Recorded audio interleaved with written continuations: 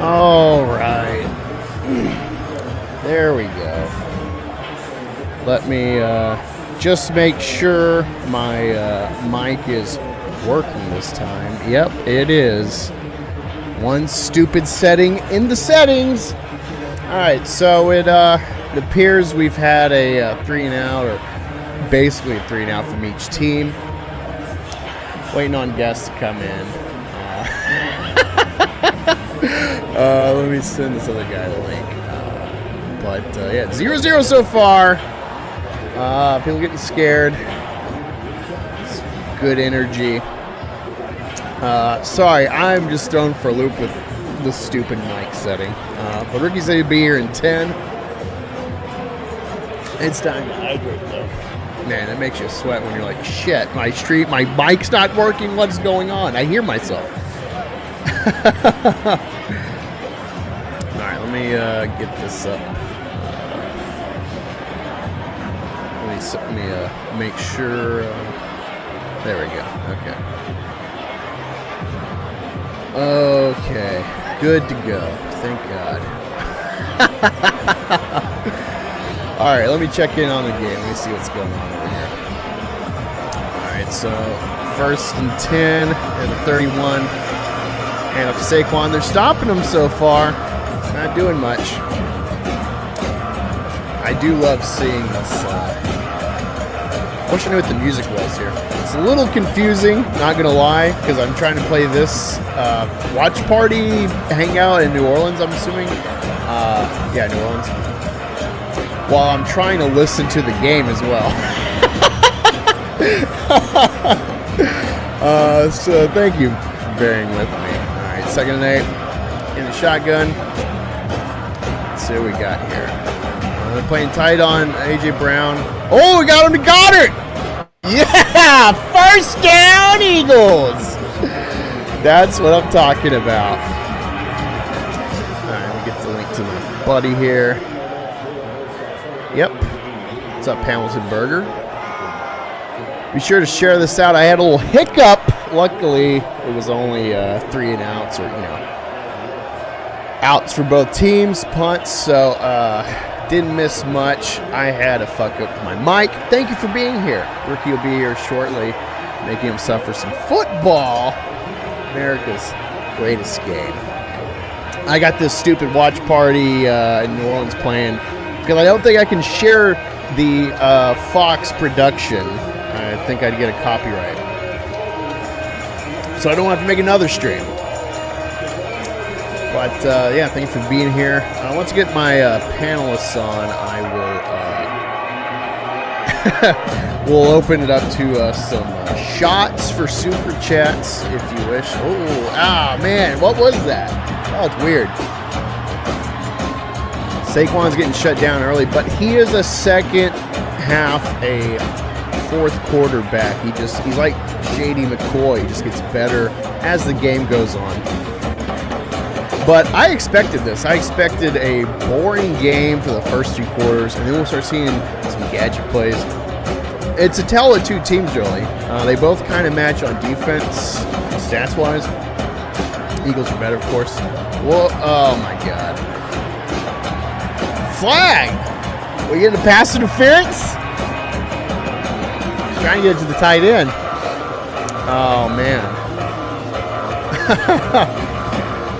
Oh, you don't know how nice it is to, be kind of checked out of football just because of my job. And let me know if the watch party's too loud. Don't show it. It's too loud for me. Too loud for me. All right, that's a little better.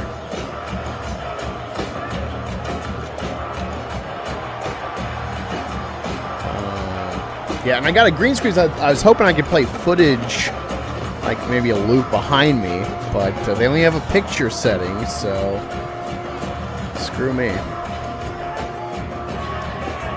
All right, so they got us first down for a flag. I think helmet, or pass interference. I'm not sure yet. We're at the about the 27.5 yards, so we're in field goal range easily for Elliott as long as he's not having a bad day. Wide receiver motion right. Oh, my God. Oh, why did we get you to take us here, Barkley? He tripped. He fucking tripped. Lost 2 yards. Are you kidding me? Oh, my God. After what we did in the NFC Championship, highest scoring NFC Championship, tied the most rushing touchdowns, Saquon and Hurts and the backup.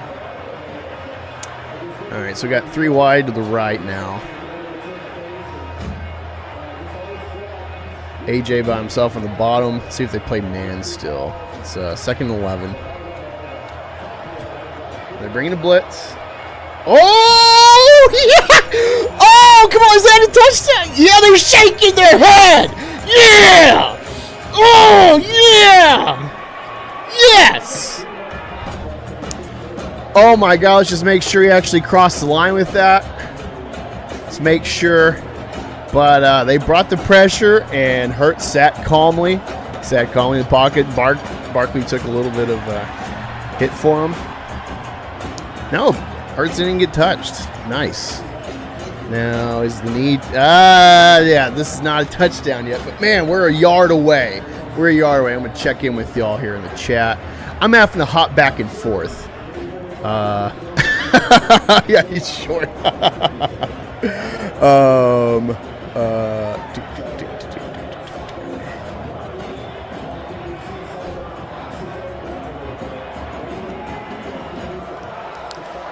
All right, yes. Now, let me check here. We got a commercial? What the hell? I think the watch part we're seeing is behind a little bit, because it seems to be reacting to the catch. Maybe they're excited for the callback. I think the scores got reviewed. We're going to be at the 1. But like I was saying, it's exciting to be back watching football. My team doing great. I've been a Philly fan since I was like 12 in Oklahoma. I picked my team in cowboy country. Always got the chagrin of people. And, we miraculously won Nick in 2017. Got back 5 years later with Hurts. Came short, 3 points. I never expected to be in 3 Super Bowls within a decade. I never expected this magic for Philly. So it's a great time. Work has really screwed me watching football. But actually was off for the playoffs. Saw the Packers get torched. And listened to the Rams game and watched the slaughter of the Redskins. That was beautiful. Sorry for any Redskin fans out there. Shit. Let me, Superior Nav, what's up, buddy? Let me send you the link. That stream, my mic setting on the computer was screwed. So let me send you the link. Bud. Back on Twitter, it'll be a new link. So that one's dead, or it's just a back room. Let me go back and message you. Here we go. There you go. Sorry about that. There's the link. That's the true link. And let me know who y'all are rooting for today. I guess I should put a chat in my chat. The poll. There we go. Let me see.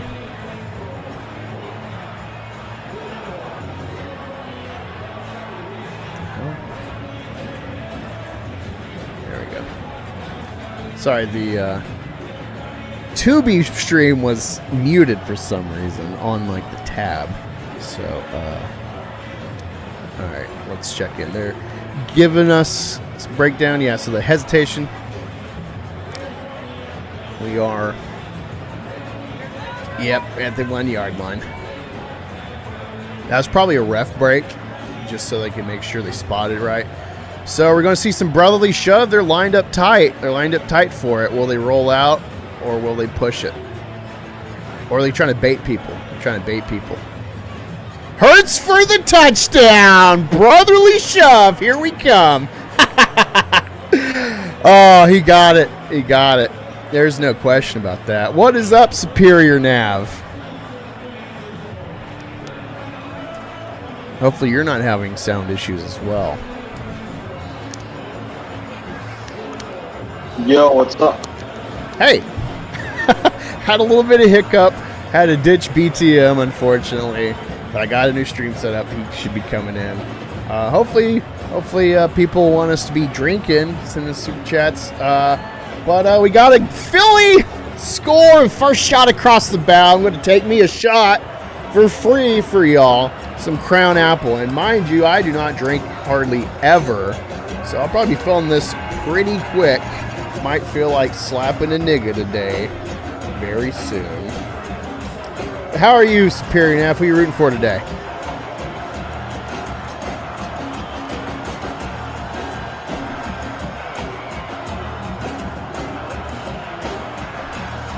Oh.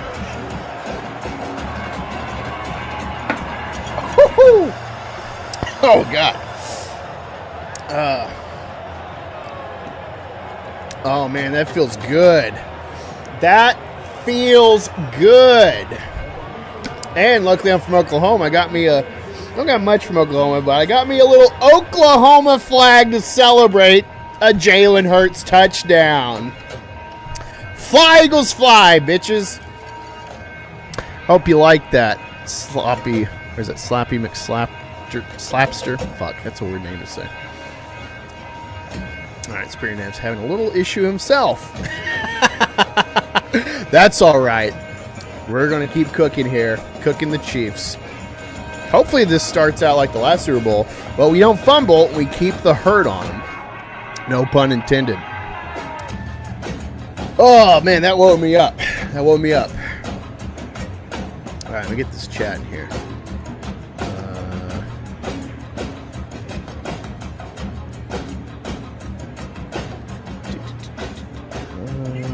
There we go. There's the poll.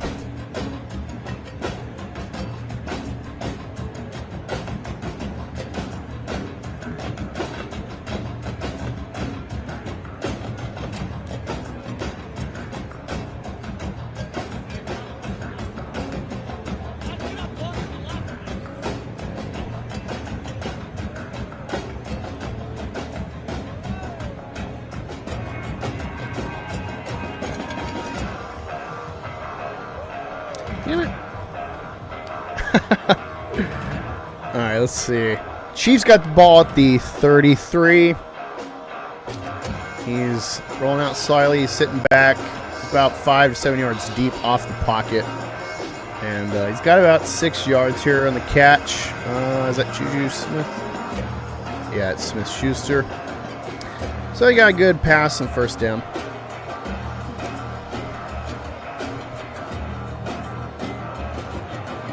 This is going to be the problem you got.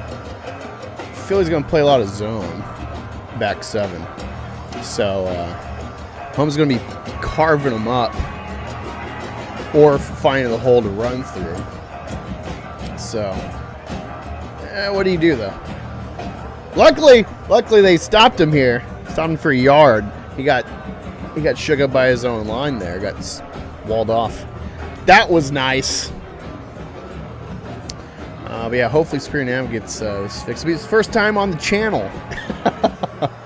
So I'm excited to chat some football with him. But yeah, let me get this poll up. Unfortunately, it doesn't work like Twitter. You can delete your if you added an option.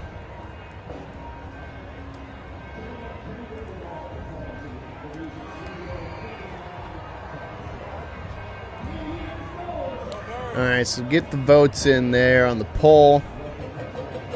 See how it goes. See how you're feeling through the day. Hopefully you pick the right choice. Alright, let's see. I tripped up Mahomes. Oh, man, he's just right above him. Alright, so they're punting back to us. This is the only special teams that really has excitement anymore. Fortunately. Yeah! Alright! We're getting the ball back at the touchback. Sweet.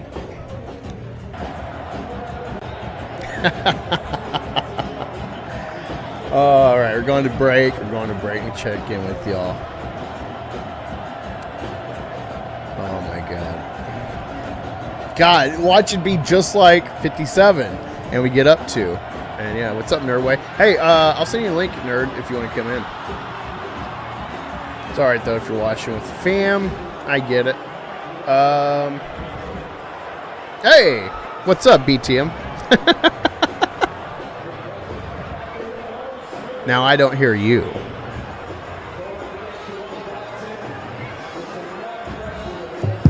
Okay, I hear you, Mike, now. You hear me now? Yeah. Okay. How you like that touchdown?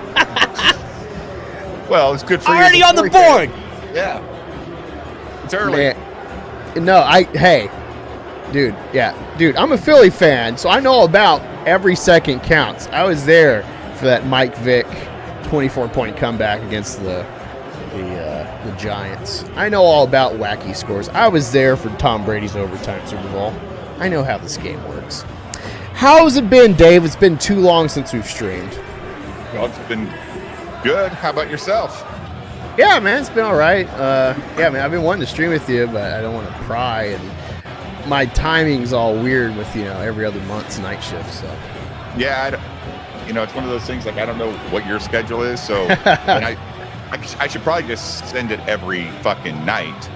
And if you're home, you're home. And if you don't want to join, you don't want to join. But when you can. So I got the NFL Network playing on my TV behind us, and they're just doing like highlights of the game. Yeah. So that's all I could get.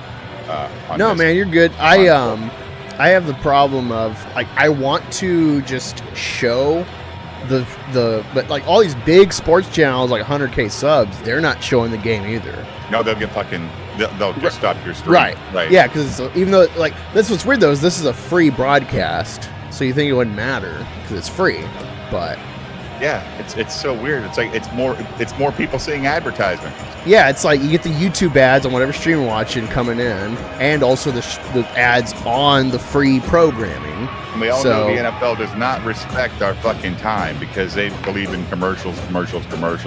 They just watching an NFL game is brutal.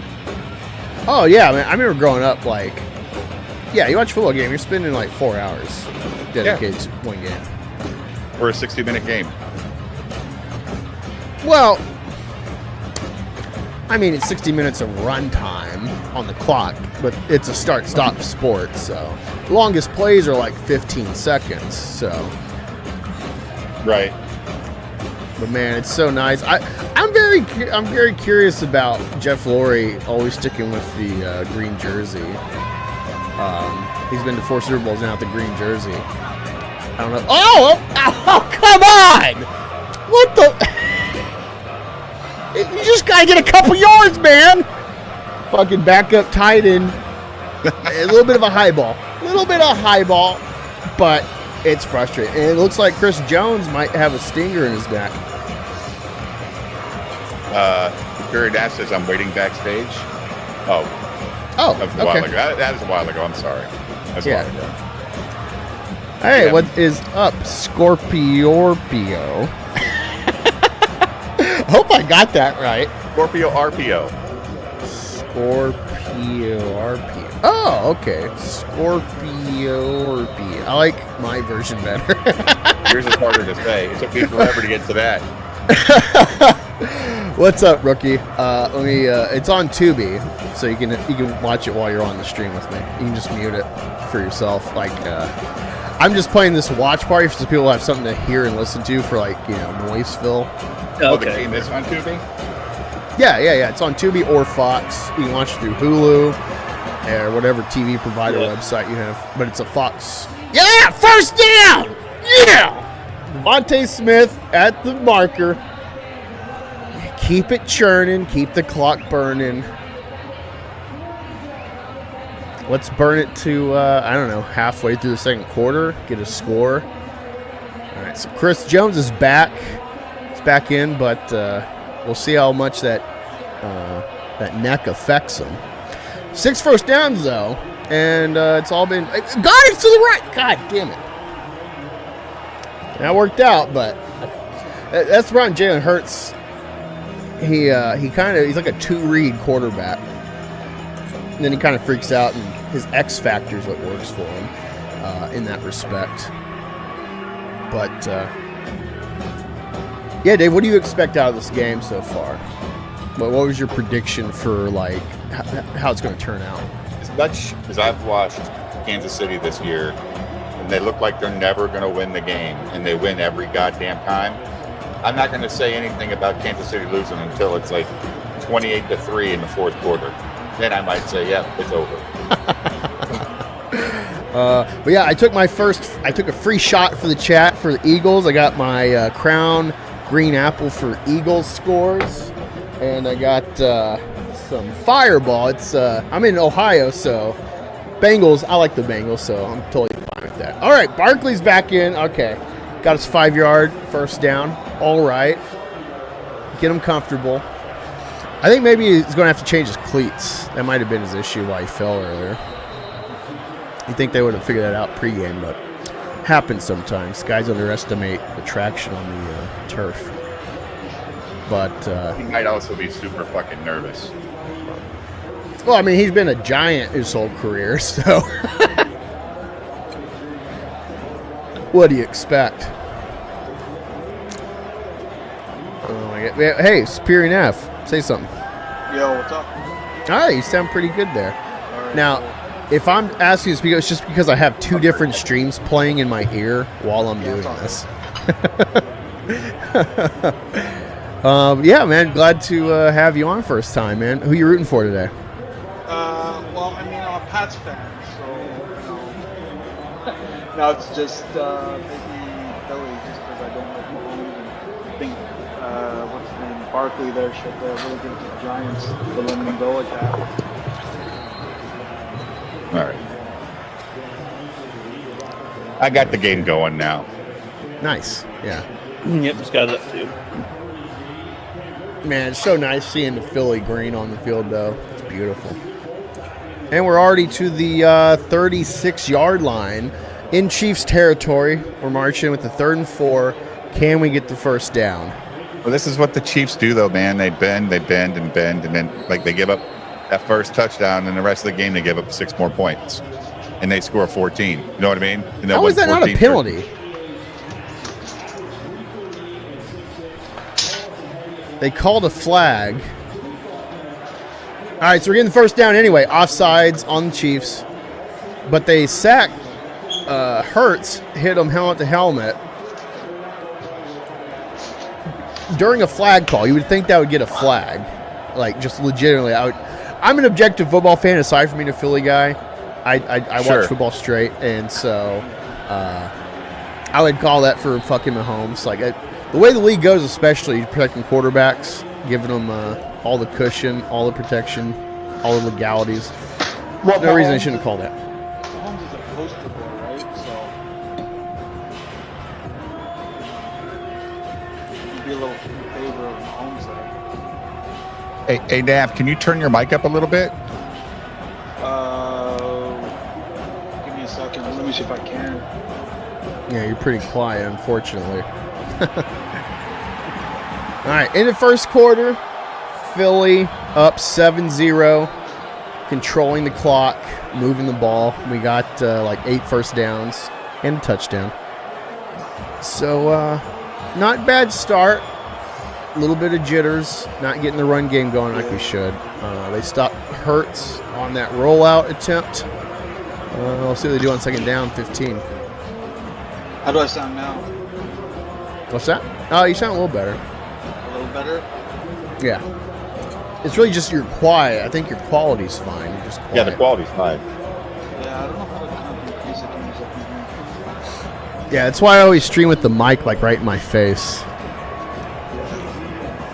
But yeah, I'm sending a link to Nerdway. I've been streaming with him a long time, and he apparently is a football guy, so gotta enjoy all the football company I can in Nerd World. Yeah, it's kind of funny how they come out of the closet, right? Like, you like football? What? Well, dude, that was like always from the start. Like my goal was to be like wisecrack for pop culture, and then spritz in NFL, and be like a catch-all plus sport, well plus football. I don't really watch other sports. I might get into MMA though because of watching Rogan makes me want to watch MMA. Oh, with his podcast and stuff when he talks to those fighters. Yeah. Yeah. Well, it's cool. Like sometimes no-name fighters, you get way more insight into just conversation than you do with like Mike Tyson had one of the best clips on Rogan where he's talking about Alexander the Great and shit, and that's like part of his psyche. I'm all about Alexander the Great, so.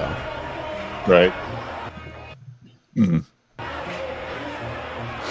So do they kneel or stand for the anthem? I missed the beginning. Trump was there, and he was saluting, and Ivanka and I think Melania were to his sides with a hand over their heart.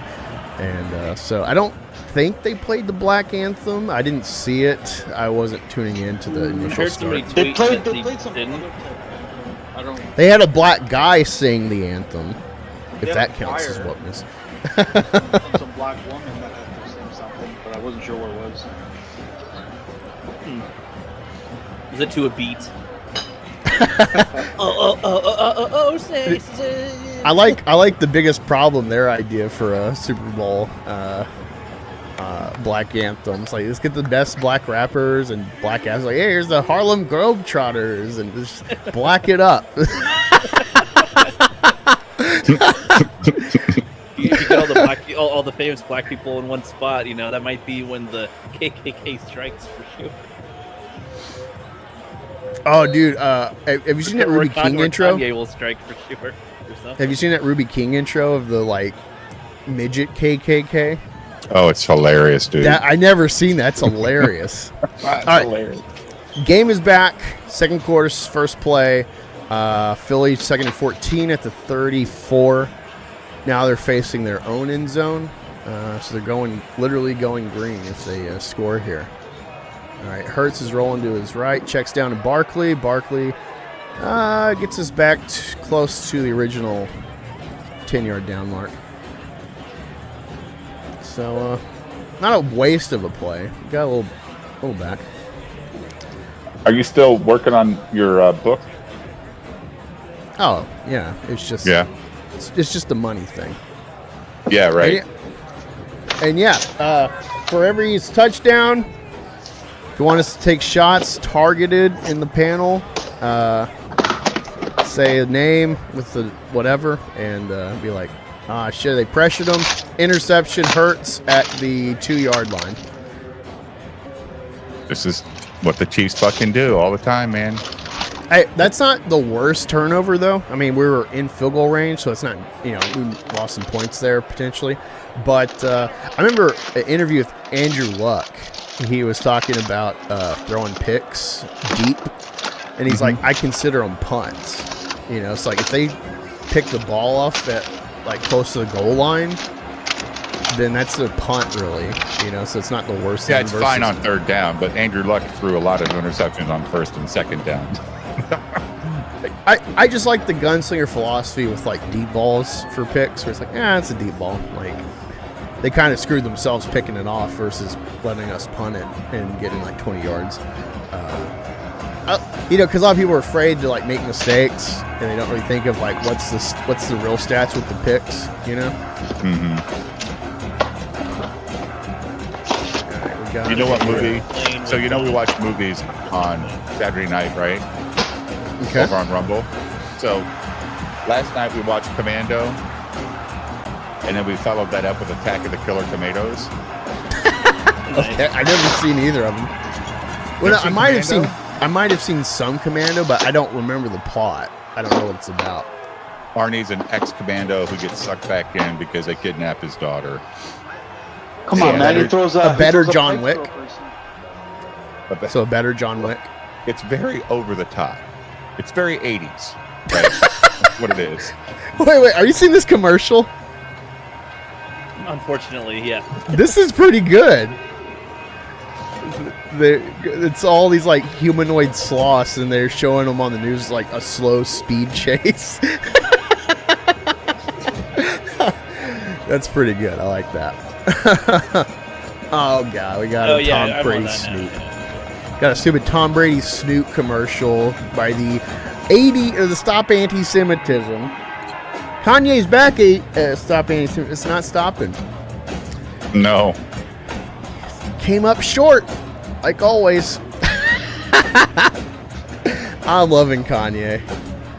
I always liked his music, so it's nice to see him be a well-rounded individual, a noticer, so to speak. Let me check in y'all with the chat. I added another person into the group here. Okay. Oh, Steve? Yeah, he just popped in. Or is this Nerdway? It's both. All right. So you said go Eagles earlier. Sweet. You're on my team. Yeah. The reason I have a green screen curtain is I ordered it thinking it had stands, and I was going to have like a video reel behind me, but you can only put photos up behind you, so that's my bad. I'll have to figure out OBS to make streams better next year.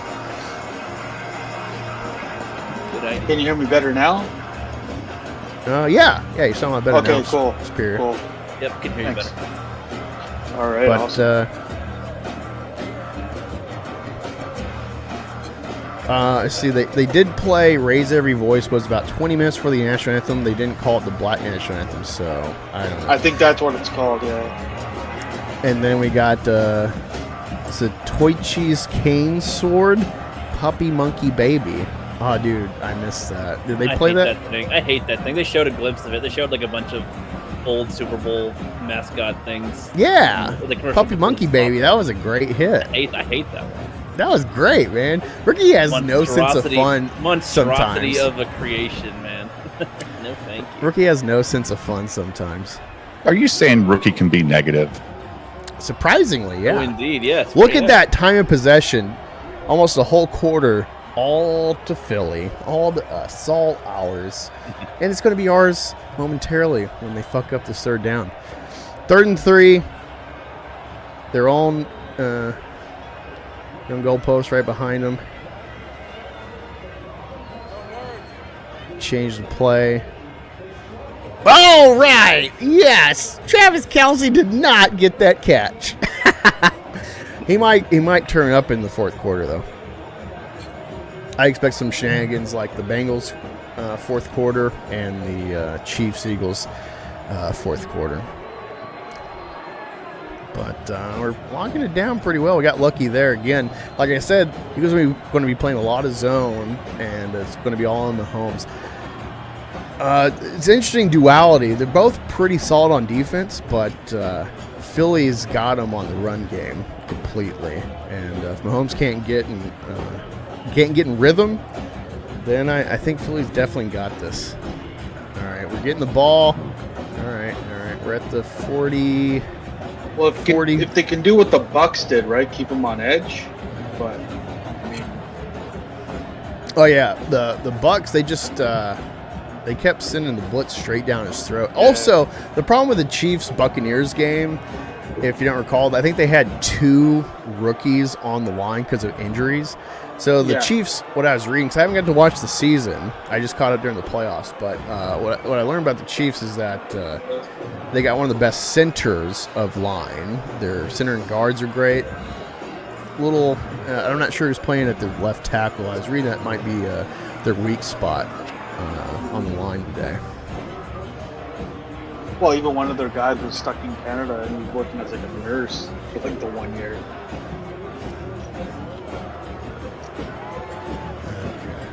Sorry, I'm just taking in this weird commercial of celebrities. Yeah. It was an Uber Eats commercial or something. Oh, right. Yeah, they made McConaughey the fucking Uber Eats guy for some reason. Because he likes money. Oh, sure, yeah. Unfortunately, us Canadians don't get the American commercial, so I have no idea what we're talking about. Oh, you're in Canada? I'm sorry. Yeah. Well, you'll be in America shortly. Just give it a little time. Trump will buy you. Be a lot more Democrats in America than if Canada becomes America. I know. It's like I don't. Well, Yeah, not only that, that's but a lot more Indians. Oh yeah. Chinese. Isn't that like half your Especially- country now? Well, especially where I live in Ontario, like I live close to Toronto, so it's a lot of Indians. Sorry about that. Yeah. Have you noticed the like smell change in your state, in like your area, over the years? Nothing like that. Just more like, you know, how people drive. Driving's terrible. Bloody bastard! It was red, bloody bastard! Stupid Yeah, bitch! no Fuck! kidding. Like, the area I live in, I think it's the biggest insurance premium, I think, in the world. There you go. Wow, That's how much it's increased. So, that sounds horrifying. yeah. If they don't say immigration affects stuff, there you go. I mean, I guess they gotta advertise NASCAR, but it's just like, no one's watching NASCAR, bro.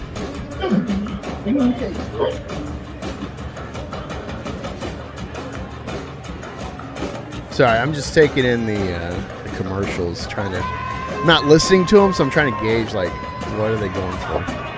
All right, I got the Eagles back at the 44-yard line. Already close to half court. All right, they put Barkley in the pistol, lost a yard. As long as this game goes, I think it'll turn in.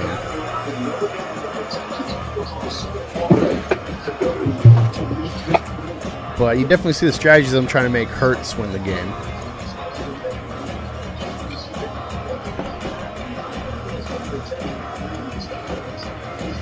Hurts looks pretty calm, though.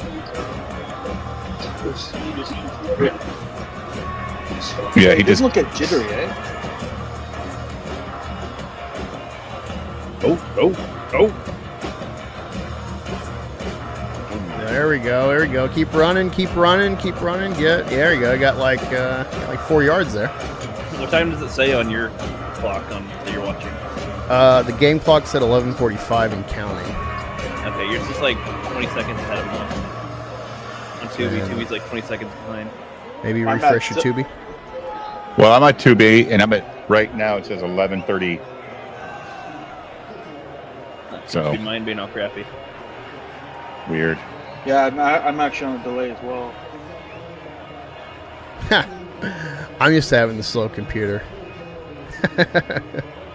Well, I'm using like 2 different laptops. I'm streaming the game on one, and then your stream on one, and the other. Oh, there you go. Yeah! AJ Brown with the first down. All right. Get him cooking. What a great replacement for Alshon Jeffrey. He's got like the same build and everything. Oh, he's in too. They're trying to say he was out of bounds. He's in. First down, 32-yard line. And we're... That went nowhere. They're definitely on the run game. I mean, it's kind of easy, though, when...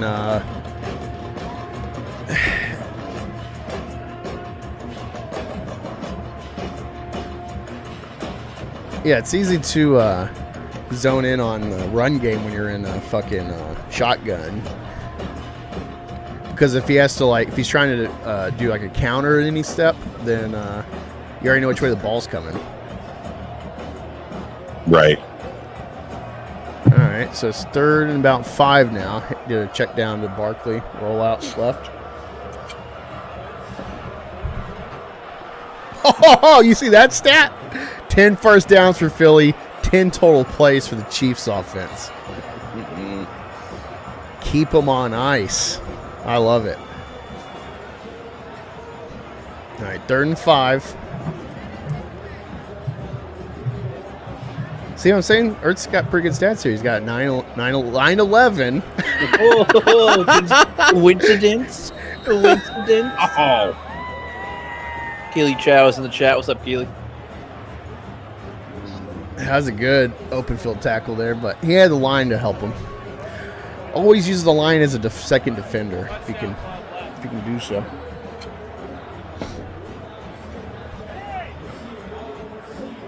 I'm just always scared when he's running because it's like, no, don't ruin the Super Bowl and get hurt.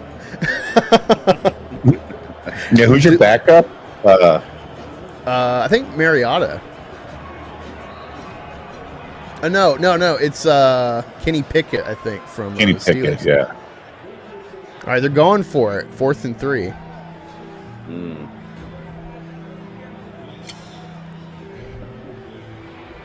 Or they're going to try and dry them off sides, right?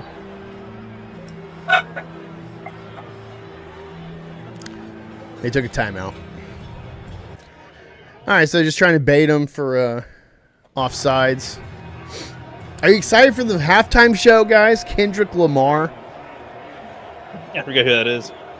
I've never heard of him. I don't know what songs he's done. I know he produced the Black Panther soundtrack, which is fine. I feel like that kind of music.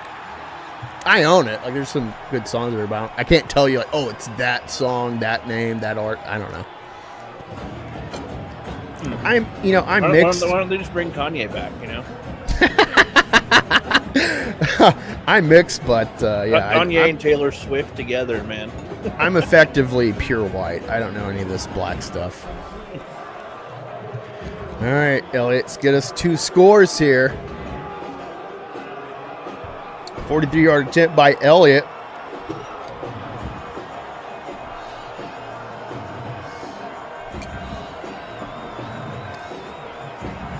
He made it, but we got a flag. Oh, my God. Is it on the Chiefs? Oh, my God. Oh, yeah, it is. It's on the Chiefs. They're still on the field. I wish I remember what game it was, but I'm always looking for people drawing off sides. They teach linemen to, like, slap their fucking helmet, make contact, so it's like no doubt they came off sides.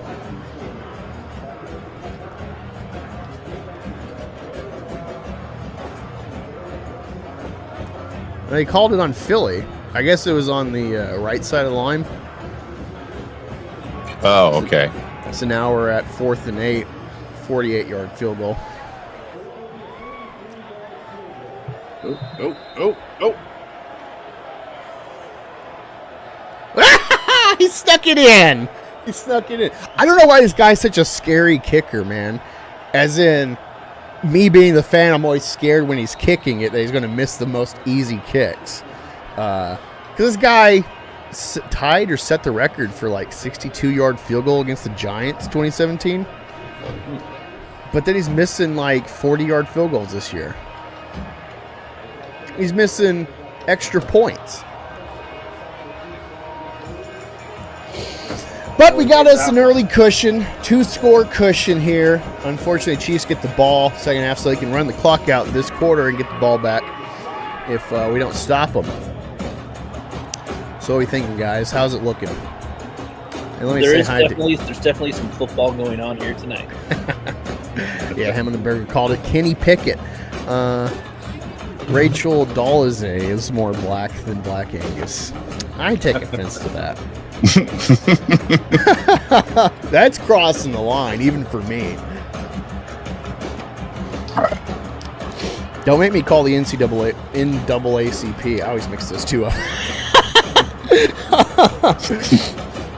But Keely Chow says she's more of a black woman than Michelle Obama. I know what kind of joke you're making there. No comment. We're on YouTube. I'll start pushing. They don't like jokes. That's right. I'll start pushing the Rumble next year. After this stream, I'll start pushing the Rumble so you can, divert over like I guess BTM does. Yes. I assume you have a lot more fun over at Rumble. Yeah, I'm watching fucking movies with my chat, having a good time. Are you playing them on screen? Oh yeah, the whole thing. Oh wow. Yeah. So I know Rumble gets some copyright stuff, but I guess not as bad. Never. We've watched like during the holiday season, I think we watched like 3 weekends in a row of Christmas movies, like Christmas Evil, shit like that. Just stuff you've never heard of. We watched a movie called Meth Gator. Oh, you saw that? It's awful, right? No, it's not awful. It's 20 minutes too long. They didn't know when to stop. What, dude? If if they would have stopped at a certain point, you're like, yes, they did a good job. But other than that, you know, they did what they tried to do. But it's like a lot of these independent movies that we watch, there's a lot of fucking talking just because they got no money to film shit. So they just talk a lot, and you're like, oh, God, can we get somewhere? We watched this. You ever seen Birdemic? No. Yeah, well, they've got a trilogy of that shit. Oh. One of the classics of bad movies. Yeah, and there's 3 of them. 3 of them. And 3 is the worst. It really loses its joke after the first one. It's like, yeah, we know already, so.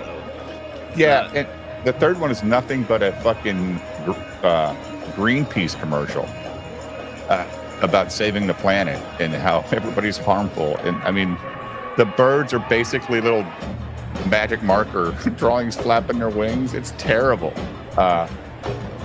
They don't even try. At least in Meth Gator, they try to make the gator look like a big ass gator. Yeah, I drove 2.5 hours all the way to Cleveland to watch the Meth Gator movie, just because I wanted to compare notes. Like, what are they doing with the idea from the news story of Meth Gator? Right. And I was furious. Like, anyone trying to tag me, oh, Angus, they're making a Meth Gator movie. Oh, better be worried. Oh, God, they got traded. Nothing. My shit's going to blow them out of the water. No pun intended. But Mahomes got sacked. Love it. Love Might not be their sacks. night. It's not. He's There's feeling the pressure of there's the some three-peat, magic. guys. There's some magic with the Super Bowl. No one's ever three-peated. It's not going to happen. He's again. We didn't sack him once last Super Bowl. We got him twice on one drive. All right, we got a 3rd down. What's this, like 20? It's definitely in our favor.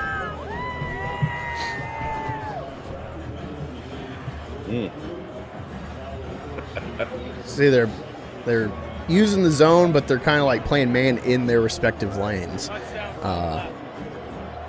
And no one's getting out of the pocket the way they're playing. These guys are fucking playing wide.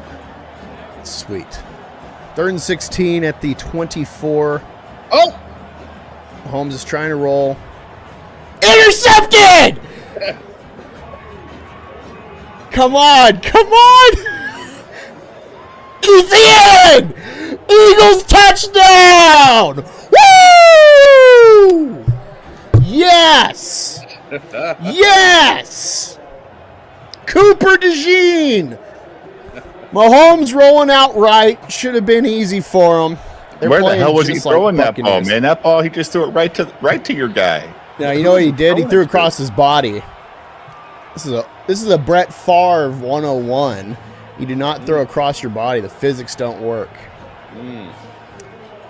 And the guy was in double coverage. Just fucking throw it out. I'll take that. Thank you. Oh.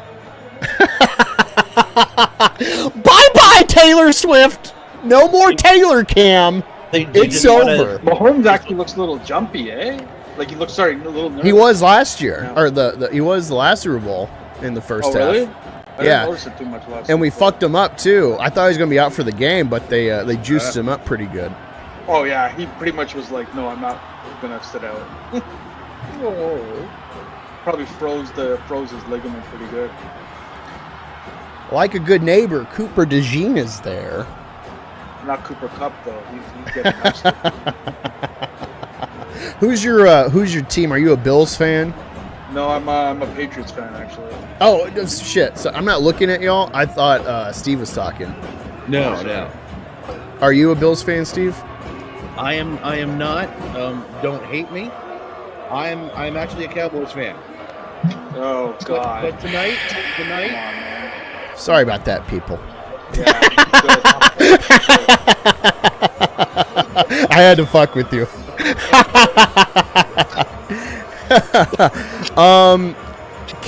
Keely, yeah, I always wear an Eagles hat. I don't wear, unless I'm wearing a Game of Thrones hat, I always wear my Eagles hat. So That big I've never had a problem with Browns fans. The only people I've had problems with are Cow Baby fans and Steelers fans, of all people. It's like, what? We used to be one team in World War II. What's the beef here, man? We've had no fucking issues. I feel like we're pretty evenly split on head-to-head. I don't get it. Get it. All my best friends, people I hang out with, are Eagles fans. So, if I have to root for another team, it'll be the Eagles. Yeah, for me, it's Eagles, Titans, Bengals, Bears. But the Bears get rid of their fucking OSU quarterbacks. I've been boycotting them, and I haven't watched this last year, so I think they got rid of him, though. Was it C.J. Stroud? Where'd he go?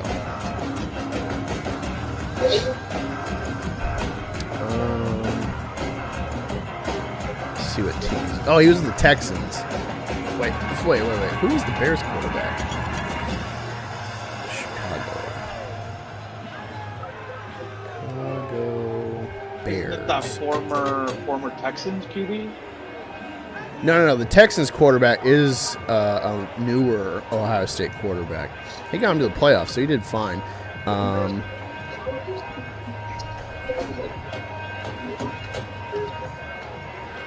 me see. 2023. What wasn't it? Caleb Williams? I feel like they had another OSU quarterback.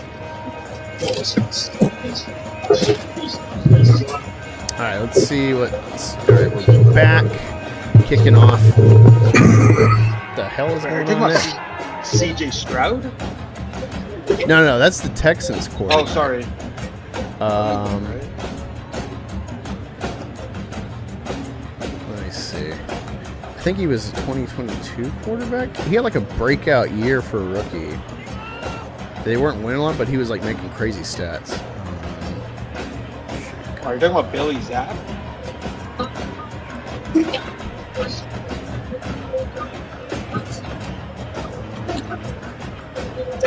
No.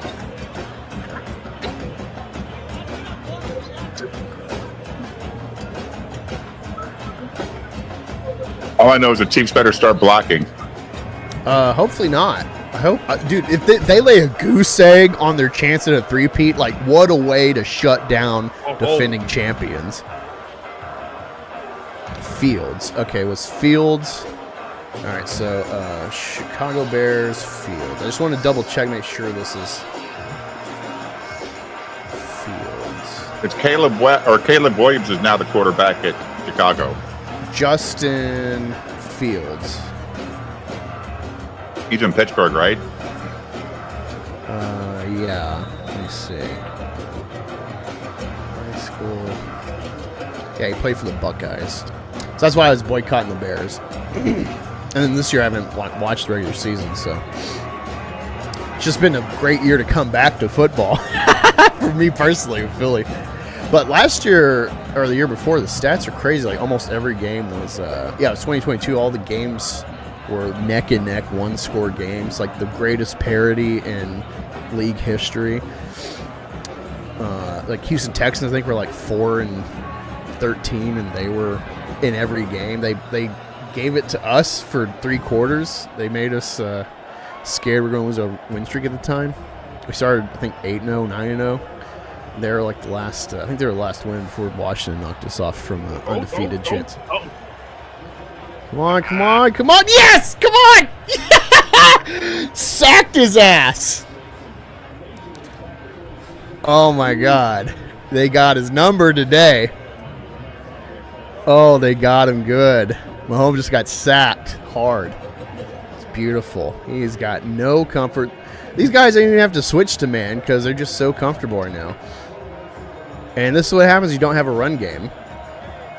Like even though Barkley is not getting yards today, the fact that they're having to load the box and be aware of him, that leaves people open the backfield. This is why the Bears did so well in '85 with Walter Payton, because they zoned in on Walter Payton, so it opened up the rest of the game. All right, got us another punt. Call him fair catch. We're at the 35. Oh, man. Hopefully we can waste the clock out for this half and get a score. If we get a touchdown.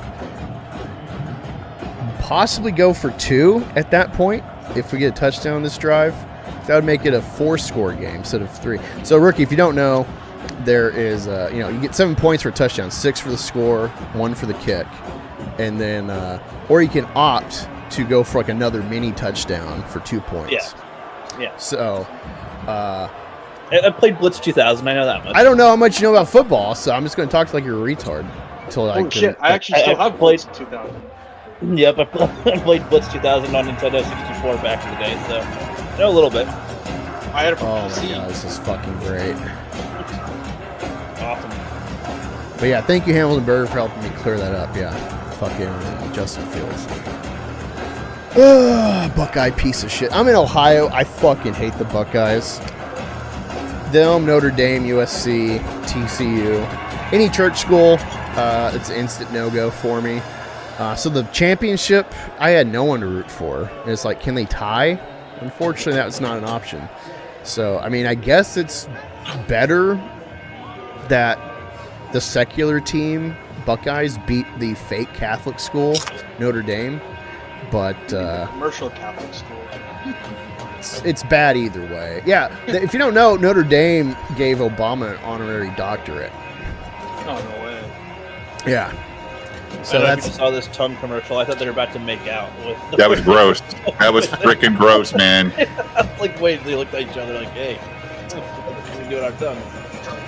No, never kiss with anything milky, chalky. Just makes you spit weird. I mean, maybe it's good for the blowjob giver, but otherwise, no. It's a no-go for me. And I love milk. Damn, Keely Chow, how many teams do you root for? Cowboys, Hey, Falcons, and Titans. There is nothing wrong with being a polyamorous fan. As long as you have your main bitch. All right? That's how it goes. You can have multiple women. You can have multiple teams. So I get people like, how do you root for multiple? It's like, well, it's a hierarchy, dude.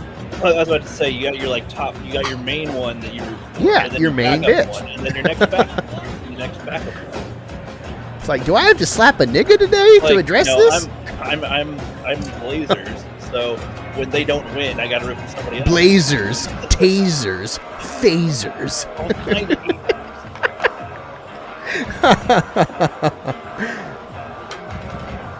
Yeah, if you want us to, I don't know about Nav or Nerdway, but me, Rookie, and BT, if you want us to take shots, I took the first honorary one for the Eagles' opening score, but after that, you got to pay us $25 to get us to take a shot. I drink like once a year, so if you want to see me drunk. I only have a beer. I don't have any hard stuff on. Yeah, Well, all I have is beer. that'll work.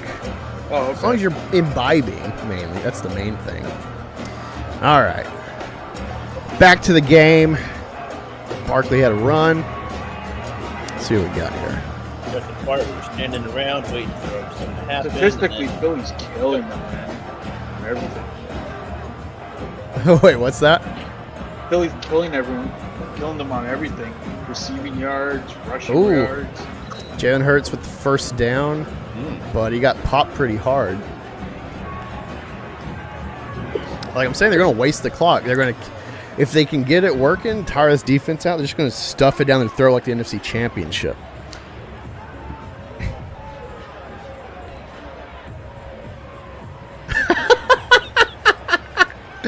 Oh my God, Shirani is like, you know, people are like, I want the Bills to go, or I want the Ravens to go, and I'm like, first of all, Lamar Jackson will never go to Super Bowl until I agree. till the twilight of his career when he has to sit in the pocket like John Elway. That's why John Elway got the Super Bowl win finally, because he had to be a pocket passer. These star players like Jackson, Josh Allen, they're never winning a Super Bowl. Almost every Super Bowl team, besides Mahomes, it's boring guys that just cut you apart or manage the game. They're not running the ball. They're not athletic. They play their role. And you know, that's Hurts. Like Hurts is an athlete, but he's boring. He's a boring athlete. He gets you some yards, but it's no Michael Vick. It's not even Cam Newton. There's nothing crazy about how he runs. Even Montana, right, wasn't that exciting to watch, but I mean, I took the road. That's it. Yeah, well, 2 of those Super Bowls was thanks to Steve Young. Yeah. Now that was an electric player. He didn't know what he's going to do. No, throw it. There we go. Ah, man, I don't like that. Don't like how he's holding the ball there. Because that's why the Chiefs stayed in the game last time. Was he fucking fumbled for no reason? He had popcorn, I guess. He's like fucking longest star. Like, I knew I shouldn't have popcorn.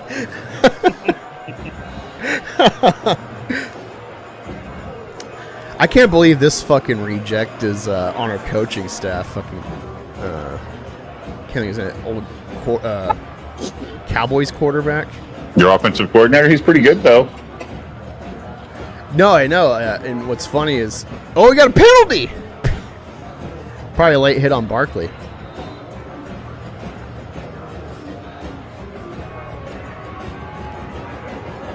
Yeah, first down, bitch.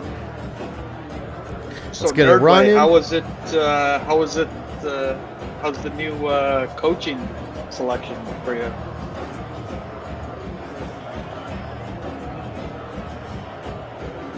Wait, didn't the Cowboys hire someone? Yeah, I was just asking Schottenheimer? what he thinks about it. Yeah. He pretty much got the assistant coach. There's if your last name's Schottenheimer, that's a no-go for me. If you want a career of divisional playoffs and nothing more, then go right ahead and get you a Schottenheimer. Very true. Very true. All right. Like I said, they're going to run the clock out second to the 2-minute warning.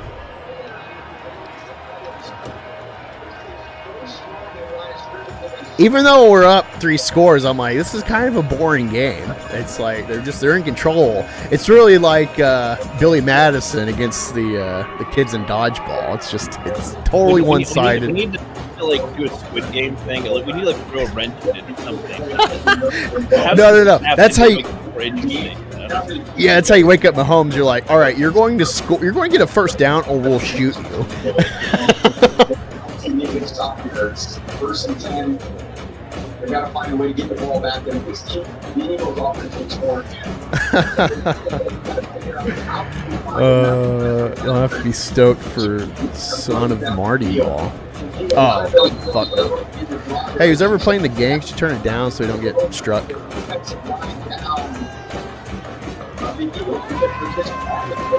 The game? Yeah, I hear the game from someone's stream flow.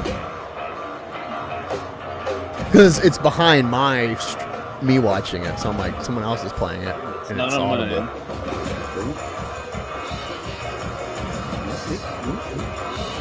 There we go. Got us close, but the clock stopped.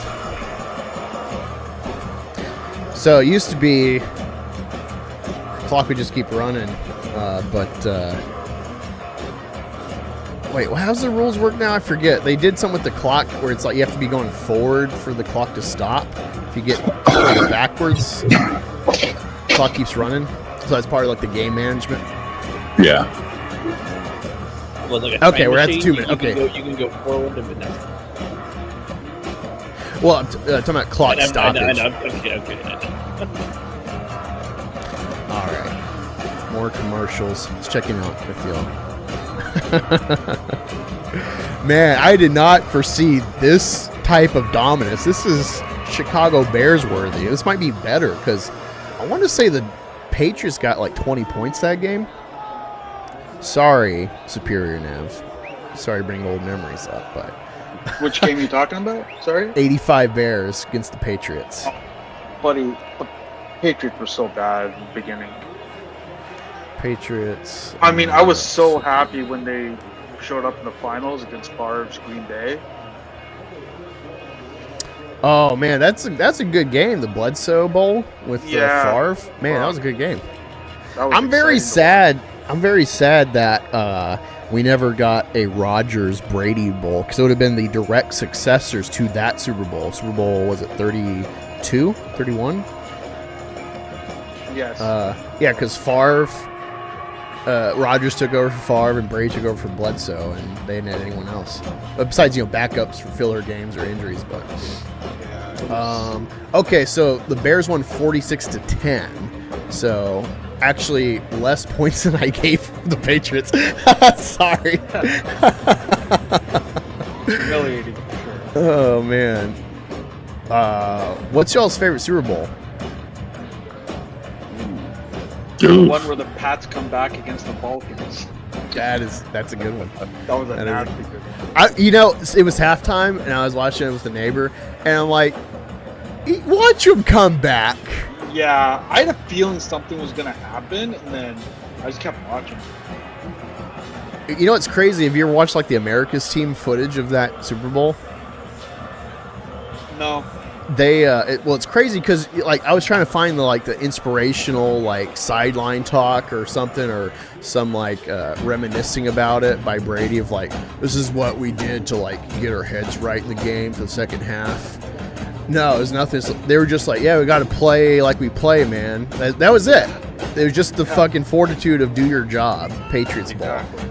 And yeah, they never lightened up. It was just they had some bad fortune that first half, and they had just enough time to come back, and the defense stopped them all day. Yeah, But the interception killed him in the first half.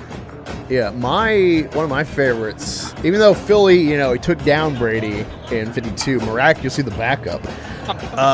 My favorite's actually Super Bowl 43 because Steelers were owning that game, and then Warner and Fitzgerald just came out of nowhere and got them back, got the lead, and then the Santonio Holmes toe tap in the end zone on triple coverage.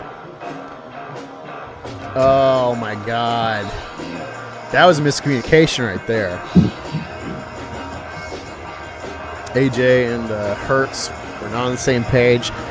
AJ was just booking it to the pylon, and Hurts threw behind him 3 yards. So I'm assuming he thought it was going to be a comeback route. Steve Spagnuolo looks so concerned. He's like, thank God. Thank God. That didn't work out. No thanks to ourselves. That's what he's thinking. He's thinking, God damn, can somebody stay on the field for more than 4 plays, please? The defense needs a little rest. Yeah. Despite the dominance here and Philly just gassing them right now, I wouldn't put past it, Kansas City, because I've seen some of those Peyton Manning games where they played the Chargers in San Diego with all the humidity, and the defense was on the field for 46 minutes, and somehow Peyton Manning won the game. So I've seen stupid shit. That's why I never give up until it's all right, it's 5 minutes, they're down by 30, it's over. It's obviously over. I don't have a favorite Super Bowl, but I remember the Seahawks one where they're about to win. Or I don't remember if they needed to score or if they were ahead, but they're 2 feet away from the touchdown or something, and against the they Patriots. threw it, got Yeah. intercepted. Yeah, they threw the ball and got intercepted instead of doing a run or something else that I feel like They anybody didn't- would have done. They didn't No, give no, no. Marshawn Lynch. No. Here's the thing. So they're at the 2-yard line, 1-yard line. They had about 30 seconds left. Now, before that, they had a crazy circus catch on the sideline to get them in scoring range and make the game tight and give them the chance to go ahead. It looked like we get this or we're dead. They got a crazy catch. They were down by 4, so they had to get that catch. And they get to the 1-yard line. Pete Carroll's idea was if they give their heavy package players to stop Marshawn Lynch, our all-time running back, we're going to pass it. Oh! Another pick! Let's make sure he's not hitting the ground with that ball. Make sure he got possession. But this might be another Philly turnover in the red zone. Yep. he got it? Oh, he's got control. He's got control. Never touches the ground. Holy shit! This is better than the freaking Seahawks Broncos game. That's probably the second most dominant game was against Manning, Seahawks. And God, he's just killing himself. You got hit, right? He was getting pinched in the end zone. Would have took a safety probably. You got to put quarterbacks at risk. It's not always about the sack. It's about the pressure. And this is beautiful. See what I'm telling you? It's not necessarily about throwing picks. It's about where you throw them. That Jalen Hurts pick, we forgot all about it, didn't we? I mean, if they go into the half with another touchdown before they do, like, damn, that's Yeah, but again, Tom Brady came back from 25 under to go to overtime and win the game. Does Kansas City have a Tom Brady? They have Patrick Mahomes. He's won 3 Super Bowls in 4 years. He's been to 4. This is his 5th one, and he's not even 30, which is crazy because some guys never make it their whole 20-year career. Yeah, at one point, the crazy statistic was a QB was lucky to see the Super Bowl once. Yeah, you see what I mean? Patrick Mahomes is an anomaly. Yeah. He's an anomaly because he is this crazy all-star back. And look, Wentz! That's the reason they got Wentz. They got Wentz. The reason he went to the Super Bowl in the first place. But after his injury, he was fucking crazy in the head. That's why they got rid of him. I was watching the thing. Yeah, he was fucking he checked out all the great mechanics. They liked the body work he had. He did so well when he started, and he hurt his knee. And it all went downhill from there because he kind of showed the team it's all me. Oh my God, A.J. Brown with a touchdown! With an Eagles touchdown! Woo!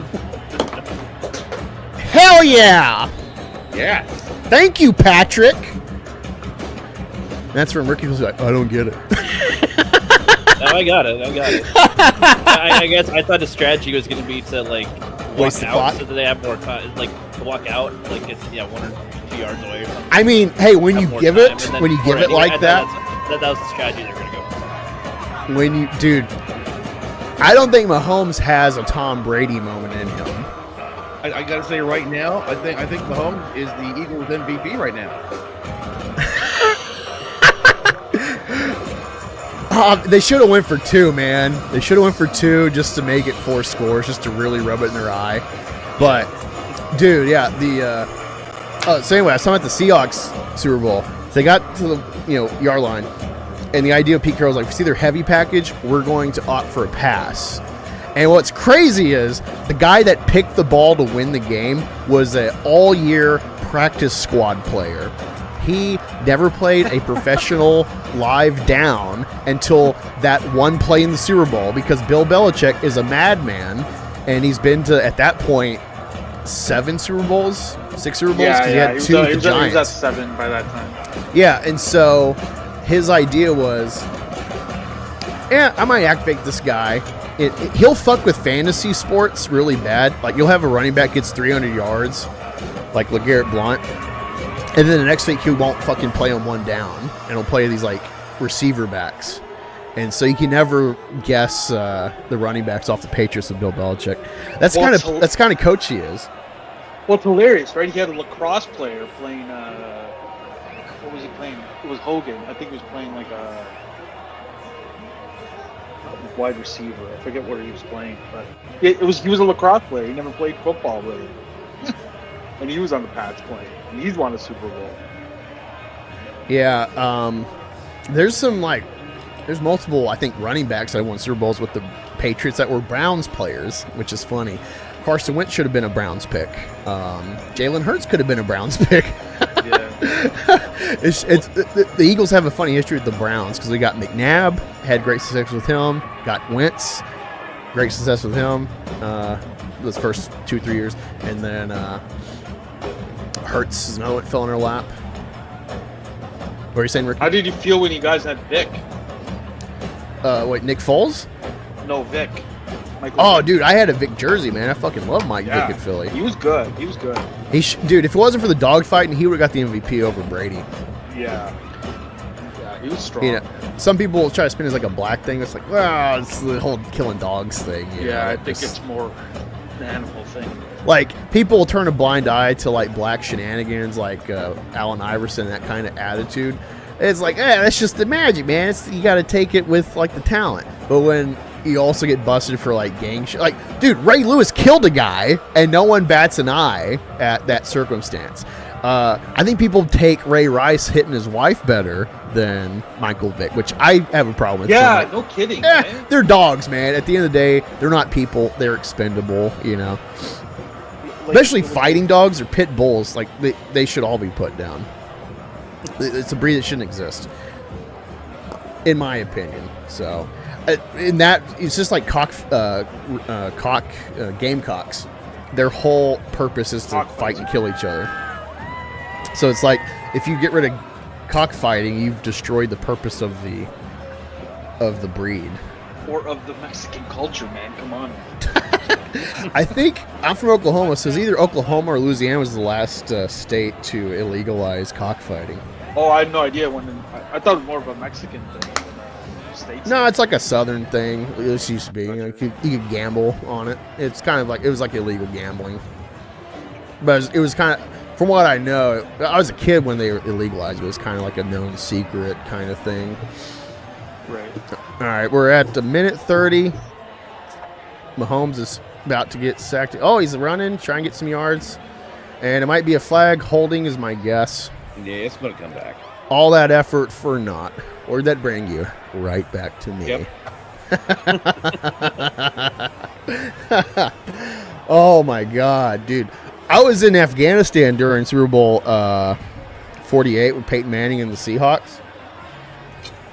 And I'm like, it was funny because I was telling everybody, I'm like, there's a little thing called the white jersey in the modern Super Bowl. You don't pick against the white jersey. And the Seahawks had it. And so I'm like, yeah, I know it's Peyton Manning, but he's not wearing a white jersey. And he had one of the most embarrassing games in playoff history for a talent like him. Yeah, throw it at his feet. More of that, Pat. There you go. I like that. Give Philly the ball back one more time before half. Holy shit. So we got another flag. 30, you know, why not? Oh, man. Yeah, well, what was crazy with that Peyton Manning Super Bowl is they were down like 24, I think, or 20 at half. And I'm like, well, we've seen Peyton Manning in this situation. He can come back. He did against the Patriots in the AFC Championship. Like, it's no problem. And then they kicked it off, and they got a touchdown on kickoff. And I'm like, all right, I think he's dead now. And I was so mad that Peyton Manning finally got a score because I'm like, dude, just lay the goose egg. No Super Bowls had a goose egg, if I'm not mistaken. No, I don't think so. Not that I can recall, at least. Yeah. I was Now, gonna will ask a Philly dumb take a question. timeout? I was gonna ask a dumb question, like in regards to the Seahawks thing. Has anybody like thrown a player that has the ball onto the touchdown, like trying to throw them over the other players? There've been It some seems like a crazy. thing they'd only do in a movie, but I don't There's know. some- When you're that close, I don't know. I don't think you can physically just pick up a player with the ball to like carry him like luggage, but you can push players into further down or into the end zone. You can't pull them in, but you can push Oh yeah, them. you can even push them backyards, even if they're still on their feet. Okay, yeah. It seems like the only thing. that they Holding, do in come on, get a movies- holding there. Oh my God. Yeah! Fourth down! With 30 seconds left for Philly and 2 timeouts. If you're Sirianni, you have to try to get another score to make it 4 possessions. Yo, it's Barkley's birthday too. If he wins a Super Bowl, man, that's hell of a birthday. This is How did beautiful. I catch that last one, man? He's like by himself in the open. Seems like it was right there. It's There timing. you go. It's timing. The quarterback doesn't have his timing. You know, like, you can only train so much for this, like, rollout ball. He needs to find the time to do the time. Yeah. Mahomes has got no time in the pocket.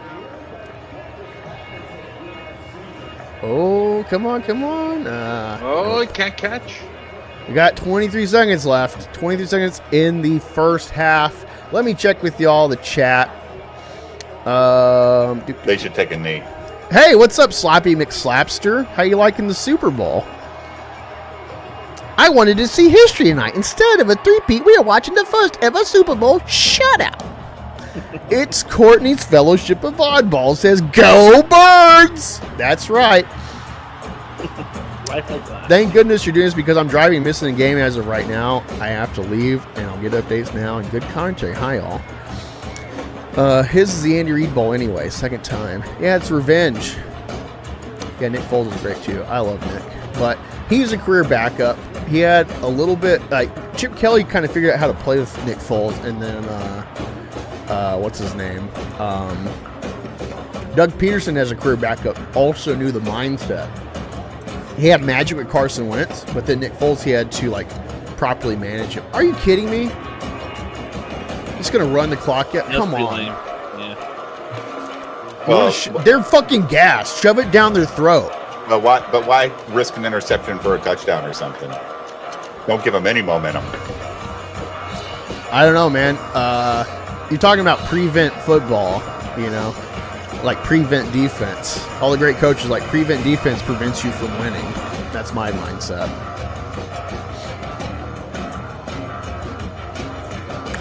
All right, we're at the half. We're going to witness, I assume, an eyesore. Maybe we'll get some. Lamar says there's going to be something crazy, but I doubt it.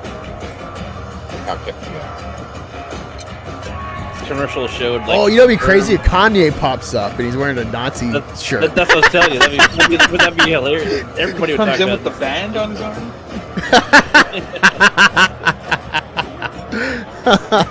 That would be hilarious. Last year, the year before, he was at the Super Bowl with maybe it was the Bengals Super Bowl. It was like he threw all his money into to fund like a iPhone taken video to promote something, and it made gangbusters for him. See, you might as well just interrupt the game and be like, all right, I'll let y'all finish, but I got to tell you something first. Just finish a game. Eagles are going to win anyway. No, that'll be during the award ceremony at the end when we raise the second Philly Lombardi trophy. It's going to be beautiful. You know, it's funny. There was some retard on Twitter. I was so lost because he had an Eagles profile picture, and he said, like, reasons to root, if you don't know who to pick, reasons to root for Philly, Democrat quarterback, Democrat owner, this, and it's like, oh, Kansas City, MAGA this, MAGA that, for like these positions and owners and stuff. And I'm like, what? Did you not just see the election? Like, the majority of America doesn't want that. That's not how to sell the team with politics. Sell them on, hey, you don't know who to pick? Do you want more Taylor Swift in the world? No? Pick Philly. There you go. Yeah. Case closed. Yeah. When was the last time you said that the Eagles have won or been in the championships or anything? All right, so we lost in 1980. We were a fluke team. Somehow we beat the Cowboys in the NFC Championship. And we played the Raiders, which were kind of a destined team that year. Then we went in 2004, lost to the Patriots in their 3 out of 4 special in 2004. There's like this tradition of teams winning 3 Super Bowls in 4 years. They always like miss one, then win 3 out of 4. Let me think. Then we went in 2017 and we won against the Patriots with Nick Foles the backup. And then we lost in 2022 to the Chiefs. You have 6 Super Bowls. It's all right if you lost 1 or 2 or 3. If anything, you should be mad about the Giants. You should be mad the Giants won. Okay, here's the key. Here's the 2 keys of why Philly beat the Patriots. Because if Carson Wentz was under center against Bill Belichick, he would have killed us. He would have figured out the psychology of Carson Wentz on defense. But we had Nick Foles, and he's a backup. He has nothing to lose. If we lose, like, I'm a backup, whatever. But if you lose to me, wow, I'm awesome. And so that's how it worked out, because Peterson knows as a career backup what it's like to be a backup. You have to be a fundamental quarterback to keep your job as a backup. The starters have some kind of X factor. They have vision, they got a strong arm, or they run, they roll out. They're a Patrick Mahomes or Lamar Jackson as a starter. Backups are boring, but they're like Tim Duncan for football. But yeah, I think because Peterson had Nick Foles under center and all the pressure's off, because it's like, of course everyone thinks we're going to lose. Like we have a backup against Tom Brady. Are you kidding me? And the other factor was, I think the second quarter, Malcolm Jenkins knocked out Brandon Cook, so it took the long ball away. The only long threat was Gronkowski, and he came out in the second half and almost killed us. But if we had to cover Gronk and Brandon Cooks, we would have been screwed. So those are my two keys to that game. The Chiefs game, I don't know. The refs in the fourth quarter not letting us play ball. Like, I'm mad about the Chiefs' loss in 2022 because we didn't get a fair loss.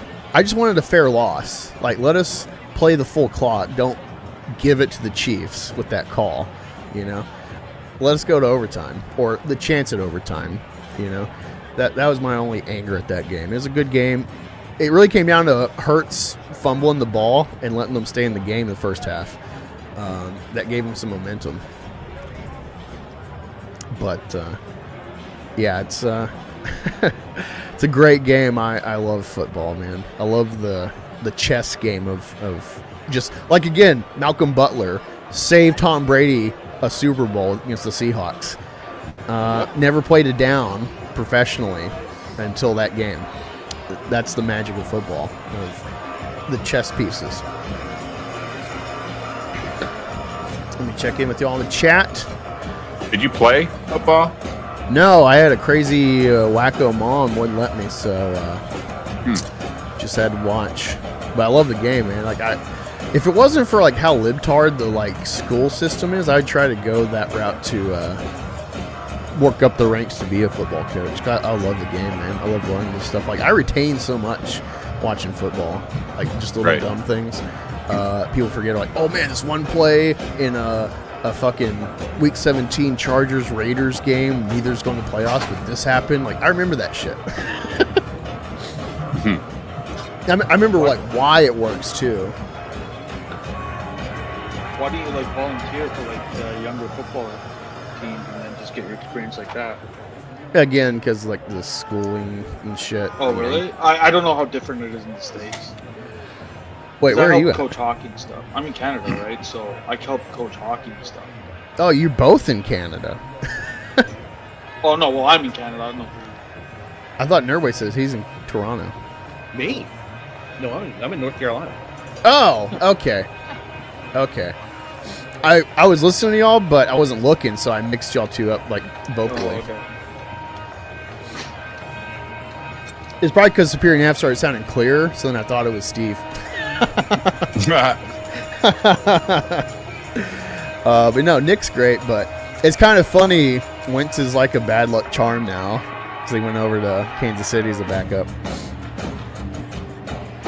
Looks like Kelce's sobbing a bit. Oh, really? I hope so. Yeah, did you see his walk-off? He looked pretty, Well, he's 35 now, so I mean, it's finally catching up to him. Like he's like, I think, a touchdown behind Jerry Rice for all-time playoff touchdowns. Who's 35? Kelce? Travis Kelce. Yeah. Which is crazy because he seems so young. I didn't realize he played this long because I never heard his name till Mahomes came on the scene. Maybe he was playing with Smith, but I never picked up his name. All right, we got a ghetto mobile in the on the field for a halftime show, so this is gonna be great. looks like a Monte Carlo.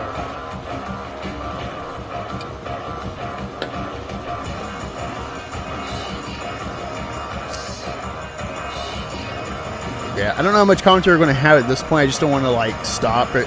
Panelists, if we want to take a break, whatever, get drinks, refresh, pee, cry if you're a Chiefs fan about the imminent demise. Do so now if you're not into Lamar or Kendrick Lamar, but that's what we're waiting on. We're just kind of twiddling our thumbs. So what did you think of Allen getting the MVP? Oh. Again, robbing Philly for a white guy, of course. Tell as old as time. The current trailer here, or commercial thing, is telling us to go to the bathroom. Yeah, Go to the potty alarm. Dude, one of my favorite Super Bowl commercials was the Seahawks-Patriots game, because that was like the noticeable Super Bowl where a lot of the commercials were just like downers.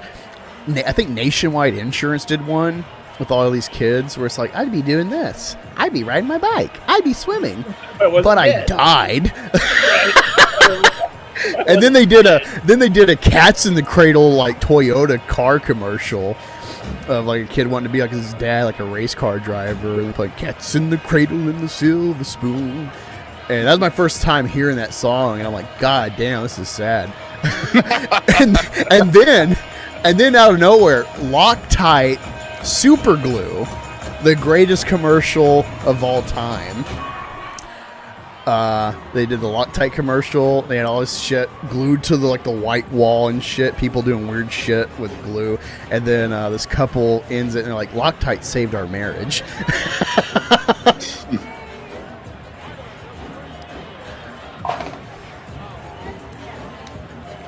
This is nothing like Chinese Olympics opening, Not quite the same. That would be crazy if you just had fucking 1,000 Chinese drummers. Like the Beijing Olympics. Mm-hmm. All right, let me listen into this.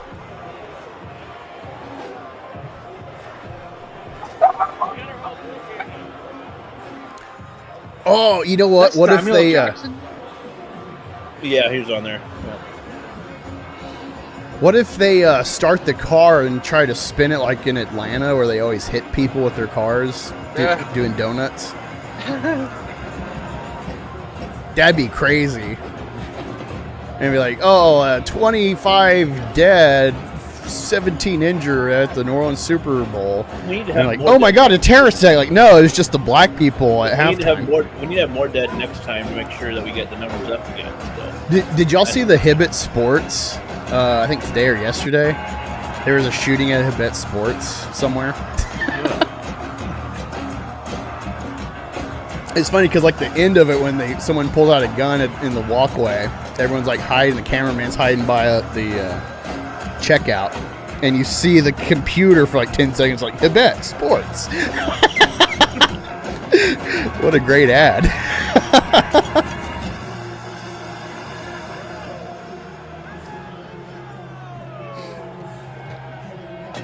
No like hot ladies half naked or anything doing anything.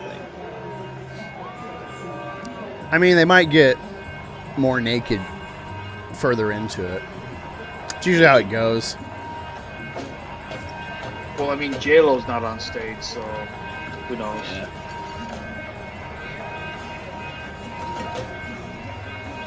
Who is this guy? I don't know. Is this Kendrick Lamar? I didn't know if that was him or not. I have no idea either.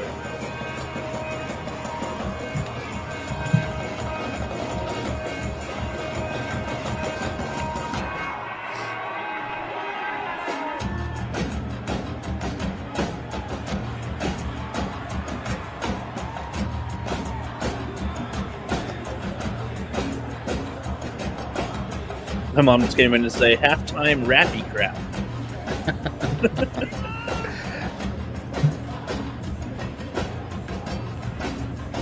Yeah, this looks very weird. I'm not listening to it, so I don't know. The music's good, I'm but listening to it. visually, I'm like, man, really weird. All right. So they got black people lined up like the flag. Samuel Jackson's Uncle Sam, eh? More like Uncle Ruckus.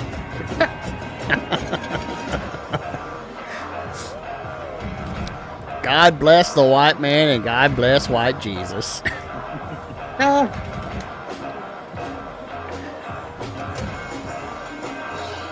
I need to get that clip of Boondocks for him and the white guy are singing like some N-word song.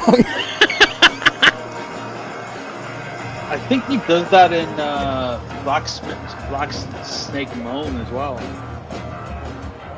Been a while still. Black Snake Moan's fucking good. Yeah, I liked it. Especially when he's playing. Yeah, he's playing like the guitar. Oh yeah, he's playing in that little bar or whatever. Yeah, if you like that kind of music, you should look up, I'll send you a link, Junior Kimbrough, if you ever heard of him. He's some guy that, I found him because the Black Keys covered him. They covered like 6 of his songs. Right. And it's called Choloma, is the record. And so I looked up Junior Kimbrough. He plays fucking Ibanez, and he was some black guy in like Mississippi. He never went anywhere. He just fucking played on his porch. Literally played on his porch. And he apparently had like fucking 20, 30 kids because he just like fuck women in between each set or something. Comes up playing the guitar, I guess. Is he wearing bell bottoms? Hey, at least not falling off his ass. Yeah, no kidding. I always hated that shit. It's Are these Squid Game characters or what? Oh my god, that would have been cool. Some Squid Game. That would have been better. Yeah. That would have been awesome. Well, he already had the X's and O's and triangles in the beginning, which was awesome. Yeah. That would have been such an easy corporation into this. Yeah. Introducing season 3, you know. It's like, what if they like executed some illegal or something? Watch him have like criminals from 10 models like Kanye's wife, and they're all wearing the same dress like her at the Grammys. Yeah, why not? Told you I'd shock y'all. Do you know his reasoning why he did that? Apparently he wanted to get more clicks than Taylor Swift. That's hilarious. And Yeah. he had to do nothing but stand there and show off his naked wife in a perfect, I mean, perfect orbs. To surprise us now, he'd have to like become a devout Christian or something. Like, fully be like, I'm good man now. Like, what? He already wrote Jesus Walk, so we know he's Christian. Or, you know, make music again. No, true. He's got a new record coming out, from what I know. Does he? I thought he stopped making records fully. I guess I mean like a Mr. Rogers, but Kanye West, you know. Yeah. Like if he went that would be surprising. He's like, hey guys, I'm your friend now. Well, Ja Rule tried that look for a bit. Yeah. Probably last round.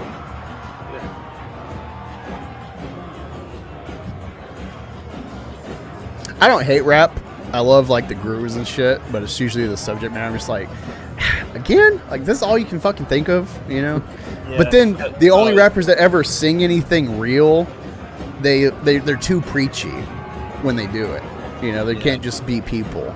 You be like, this is a struggle. DMX was in that. DMX is fucking tight. I love DMX. Yeah. DMX is great.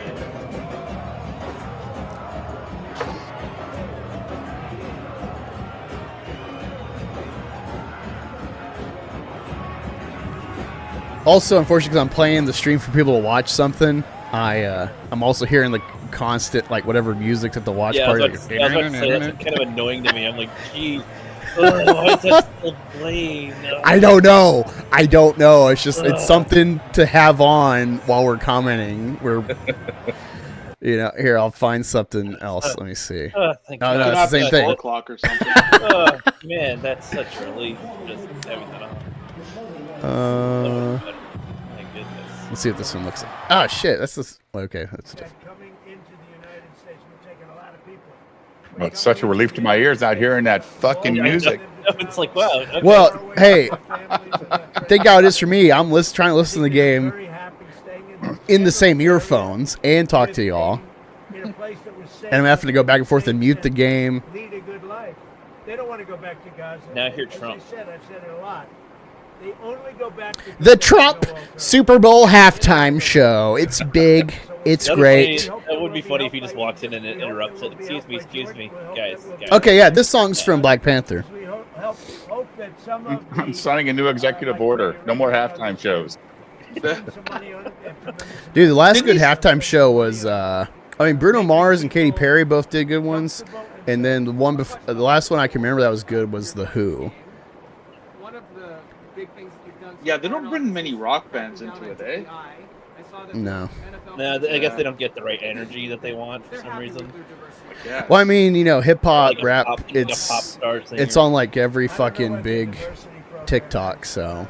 They That want, and, like, Taylor they Swift. want like whatever will reach children as well as mass, I guess. But it's weird because I feel like they're confused who they're marketing to, because it's like, well, talking about like 100 million white people watching this, right?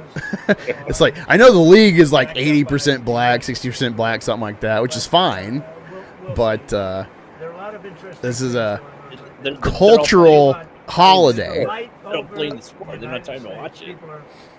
This is an American holiday, which They're means not playing- the whole country. They're not playing football. They're playing basketball. That's why someone like Bruno Mars is great, because he kind of appeals to all sorts of demographics. He's got some rock to him. He's got some classic. He's got fucking funk. And I think there's a light actually. It's funny hearing Trump and then watching this without music.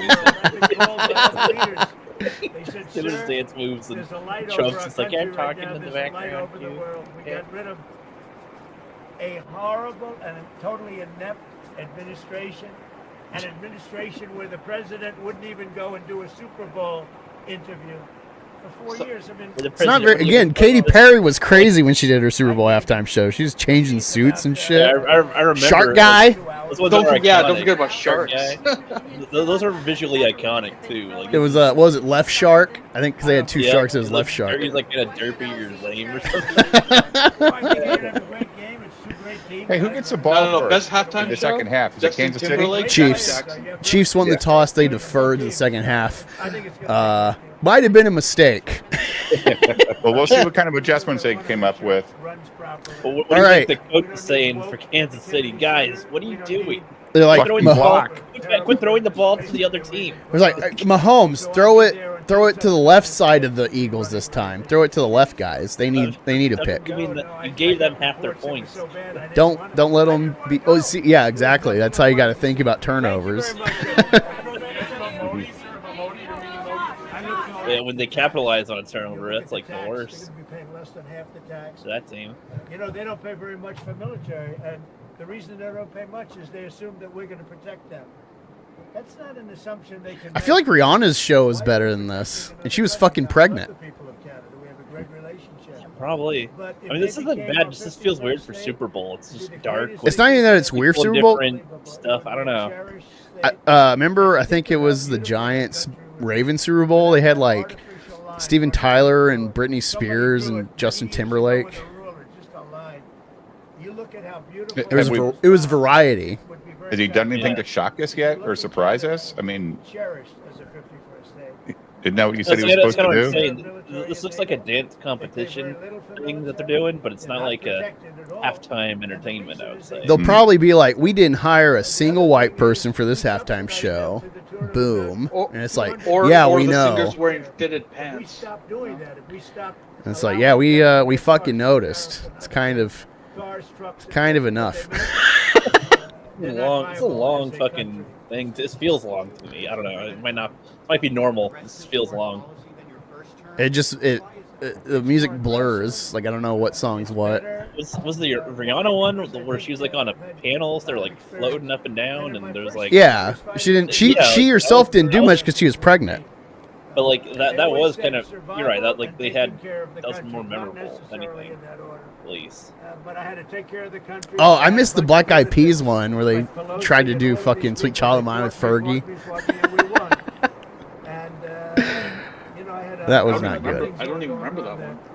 Yeah, I think it was the Packers Steelers Super Bowl because it was in Dallas. They've lost the respect of the American people with That would have been funny if they did the Let's Get Retarded, because Let's Get It Started is actually just the changed version of the song Let's Get Retarded in here, because Oh man, that was interesting. that was a nothing burger. Now let's get back to real entertainment, football. Our country, this is what they're Jesus doing. Christ, that's That's already the worst one I've seen. Many other countries coming into Actually our country. lame. We're getting them all out now. Makes you wish they just played commercials, doesn't it? Scorp. Yeah, I guess. Thank Fuck. goodness. I'm gonna try to. I'm gonna sound this out again. Scorpio. We're making our country stronger. Sounds like a very Scorpio RPO is what PTM said. I like mine better because it's like hard to say. Say it after a few more shots of your Apple fucking Crown? Yeah, Crown. or Fireball if the Chiefs ever fucking score. I may never crack this open. I kind of hope I don't. This is a girls football versus guys commercial going on. Let me see. Girls can play football too. See, I want. Part of the thing. So weird. Oh, and it's a white guy talking down to a woman of color. Like, you missed the confrontation in the hallway. Let me listen to this. They were assaulted by our government. I pardoned J6 people who were assaulted by our government. That's who assaulted, and they were treated unfairly. There's never been a group. I'm actually trying to listen to this fucking this commercial. But I won't get into it. That were treated more horribly than the people of J6. So, no, I didn't assault. They didn't assault. They were assaulted. And what I did was They're pushing girls flag football. They were treated very, Leave very the past unfairly. There's behind. never been an incident Let's like that. get it done. Yes, sir. Two more policy questions. On Putin again, you People watch flag The only football with girls anyone wants to watch is fucking bikini football. There's The mud lingerie wrestling- league. Mud wrestling football or something. No, Yeah. mud wrestling's fucking trash. I don't want to tell you about the consequences. I don't want to see girl. Okay, rookie. I was in the army. Girls can't be in the field more than 3 days because they have to wash their fucking I know you vaginas. told me. Yes. So why would I want to watch a sport where girls purposely get mud in their vaginas? That's not a turn on. I've never gotten the appeal of mud wrestling women. It's gross. It's like, why don't you just jack off to National Geographic Africa videos at that point? Well, let's Because they're not white women. When I came here, they were going to Go to South Africa. Biden was going to approve it. All of a sudden, Biden didn't because he heard I was. Same difference. I don't want U.S. Steel being owned. Let's hope the Eagles get better. I don't know how we could do any better, actually, besides that one pick. We should be up 5 scores instead of 4. Yeah. You can turn off. My bad. Whoops. One mistake. You can turn off the Trump thing. It's distracting. It's another voice. U.S. So- Steel for 15 years was the greatest company in the world. Hey, y'all crying about the fucking background music on the other watch party footage. What do you want from me? I mean, we could just, not have it play. Well, no, we need something for like dead air.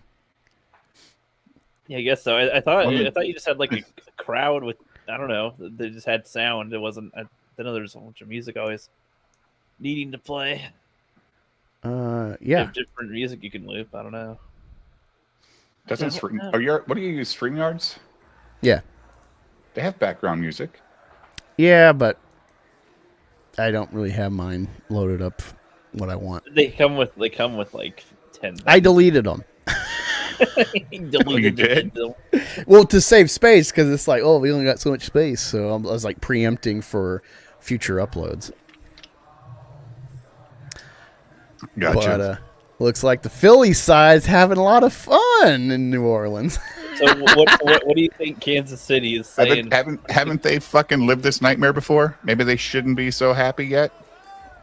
Well, no, we've never been in a Super Bowl where it was this dominant. I mean, we went back and forth with the Patriots in 2004 and came up short last drive. And then it came down to the wire with the Patriots again. We won.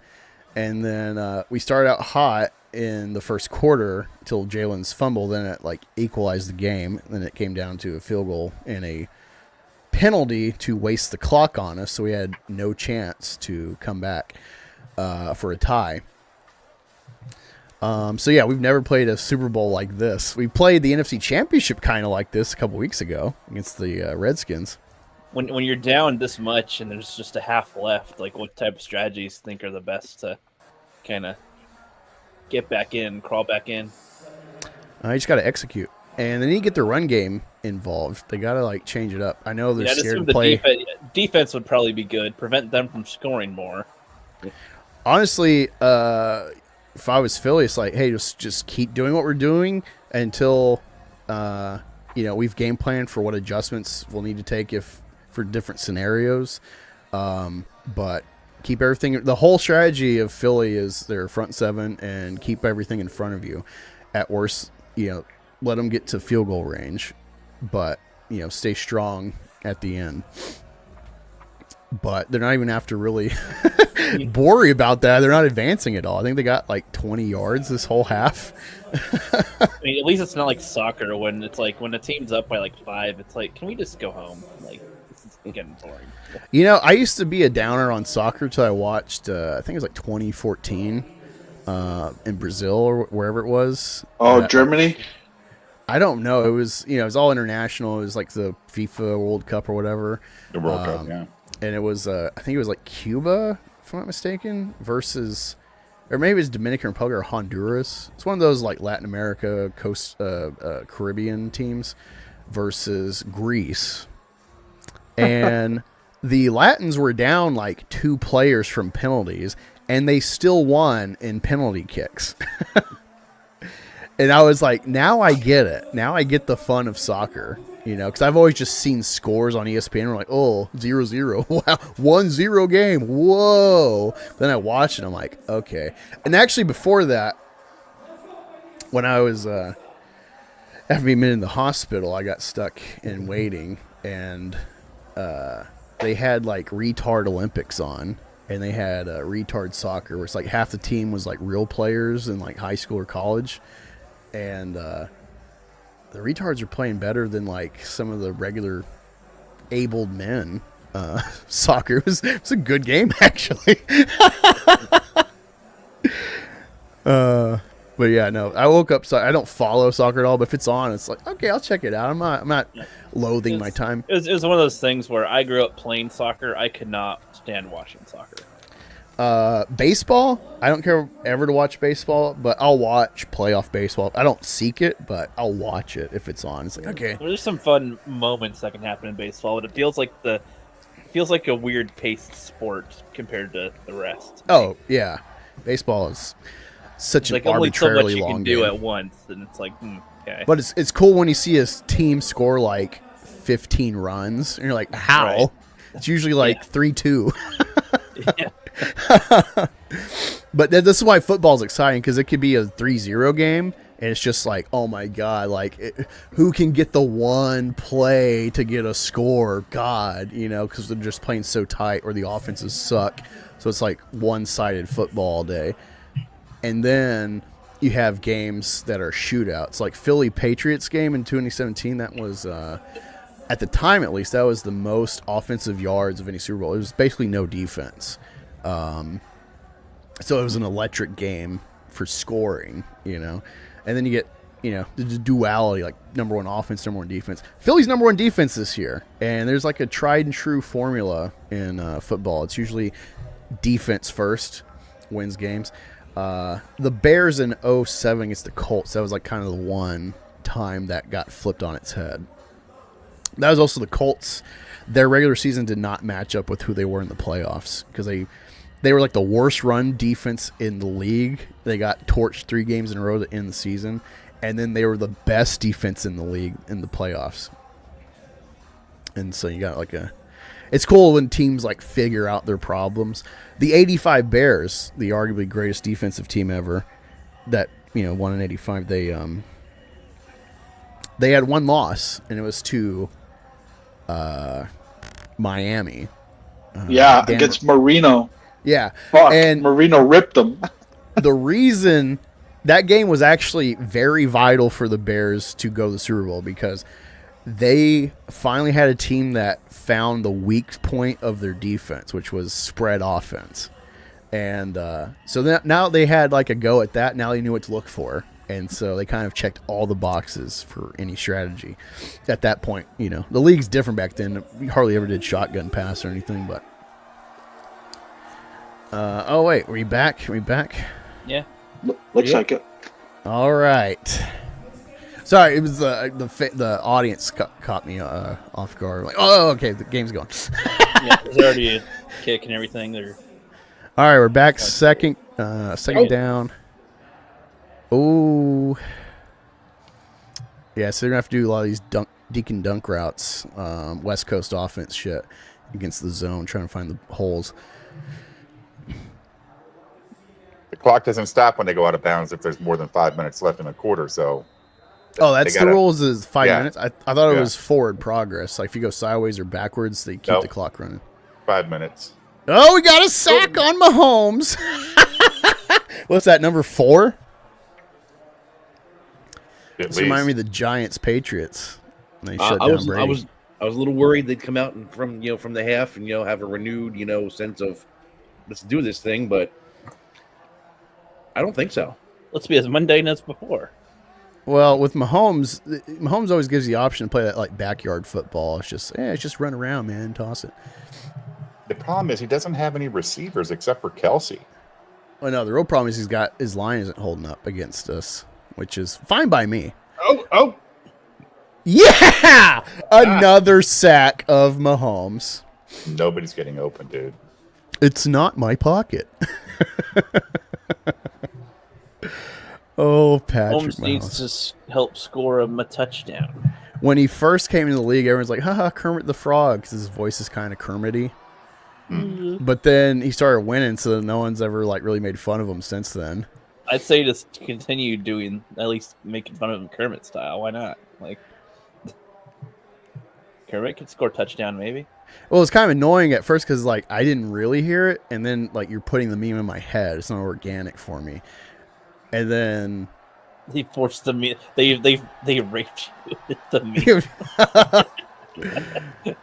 Get him. Oh no! Come on! Get around. Okay. Oh, wait! Is he fucking out? No, I don't know. I thought he was out like 5 yards back. He looked like he was. Line. But That's what sucks sometimes with the camera. Sometimes the camera.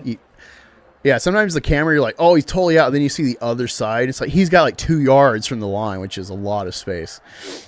That's why when the Eagles scored their last touchdown, it looked like he was running outside to me. But it's like, that touchdown. Okay, cool. Oh, all right, 4 and out. 4 and out. Mahomes got 2. Oh, I guess that you got to. I'm assuming they got the first. I didn't see that first play.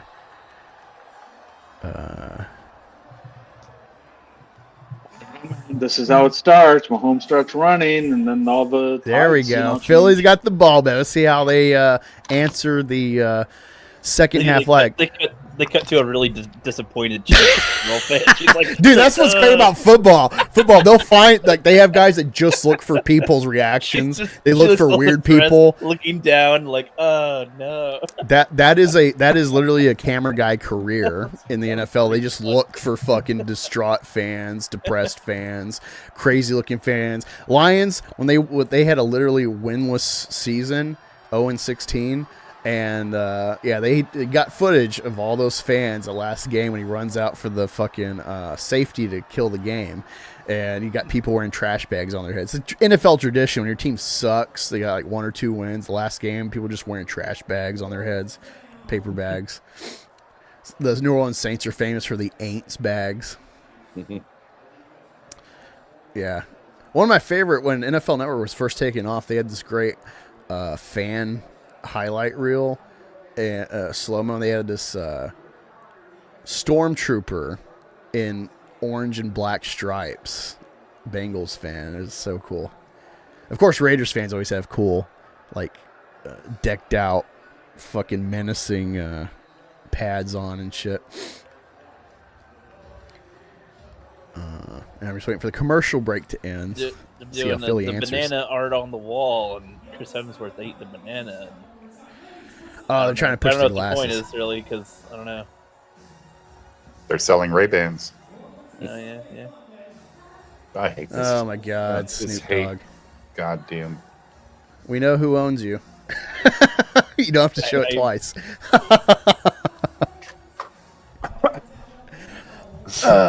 Unfortunately, the Eagles are owned by one of them.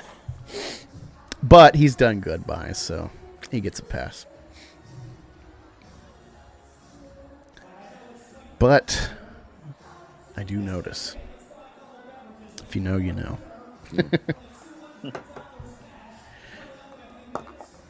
All right, I'm not listening to the sound. What's going on here? Is this Nerds?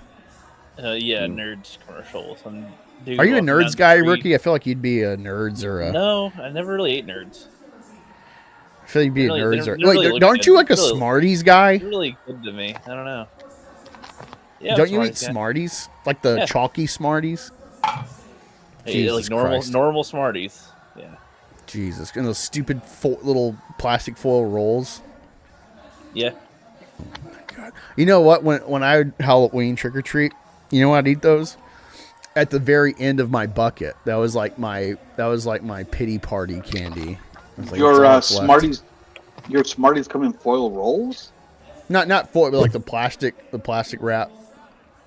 Each means like Oh, twist. ours comes in these boxes. Those are like the bottle caps. You think you're thinking of bottle caps, which I'm those are talking good about too. the little tiny discs. Which the bottle caps are good too, though. This guy's never eaten a fucking Reese's cup when he wants to be like, ew. I'm like, what? Exactly. I've had Reese's before. I didn't particularly like it. So You have to sink your teeth into one, man. You know who else doesn't like Magic. Reese's? Commies.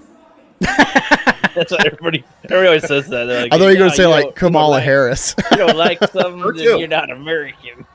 Yep. All right, so our Eagles are back. They pitched it out, checked down to Barkley, rolled out for 5 yards. Nothing crazy so far. It's just been defensive slaughter and the offense reaping the benefits of that. Oh, yeah. Let's get that first down, though. I think the Chiefs are still stuck at 1 first down. Well, they got one in this half. Okay, 2. There you go. No, not great though.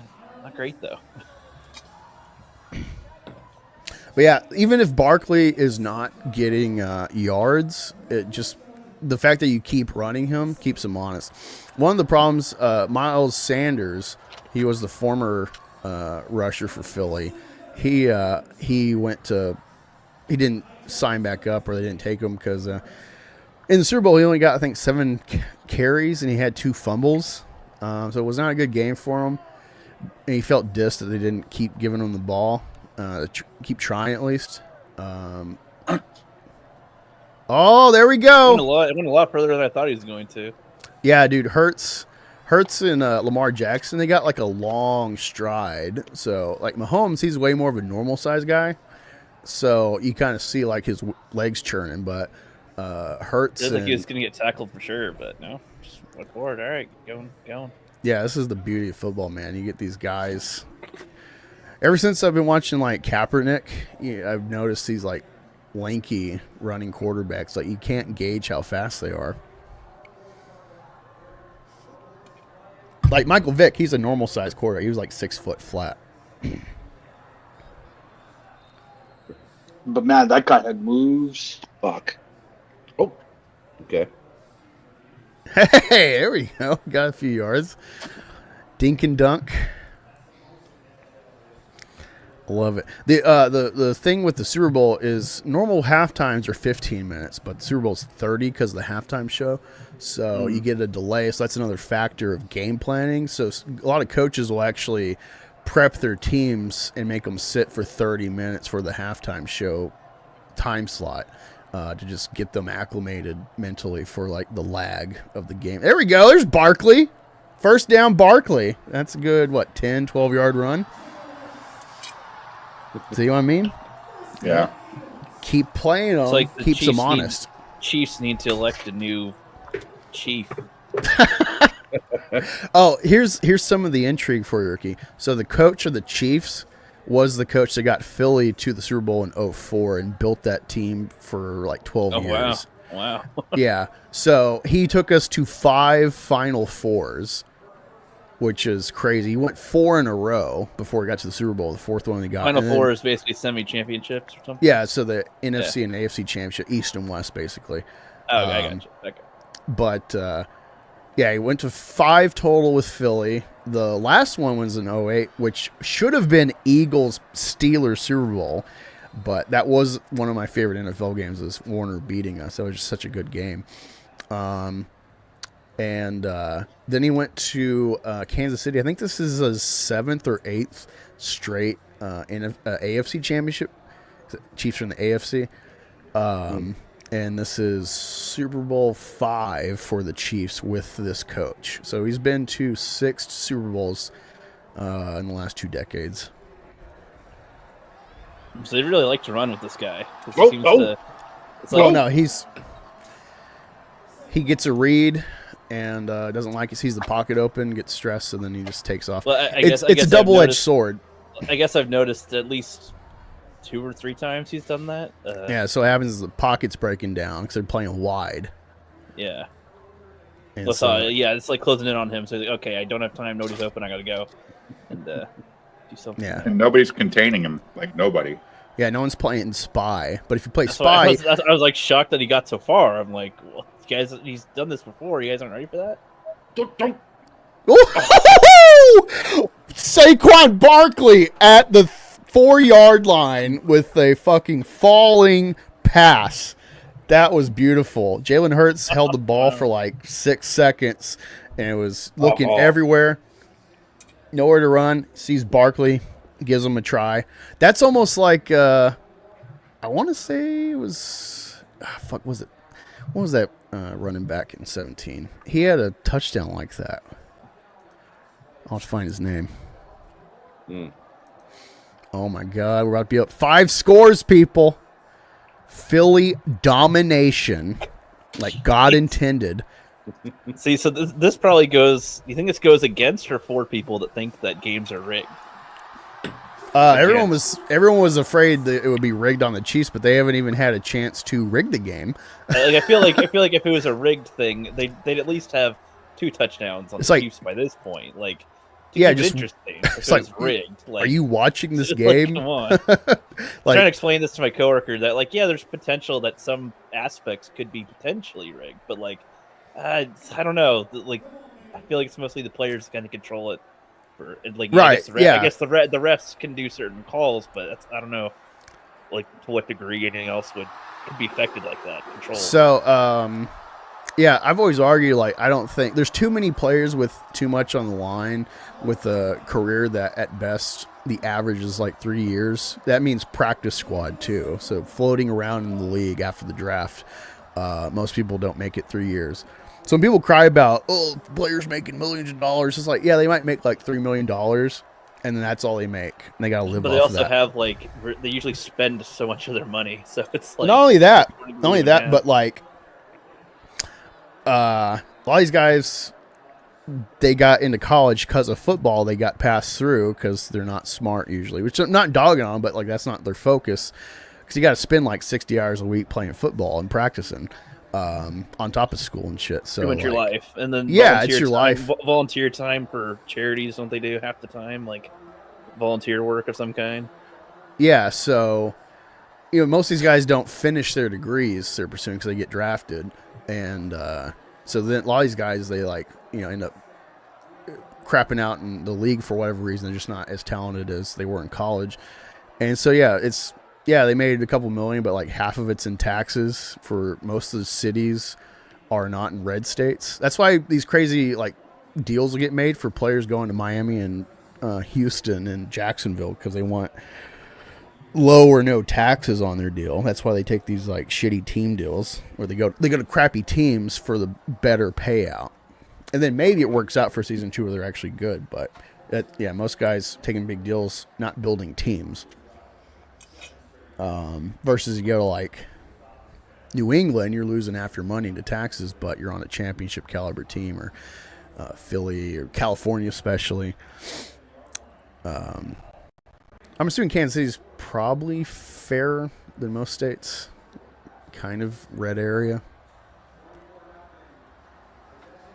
Well, the funny thing is, you guys in the NFL, well, the NFL has like non-guaranteed money, so they sign up for like whatever money. It doesn't mean they're gonna get the payout. Yeah. Right? Yeah, I'm a big advocate for like players union and these guys getting their money, because like when you're like, oh, the lowest players made like 400,000, it's like, well, half that's taxes and their career might be done. So Yeah. Well, I mean, and it almost sounds like it is similar to the military, where they have to devote their full body and time into the sport. yeah, like what So people it's don't like- realize is football, like the classic 60s when the football started taking over the NCAA for attention. A lot of those guys, unless you were just a straight Hall of Fame caliber, and even some of those guys, they'd play football during the season, but they would have like a milkman job, an insurance job, whatever. They'd be doing regular Joe shit on the off season. You get paid these big bucks to be a 24/7 athlete. You know, like once they win the Super Bowl, if they're not retiring, they like play around for like 2 weeks and for the next season, nonstop. Because you got the draft coming up, and you don't want to lose your job. Yeah. Well, yeah, It's a then the off cutthroat season league. you can't just like completely stop during the off season, right? Because then you Right, get yeah. out of shape, then you're screwed. So it's however many years you got to devote to it. So yeah, it makes enough sense. You need to break it down that way. Yeah, And like keep people. your appearances up afterward, like off the field, on the field. Your life is that for pretty much a long time. Yeah, people only see like Tom Brady, Aaron Rodgers, Peyton Manning. They only see those guys getting like $20 million a year. They don't see like the effort they're putting in, the value they bring to the city for tourism, the tertiary jobs that come from that tourism. It's a net benefit for the city's like income, and again, you don't know when the last play of your career is going to be. Well, especially look at Bledsoe, right? What happened to him? Like, Oh my God, Bledsoe is a yeah. fucking Hall of Famer, and yeah, twice. That It happened was to it. him twice. yeah, Romo and Brady. yeah. Fuck. All right, we're back. It's third down, shoot. 5 yards. Jalen's rolling to the right, and he throws it away. Yep. Couldn't find nobody.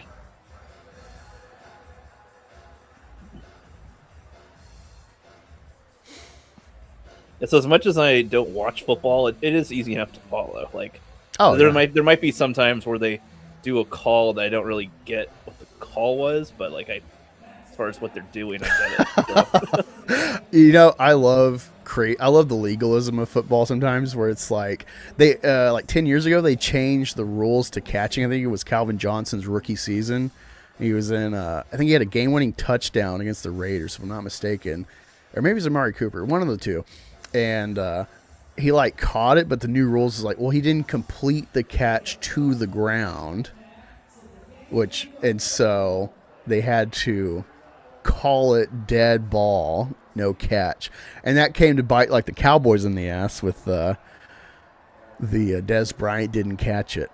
Yeah, Which is a great that game. Wait, so on this field goal kick they just did that not count because they did There was a somebody got penalty. flagged?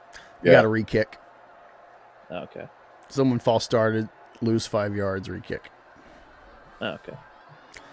And the further away you are, the more risk you have of both missing it and or getting blocked, because you have to change like how you're kicking it depending on your length. Well, so I guess that's something I can ask. Back when I played Blitz 2000, there'd be some times where you can do a 3-point field goal, or you could try to do a play to get a touchdown or something. But when does the option to do a 3-point field goal kick come up? All right, so they were at fourth down. You get, wherever the ball's spotted, you got to get 10 yards or however close you are to the end zone. If you don't get the end zone and it's fourth down, you can go for it, and if you don't make it, the other team gets the ball at that spot. Or you can kick it, try to get 3. So it's a conciliatory score, basically. Okay. Which the Eagles just did and made right now. So now they're Right. Now they're Yep. even further winning. Yeah, so we're up 27-0. Suck it, Chiefs. Suck it, Slappy McSlapster. How you liking that? It's a beautiful score there. 27-0. I think people were just hoping. A lot of people were hoping that Eagles would win, but not expecting them to dominate. I mean, if anyone was watching the playoffs, they know Mahomes is in for a fucking treat today. I did not expect it to be this good. Like this is Super Bowl 48 Peyton Manning levels of shock. Well, it's weird, right? Because a similar thing happened when he was facing the Bucks. He got blown out with them as well. Like, Oh yeah, but again, Yeah. that he had 2 rookie tackles, so yeah. against like Gerald McCoy and shit. So, well, that was not a fair. That was not a fair outing to judge Patrick Mahomes.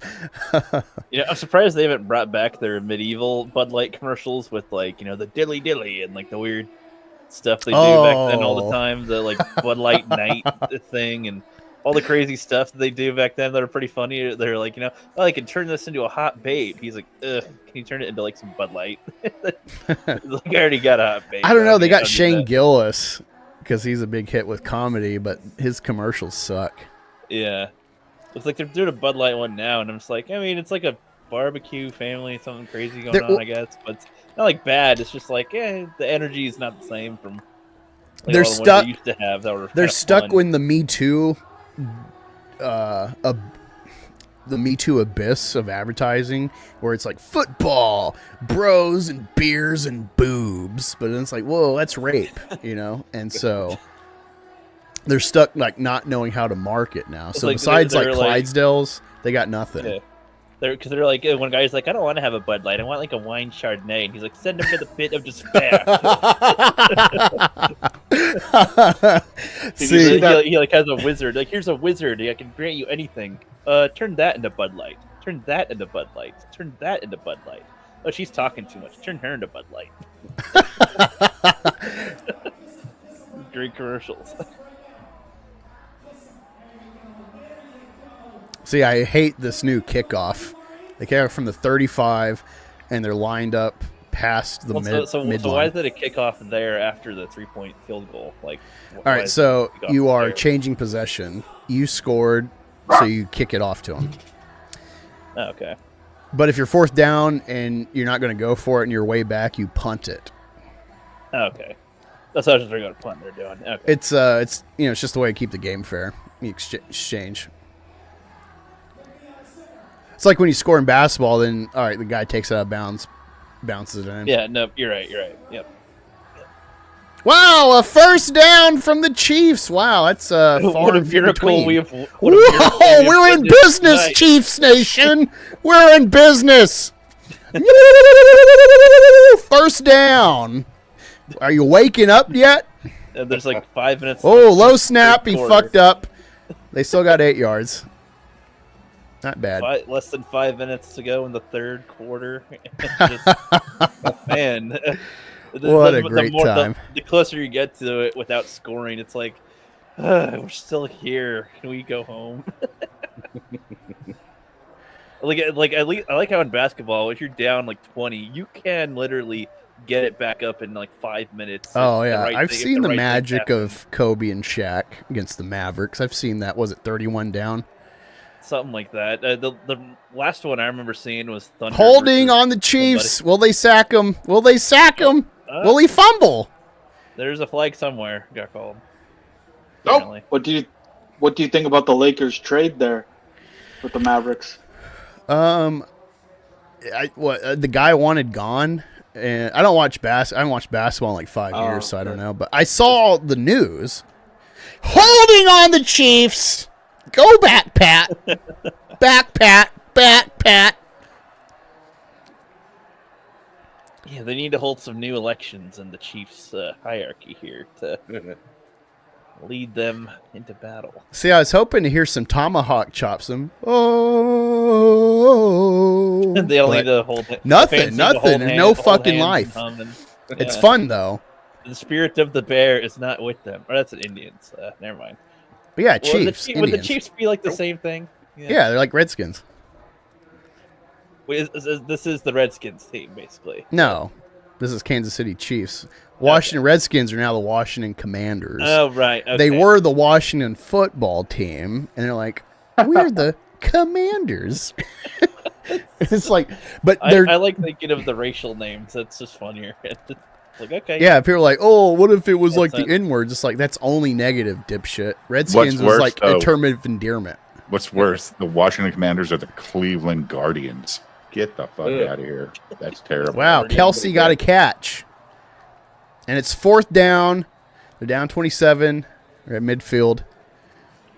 They're going for it. Hey, Cleveland what a Guardian. perfect way for Tom Brady to call his first Super Bowl. 27 zip down. He's been in this scenario. He's like, do you guys want me to come on the field and play for you? Like, Let me get my walker. get you out of here. Dude, what if they put they're not, but just think if they put Carson Wentz in and they lit it up and like, what if we played him the whole game? Whoa. Yeah! Yeah, he knocked it down. Get out of here. Ah.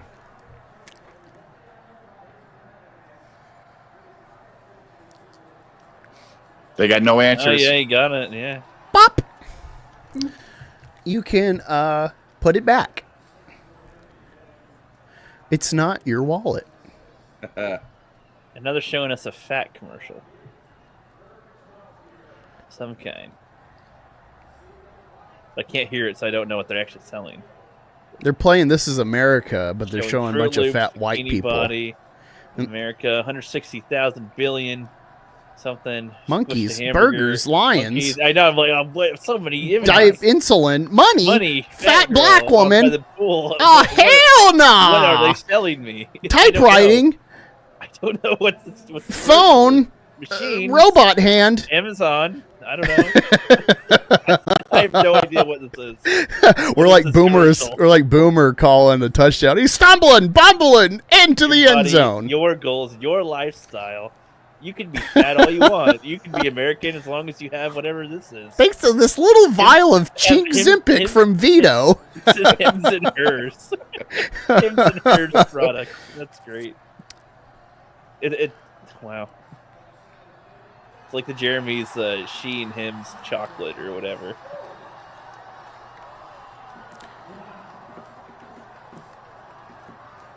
How's the chat doing? Let's check.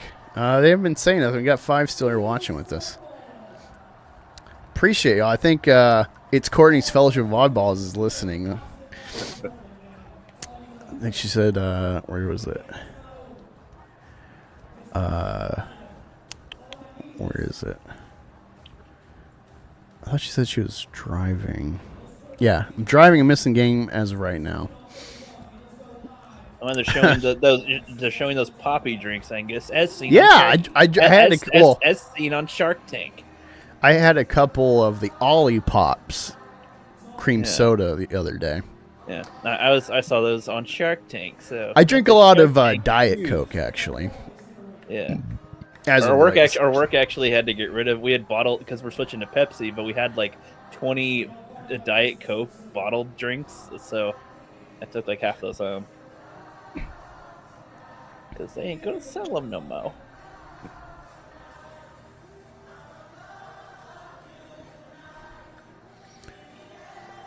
So they're Yeah, doing this is a- Hunger Games, Squid Game. Sure, why not? Why not? All right, so now they're breaking down the play. Ah, he had Kelce. If he held the ball, he would have had Kelce in the center.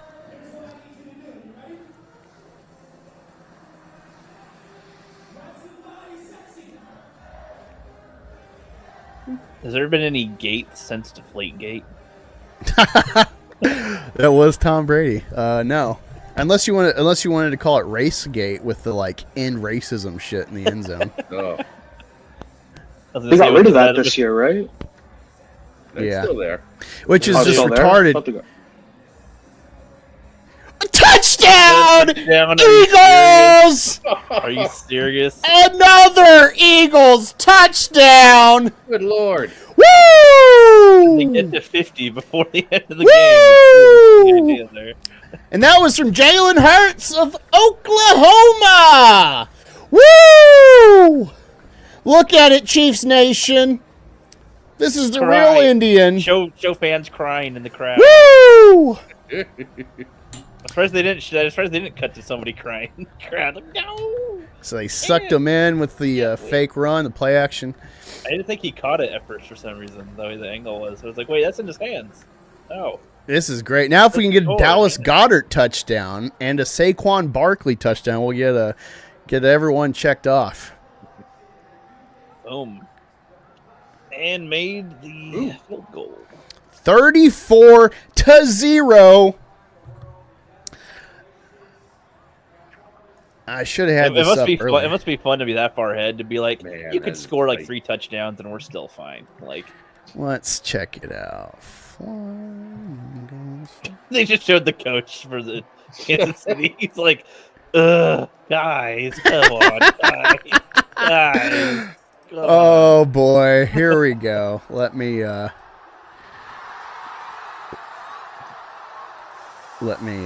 bring this up to celebrate. This guy's mustache. I love Andy Reid's mustache. It's like what am I thinking? Like Wilford Brimley or something? Yeah. All right, it's time to celebrate. We got another Eagles touchdown. Here we go. Sing it if you know it. Fly, Eagles fly on the road to victory. Fly, Eagles fly. Go for a touchdown. 1, 2, 3. Hit 'em low, hit 'em high. Watch those Eagles fly.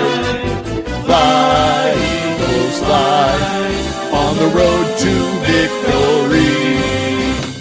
E-A-G-L-E-S, Eagles. Oh, shit. I need to get that black lady. Let's find her. We're back to the game. And there's a flag on somebody. The one that tried to spell Eagles earlier? Yeah. Yeah. Spell it very black. E-A. I don't know. Here we go. Let me be 1,001% clear. Traveling to the Eagles game today is essential travel.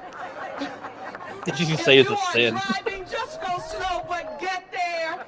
If you are catching SEPTA and mass transit, just get on mass transit and get there. But making it to our Philadelphia Eagles game on today is essential. Thank you all so very much, and we now want to take some questions. Any? Well, listen, we've got to do this. Let me hear you all say E L G E S Woo! That's got to be embarrassing. That is great. Wait a second. I like how she just kept going, she, though. I think she knew she fucked up. It just that is poise. One of the more wholesome DEI hires, you know. That's poise, right? I don't know who she is. I don't know if she's the mayor or what, but I appreciate the poise in the pocket. Just keep going. EQR3 exclamation point. Eagles. Yeah. Spell it entirely wrong. Make it feel like it's on purpose. Oh my God! What a great time in in New Orleans, but for well, Philly. While you're singing there, Kansas City had a flag. I didn't see what kind, but penalty had to celebrate. Thing. This is beautiful. They doubted us. They thought, they're gonna lose by a point. You're facing the best defense in the league, people. What'd you expect? Like a 22 and then 1. Just little stats. Here we go. He took them from behind. Have you seen those clips of women watching like cuts of announcers? It's like he saw the hole and he just shoved it down his throat. They're like drinking wine, getting turned on. Yeah, they're drinking wine and they're hearing all this and like, ooh. Okay. What happened next? Well, now they'd probably watch more if Tom Brady's won. Come on, let's get a pick or a fumble. Crack Mahomes' head on the fucking ground.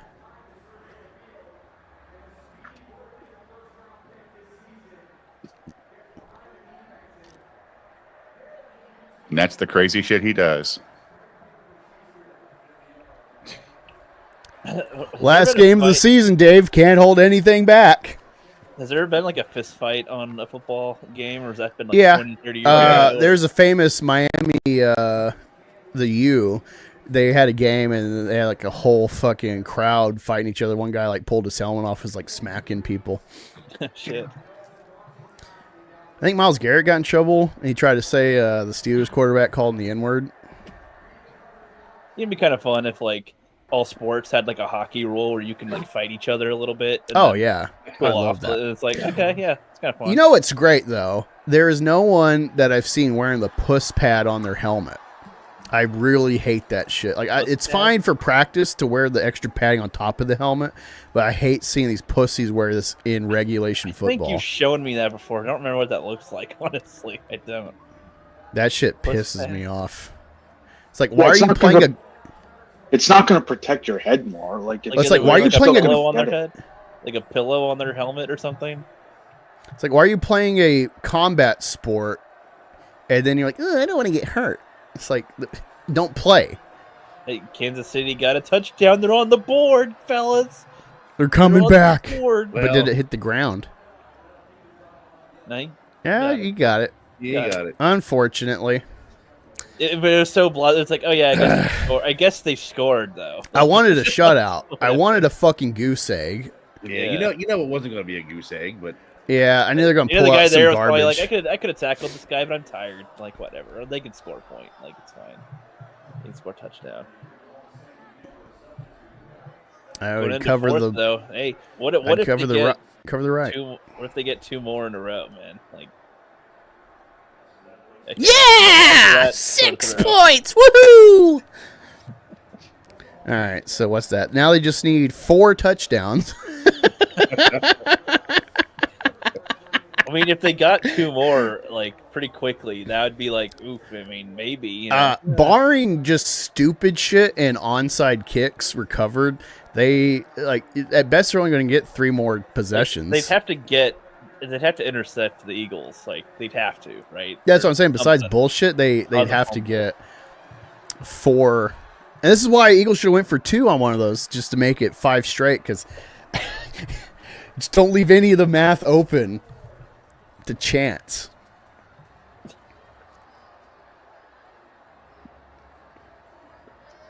Or it's like Tom Brady's probably saying something insightful, but like it's muted, so I just don't know what you're saying, man. I don't know nothing.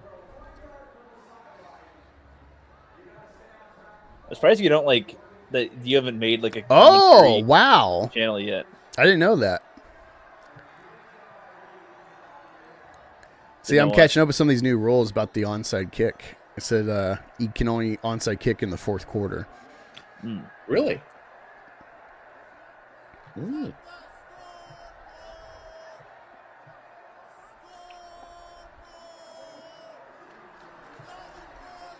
So I'm surprised you haven't. I know you've talked about it, but like that you haven't done like a commentary football channel yet or anything. The way you talk about it. Well, I mean, I couldn't have done it this year until just now because. Suck it, Ant-Man. Suck it. Hey, Look Cal. at that doll. Yeah, I know, She's a right? Philly fan. That's beautiful. See, beautiful people love Philly, like myself and Anne Hathaway. They talk about us in the same conversation. Like Black Angus, Anne Hathaway. One and the same. Yeah, Interchangeable. Didn't Black Angus help the Eagles win the Super Bowl? Yeah, sure, totally. Dude, when we won the first time, I fucking cried, man. It was so cathartic. Being a fan all these years, being invested and always coming up short. And then the way we won it against the evil empire of the Patriots. I don't even hate the Patriots, but you know, they are the evil empire. They're the top dog, essentially. Yeah, it's like that's what's brilliant though, is the Patriots, as angry as you can be at them just incessantly going to the Super Bowl like 9 times, they earned it with so many different teams built by Bill Belichick all around Tom Brady. But these Chiefs team, like, yeah, they got Mahomes and Kelce and like Jones on defense, but it feels very manufactured, this team. It feels like the Miami Heat. Doesn't feel as real. It feels good. You know, the Eagles, America, Trump won this year. You know, you could try to ride high on God wills it. on the stuff. There you go. I did share. Let me see. There was this funny video today. Speaking of God is with us.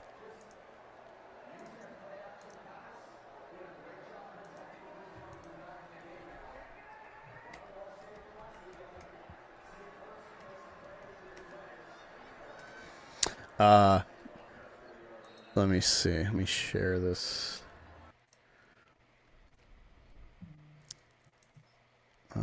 So many tabs open. Give me a second. Here we go. This was presumably in a Philly church today.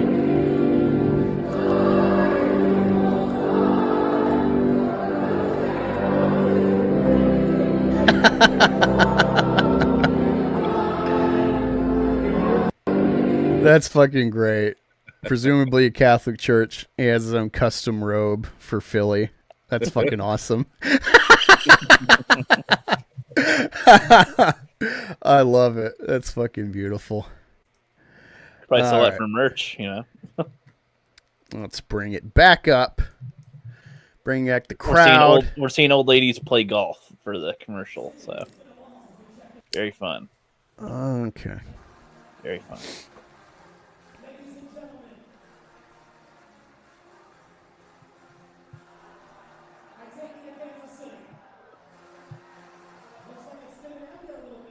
Oh my God, they're trying to push this climate change during the Super Bowl. It's all the mass consumption and hedonism of celebration. Go fuck yourself. Next year we'll have a better variety of getting rid of the DEI stuff. You know, getting rid of whatever. They need to make a rule for the NFL advertisers like it can't be gay, it can't be for women. If it doesn't have boobs, it should always be funny or cool. If it doesn't have boobs, if it's not funny, it's not cool. Get it the fuck out of here. We should be barred wanting to eat. from we entry. should be wanting to eat, fuck it, or fight it. You know, like something like that should be the rules. Well, even Bill Burr said that, right? He's like, you know, I'm watching Super Bowl, but I'm getting like preached about all this shit while I'm watching it. Yeah. Which is like, is this the audience you think is watching? Yeah, exactly. Care about that crap? Like, yeah.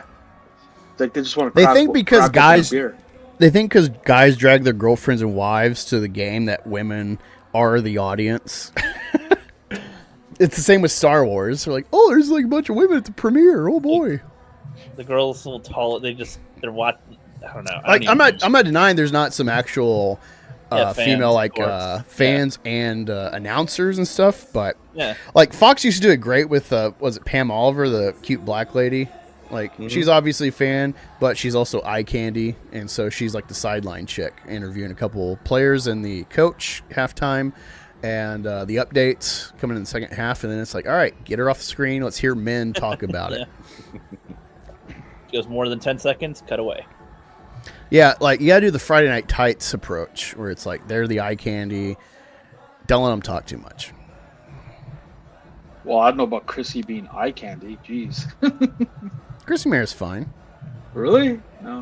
Yeah, I like red hairs. I like redheads. Fake redheads, eh? Oh, yeah. When you said A, I wasn't sure if that's just natural Canadian or if you're trying to sound Canadian. No, apparently, so I lived in Europe for a couple of years, and apparently I do naturally say A, but I never noticed it. You're just like, A? I was like, Yeah. okay, yeah, Canadian, I only notice eh? it when someone's... Yeah, it's only when like someone like you notices. I have no idea that I do it.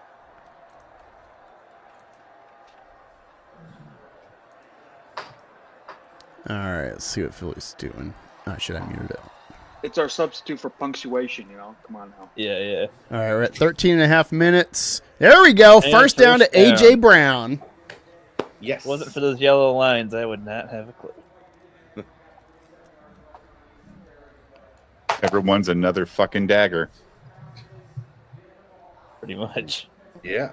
Every first down is just, well, game's over now. Tick tock, tick tock, tick tock. Wee woo, wee woo.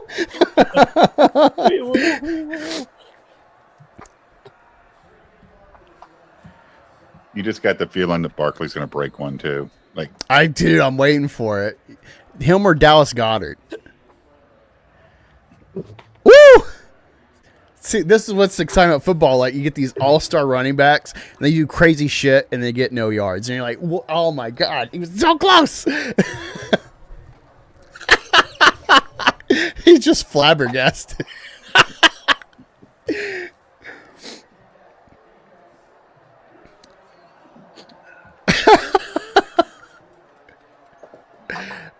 The offensive coach just like, I don't know what else to do, man. We just Why's the camera on me? I don't know what to do here. No, he's like, I don't know what else to do. Like, we've done everything. Like, they can't. What's the point? They're dead.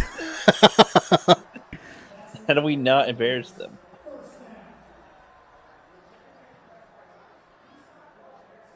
Oh, Jesus I always Christ. like the Eagles helmet there with the wings. Yeah, that's what attracted me. Is I'm from cowboy country, from Oklahoma, so always seeing the Cowboys games. Started seeing the Eagles play, and I'm like, those helmets are fucking cool. Yeah, I'll admit they're pretty sick. Like, no matter what version, I wish they would do. Like, it's cool that they brought back the Kelly Green retro. I want them to do the white helmet jerseys. Yeah, that would actually be pretty sick. That'd be sick. You know, I was so pissed when Nike took over because I'm like, oh my God, the Oregon Duck people are going to have a chance to make Chip Kelly Eagles inaugural season jerseys, and they did nothing with it.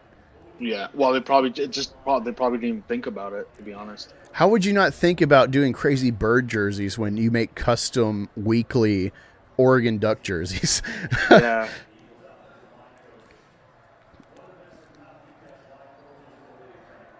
And you got the Cardinals, you got the Ravens, and you got Philly.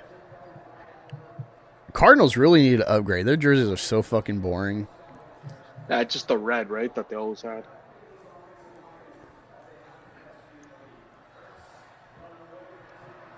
Yeah, like the Well, Philly pretty helmet's much like what the it is. Goodyear symbol, you know. It's like wings of my Hermes. It's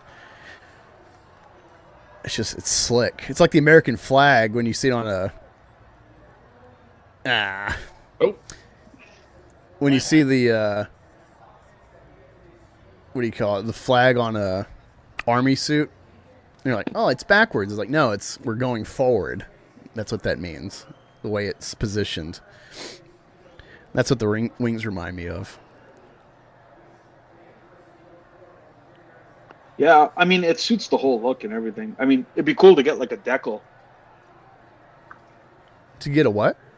To get the decal for the Yeah. helmet, the wing. Yeah, man, I fucking love the helmets. I like the Pats helmets too. That upgrade they did, like 2000. It's a slick upgrade.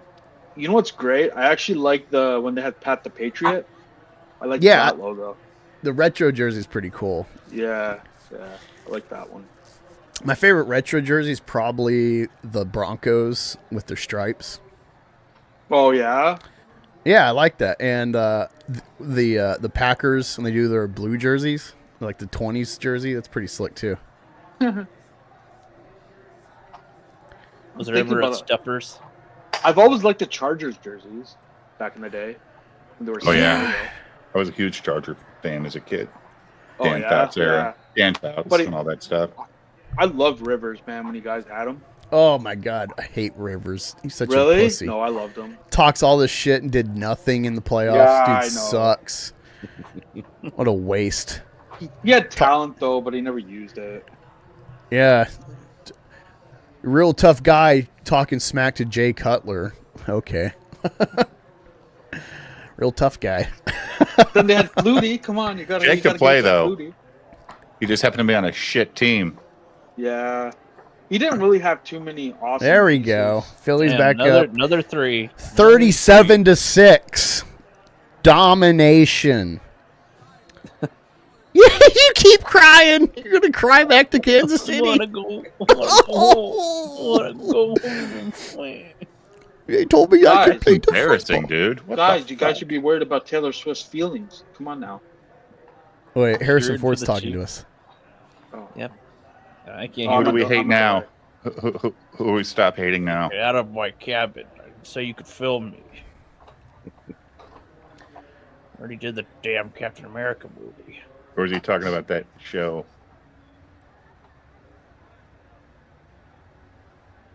Now there's footage of World War II.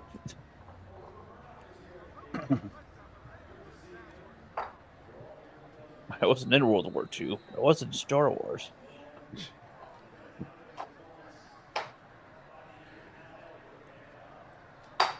What? I'm gonna drive a car. It's a Jeep commercial?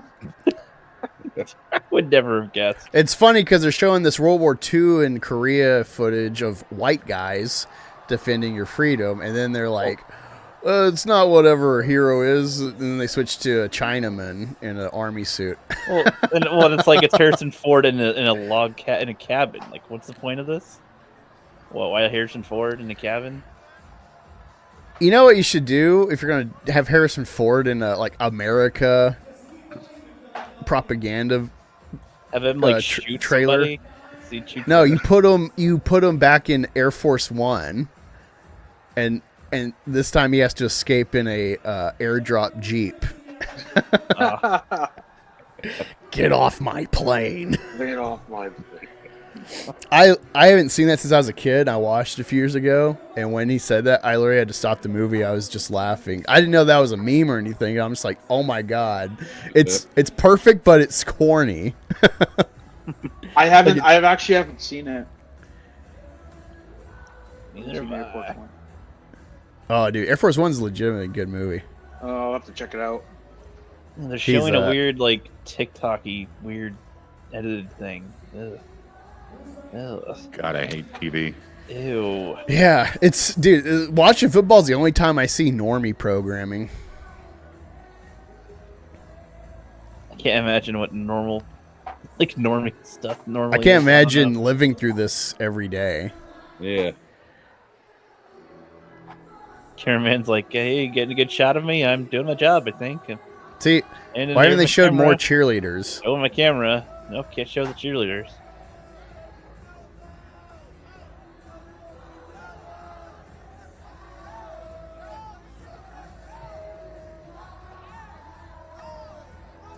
Why are they showing this replay?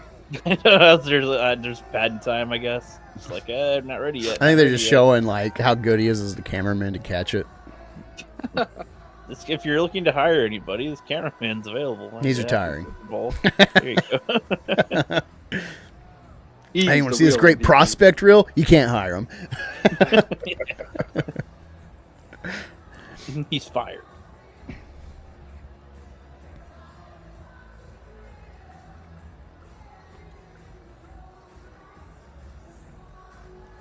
Yeah, so what could they do to shake up the game to make it like, all right, Eagles, now you have a huge you all can only tackle with one You arm. fell into my trap of allowing you to go up 5 scores. Yeah, it'll just much like Texas, we'll take like a yeah, fumble, bitch! Yes! Woo! What has he got? What's Mahomes? Oh, he's gonna fumble. Never mind. 6 sacks. 3 turnovers. Beautiful stuff. We're in the 15. That came after rookies talk too about what can they do in the game. I was like, let's have the Eagles lose an arm so it's more fair. Never mind. It's like right before he did the fumble sack here. Let's tomahawk chop his arm off. Sorry, you all. They're kind of lucky they didn't get a penalty for hands to the face on the quarterback here, though. Yeah. Right. Boom. Like. I don't know if it would count once he's lost the ball though. Now he's like a runner. Well, they could penalize him still after the pickup of the fumble. It didn't look like where the refs 15 were. yards. They were at an angle to see that specifically, maybe. Unless they have refs that stare at the camera screens or something. Yeah. He did smack him pretty hard on the cage. The flag. Okay, it's our ball, but they did get the flag. What's 5 yards? Okay, yeah, you're right. Yeah. I wish they had a sound effect. Boing. Or no, have like the How do they not have that like a sound effects team for the replays? They used to do that They actually used to do that years ago. They used to have There's still visuals on here and like little lines they draw. I've never seen a game this dominant. I gotta argue this is better than the fucking Bears Super Bowl. You mean the Bears Super Bowl? Especially against who they're playing. Travis Kelce got no touchdowns. He got, I think, 2 catches. Holmes has 3 turnovers, 6 sacks, under 200 yards.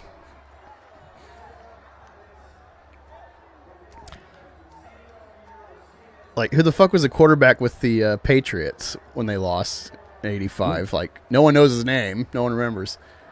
Well, what's his name? You know. That's what I'm saying. Like, this is a crazy Super Bowl. This is Seahawks level against Manning. This is crazy.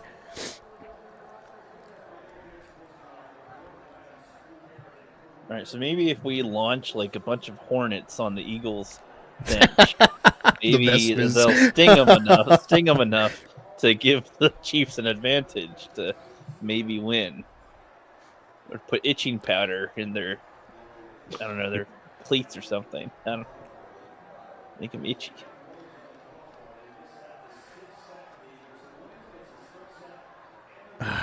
You broke to did my toy.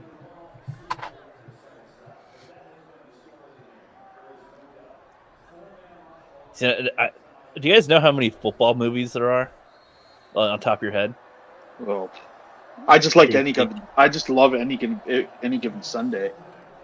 That's a pretty good. That's a pretty crazy one. Yeah, fuck. That's a pretty crazy one. I didn't see that till I was like 25, and I was like, "What is this? This is amazing." yeah, no kidding, right? Especially how hard these guys train.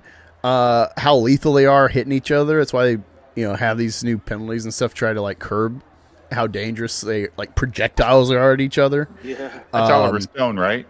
Yeah. Is Oliver Stone did that? Mm-hmm. Yeah. What? Oliver Stone was good with it, man. That's crazy. That's that's as crazy as Ron. That's as crazy as Ron Howard doing the Grinch. Oh. Like when I actually like cognitively saw the director's name on How the Grinch Stole Christmas, I'm like, that guy did this movie with Jim Carrey. What? Yeah, Oliver Stone was like a huge like a huge football fan. Like he even has awesome. like NFL alumni like casted. Yeah, he did Alexander, right? Yeah, he did Alexander as well. I love Alexander. Really? It was alright. Yeah. I kind of saw it. Yeah. Yeah, watch the like the ultimate or final cut or whatever. It's like 4 hours long. It's fucking I watch like deep historian talks about Alexander, and they'll comment about the movie like, oh, it was a great attempt, but like no one can really capture what Alexander's story is. But like I've watched all his history and I watched the movie. I'm like, they nailed it. They nailed all the controversy around him and stuff. Oliver Stone's research is always really good, though. Like if he's making something historic like that. They'll go wild on it. He did a movie in 1981 called The Hand, right? With Michael Caine, and Michael Caine loses his hand, and the hand stays alive and starts killing people. I've not watched any Michael Caine besides like Austin Powers and Dark Knight trilogy and Inception, so I don't know most of his career. It's so like off the wall for Oliver Stone to do a movie like that. But it was 81, man. I'm sure he was just trying to get his feet wet, right? Oh yeah. I gotta watch that Ridley Scott. I know he started with like a Western. I gotta check that out. Oh, Ridley Scott did so many good movies, man. Action movie stuff. Yeah, I'm trying to think except people saw Gladiator 2 and Napoleon. It's like I was thinking like, when was Ridley Scott's last good movie? And I know it's The Martian. Martian's his last like good movie. That Matt Damon crap? Oh, that's a great movie. Ugh. Well, I guess I like the Alien prequels too. I like the just experimentation with it. He did Blade Runner. He did Blade Runner.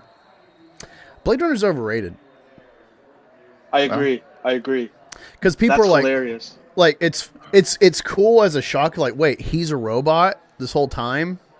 But that movie should like scare people, because the whole thing is like, hey, we've made AI so intelligent we can't discern real people from AI, and because of this we might just imprison you against your will for no fucking reason.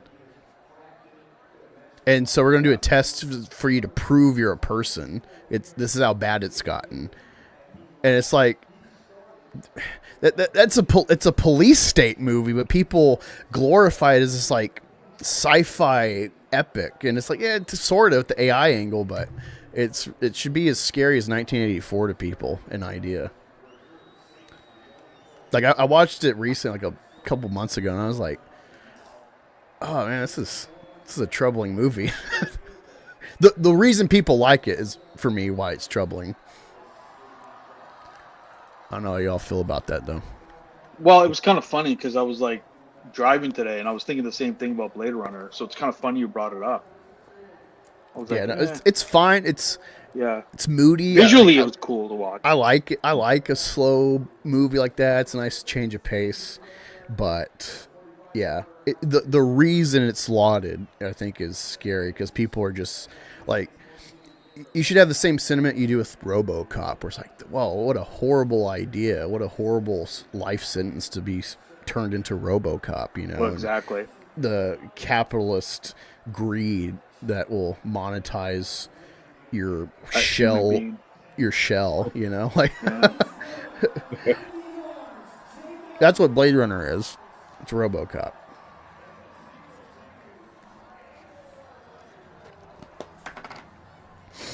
Oh man, but what a good time. What a good time today. 40-6. I did not see that. I thought my projection was like, this is going to be a boring game. You're going to get manager Mahomes and run it down your throat Barkley with spritz of run pass option with Hurts. It's going to be very boring until the fourth quarter. I thought it was going to be neck and neck and a very stale game. Everyone predicted a neck and neck game for this. Nobody predicted a blowout. Again, this is arguably the greatest Super Bowl performance all around. Besides special teams, I mean the punt returns. They had some good punt returning by Philly. Nothing like Devin Hester level, but good. Just doing what you're supposed to, get like 10, 20 yards and get the ball down, don't fumble. But that's still execution on the special teams. So all three fronts, we've just been nailing it. One pick that's basically a punt. Gave up 3 points because I don't think we were going to fucking get a touchdown on that drive. And we gave up nothing. So I think we've done good. We've capitalized, 21 points? 17, something like that?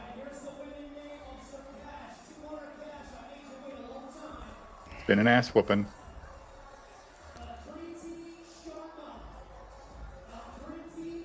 Actually, Rookie, you were asking about football games. Football movies. The longest yard, I don't mind either. Yeah, well, I guess I was saying it's crazy how many different movies have been just around football. I even remember the black and white. I remember the black and white Flubber movie, where they had a football game or something at the end, or I don't know, they're having the team with Flubber and they can bounce around, but the other team counters. The other team finds a way to counter it, which was kind of funny. It's what the heck going on here? It's all the way back to all these different movies with football. It's Or the one of the, I feel like when movies try to do other sports, there's not as many they can do that make it variety and it's interesting. I mean, there's still the best basketball movie is Air Bud. It's one of the honestly, that's probably one of the best ones. Coach Carter basketball. Well, okay, Coach Carter is good. Too. Coach Carter's kind of like the Gridiron Gang or something like a basketball. Oh my God, Gridiron Gang! That's a underrated fucking football movie. Football one too. Remember the Titans? Right? Little Giants. Remember the Titans? Yeah. Invincible with Mark Wahlberg. Oh yeah. He always says Rudy or Ruby or something. Fuck Rudy. I never. I just watched a video about that. Thumbs up. Rudy is a completely made up story. Yep. Yeah. But Denzel did that We Are the Titans movie. That was good. Yeah, remember the Titans. Mm-hmm. There was that Matthew McConaughey one where half the team dies. Oh, We Are Marshall. It's called We Are Marshall. Dude, I hated that movie. I watched. I was so excited. I was a kid. I was 12 when I saw it, and it's oh, they suck. What was the point of this? It wasn't That even they- like Friday Night Lights where they just came up short. It's like football Rocky, you know. It's a No, tragic what- story. It was just like, yeah, we suck, and the whole football team's dead, and then we still suck. They got some Well, madman. they were that thinks actually it'll- decent. That was like they were actually a decent lower tier team. Then they're fucking plane wrecks, and then they have to start off from scratch, like no scholarship players, because it was all freshmen. It was kind of good. I liked it. God, what's that other? You said the Adam Sandler one about the prison one, right? The Longest Yard. Longest Yeah. yard. Longest Yard, yeah. Did you see the original though with Burt Reynolds? Yeah, I did see that one as well. That's good too. But for some reason, I love the remake. I have no idea why. I just The remake's fucking hilarious. like it. Yeah. I've There's not just seen the something old about one. it. She's got good humor, good balance. Look at all the body language. Let's go home. You just want to get on the Let's go plane home, now, yeah. dude. The game's over. Beautiful. I just want to see who gets the MVP. Buddy, they're gonna get wrecked. I mean, it'll probably be Jalen Hurts just because he's got the total package stats compared to any other player. But I feel like the game really turned around with DeGene's pick, his pick 6. I think it should be Mahomes. He gave you guys 20 points. You know, there have been, I want to say there's been games where like losers get the MVP. Yeah. Oh, it's happened in the NHL, where like the teams won the championship, but then like the MVP goes to like one of the players off the losing team. It's happened twice Yeah. or 3 times. Wow. Yeah, I I don't guess think he- Josh Allen deserved the MVP though. It's just like he's just doing the same shit he's been doing. It's nothing different, you know. Yeah, it's just like they get close, but no cigar. It wasn't like MVP should be like he turned the team around. This is There's another pick. it's a flag Yeah, though. It's a free The play. flag, so yeah. Oh well, let him waste the clock. I'd say I don't know what. So why is he even running still? Just Why don't they stop the clock is the fucking question. Shut Like, up. He just wasted 20 seconds. This is the game. This is the game, Dave.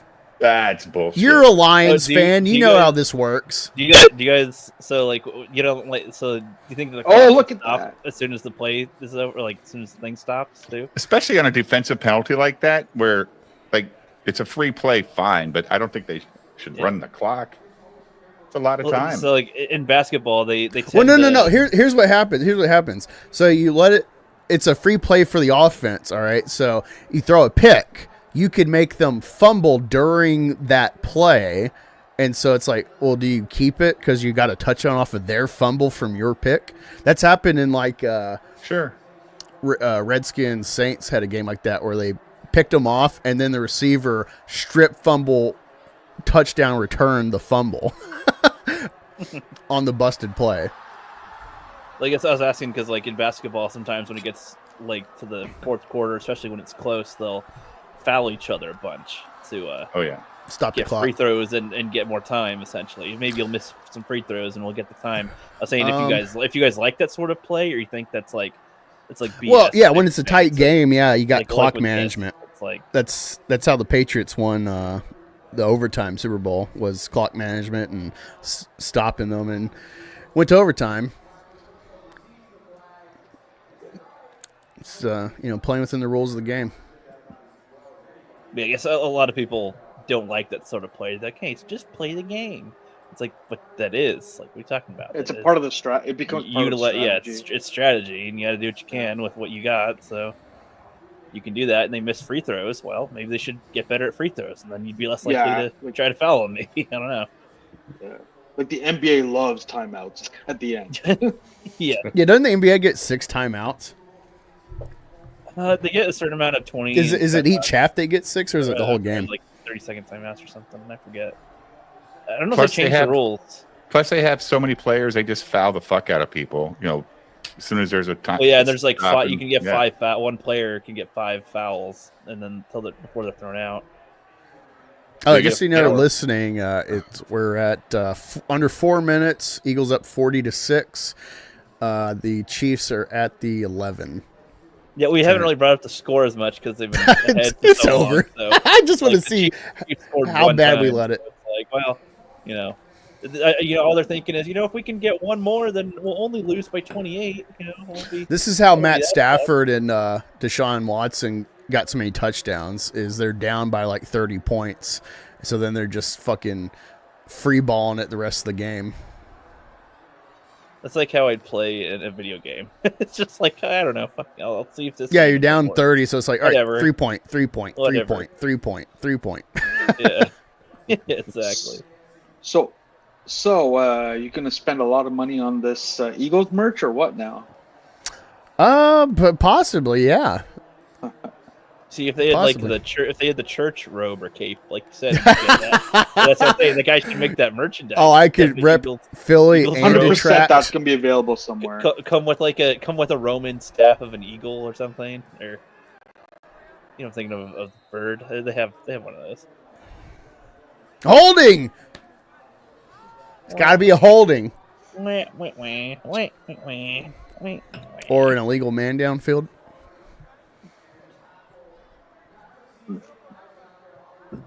I thought he was doing like a really gay position, but he's holding out his mouth guard. He's just like holding his wrist out, like, guys, this is not okay. But Yeah, pass interference on the Chiefs. Take it back. Take it back, Pat. So after this game and watching it, do you think that people will go, man, this game was rigged? The start, just because that happens sometimes. No, this is that Trump quote- winning the in election. the He's quote setting mode. he's setting many things right. His aura. I mean, he's screwing up Gaza, but otherwise things are going pretty well. Yeah, NFL's getting better. turf. Trump, they I think he was trying to buy the Buffalo Bills. That's why he got into the USFL for like a year. 3 years they ran that, I think. Alternate league.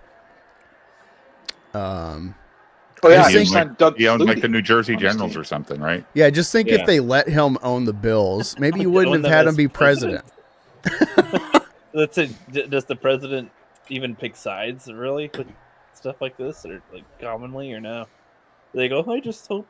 Richard Nixon went to a Redskins game in the 60s. Going that far. No president announces, yeah, I'm rooting for this team. I don't know if he was rooting for him. I don't know where he's from. But I mean, like if Trump's at this game, it's like, does he Nixon's go, from California. hey, I've got a preference, or He not? was from California.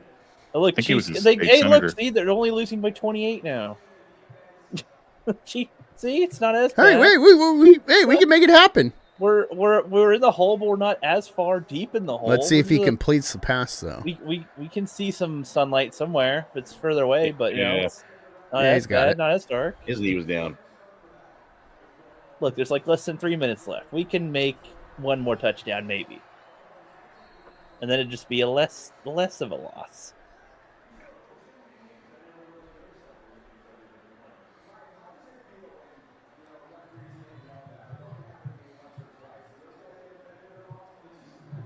Hey, a penalty. All right, yeah, flag. Take it back. Got a frag. See his body language? And it's going Yeah. back. Yep. Put it back 10 yards.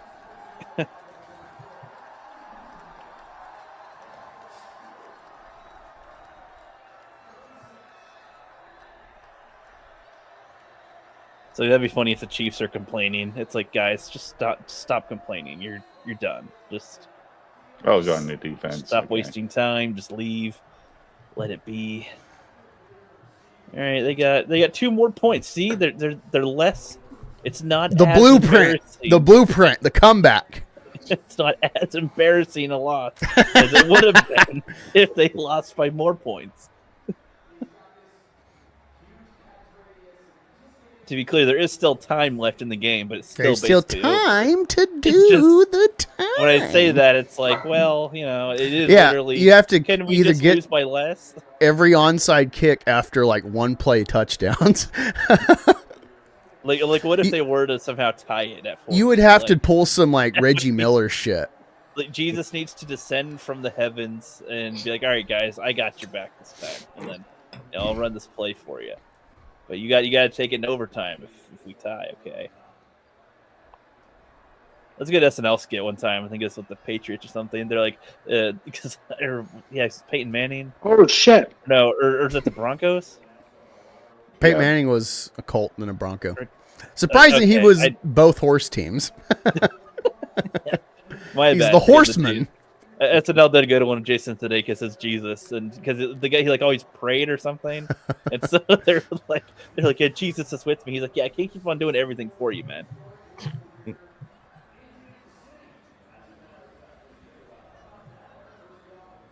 And it's Phillies. I didn't know Philly's coach was part of the Chiefs at one point. See the intersecting of both teams, Reid and Sirianni. Yeah. Well, it's Wild. disappointing then because there hasn't been like any like cutting to the coaches. Like, how do you feel about this thing? I grew them. I raised them when they were a baby. Wow. I didn't realize it was fucking 60 years since they had a three-peat.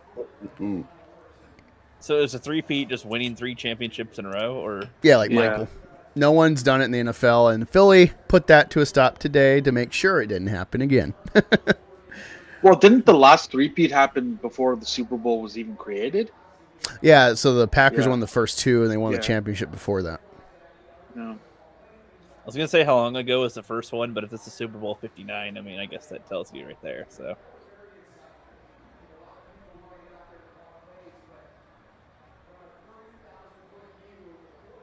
We don't need Mine's to on the drink rest delay of this anyways. Gatorade. We don't need this Gatorade.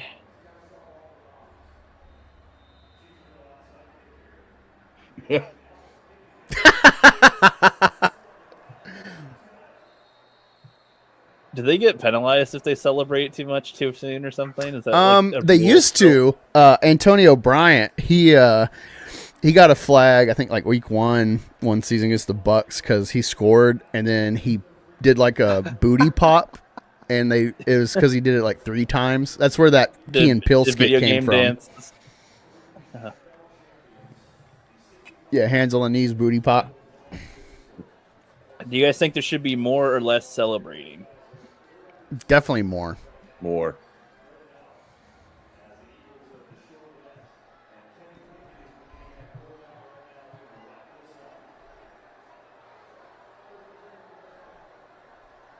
Lucky there was no ice in that, at least. That'd be funny. The guy who fills the Gatorade's like, "You guys, I just filled it.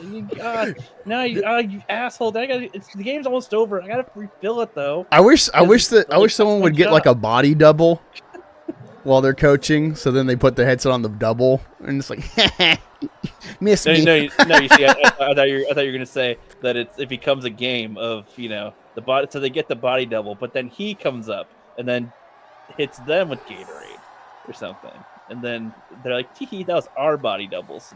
That's ice on your body double. And we're gonna get you Double behind, fake." literally." It becomes a strategic mind game of who gets the Gatorade. Splash each other. No, You get an assassin. I'm tired of the Gatorade bath. They need to get fucking paintball guns. All right, yeah, that'd be fun. Sure, yeah. We can make a compromise. They're already Paintball gun. padded. They're already Paintball padded. gun filled with the boba that like Filled with bursts. The flavor burst bobas.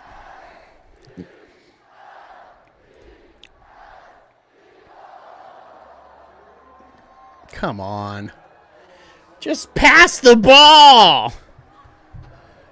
We're giving it back to them. They can take a knee at 2 minutes, right? Well, it's 4th down now, so.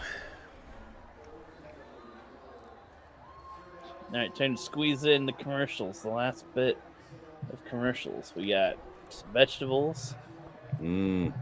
Got a carrot, and a power drill,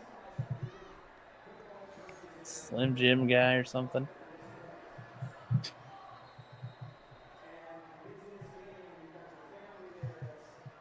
Young Clippa.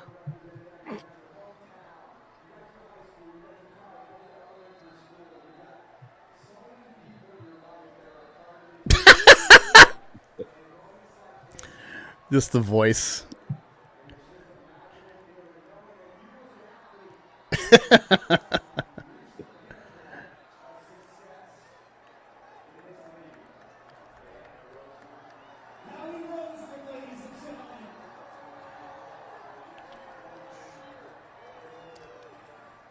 Huh. See, that should have played way earlier. yeah. That was a way better commercial.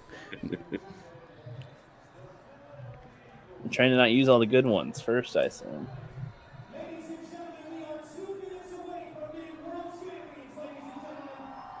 Got to make sure that the people that are here for the commercials stay till the last commercial sections, you know.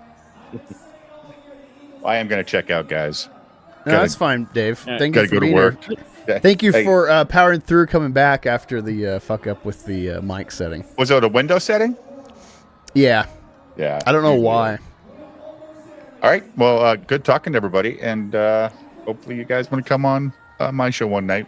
Yeah. We'll talk Of soon. course. I'm off tomorrow. Oh, you are? Yeah. All right. I'll let you know. Sweet. All right. Thanks, guys. Possibly see you tomorrow. All right. Yep. Later.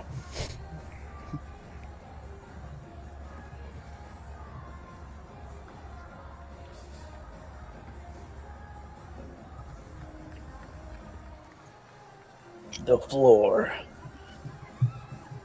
Not as catchy. Exciting. Not very catchy.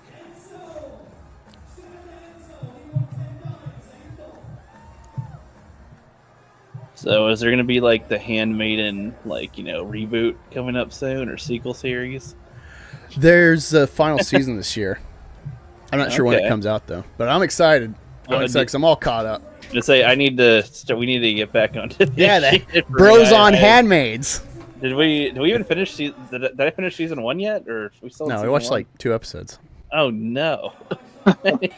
Do more. It's a good fucking No, show. we did like I think we did 6 episodes. If y'all haven't watched it, I know it's you know, a political angled fucking show for modernity, but it's a really good sci-fi premise for a dystopia, and it's pretty well thought out.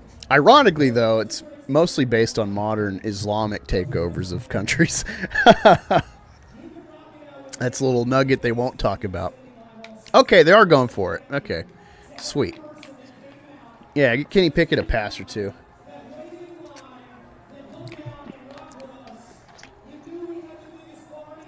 What the fuck Lame, was that? lame, He was lame, held up. Why did you lame. think that was a pass? Lame. You can't play basketball anymore.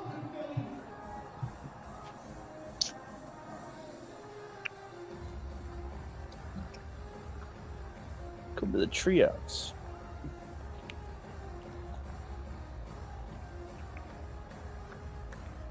Now Barkley can give it to the Giants.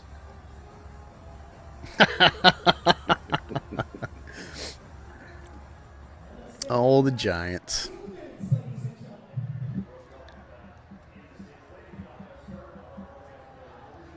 Well, maybe they can score. Hey, they scored a point. Wow. They see now they're only gonna lose by like 20. It's not Yeah, over see- yet. See, it's not over until the fat cow sings. You know, it's only down 20. Now they're going points. for 2. They're still going to be down 3 scores. But with it's not going to 2 be. minutes. It's not going to be a total, you know, anal destruction. It's No, gonna be any like, fan will know, like, you know, gonna newbies will see the score and be be- like, oh, okay, it's like they pulled away. The shame will still be on most faces. Yes, but you Yeah, know, no, this is one of the most shameful Super Bowls I've seen. they could pretend, hey, it wasn't that bad. It's only a little point game. It's only 3 scores. It's Not like, that no, bad. we all know it was like 5 scores you actually The Eagles lost just by. kind of let you score because it's so pathetic. They just wanted you to feel a little better about yourselves. They get another score there, +2, 8. See, it's only within 18, and there's still less than 2 minutes left. Chiefs You know? got to score. If the Who Eagles fucking throw the cares? ball into their hands and let them score a touchdown, then you know it's pretty close. 60. It says, I enjoyed hearing all the plays 7 seconds early. Hey, I just got good connection, I guess. Sorry. No, it was funny because like on my TV, I Oh, was like 20 fuck. seconds Shit. behind you. Hold on. Let me, sorry, Backy. I didn't see you. I didn't know. I didn't realize. Let me follow through and add you as a mod, my friend. Even though it's way late into this stream, but so we had 20 votes. 80% picked the Eagles, although I didn't put a time limit on it, so I don't know how long ago. If you've been 20 the last 2 hours. I feel after the first quarter, I was like, I feel fucking great. It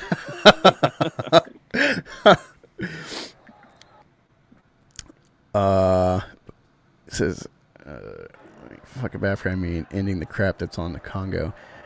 And I think Trump will mess up in Africa. I don't know anything about the Congo. The Cowboys could have three-peated back in the 90s had it not been for Jerry Jones' ego. Oh, I agree, Keely. Yeah, Jimmy Johnson should not have been fired. Where's my tab? There it is. And it's So been Chiefs holding got back the ball back? Cowboys since.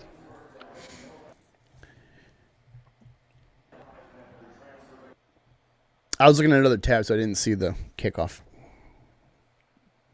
I don't know. I'm standing around right now, so I don't know what's going on right now.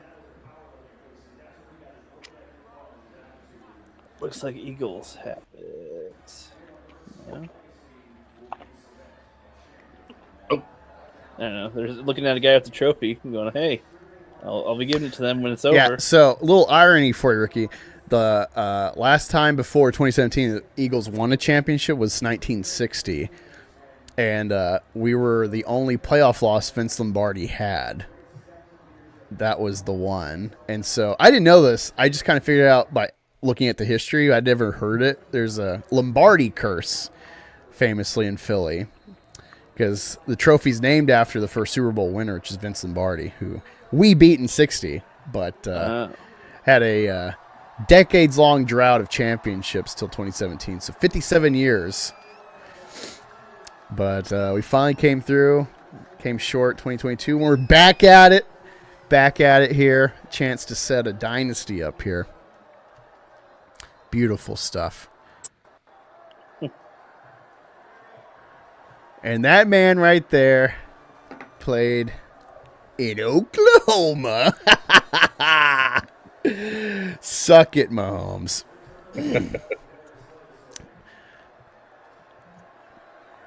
Hope you enjoy your AFC Championship ring sizing.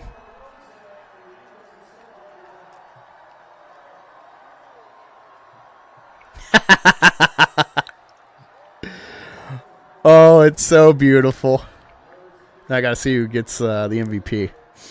Court's being flooded. The time's still on the clock. It's still 8 seconds left, you guys. There's still time. We can come back. I think it's funny. When I was behind on my TV, I went on my computer, and then I was ahead of you by like 20 seconds. And so I had to pause so it'd catch up and sync up like we always do. Yeah, we do that on Netflix. How did it feel to utterly rip open another team's asshole?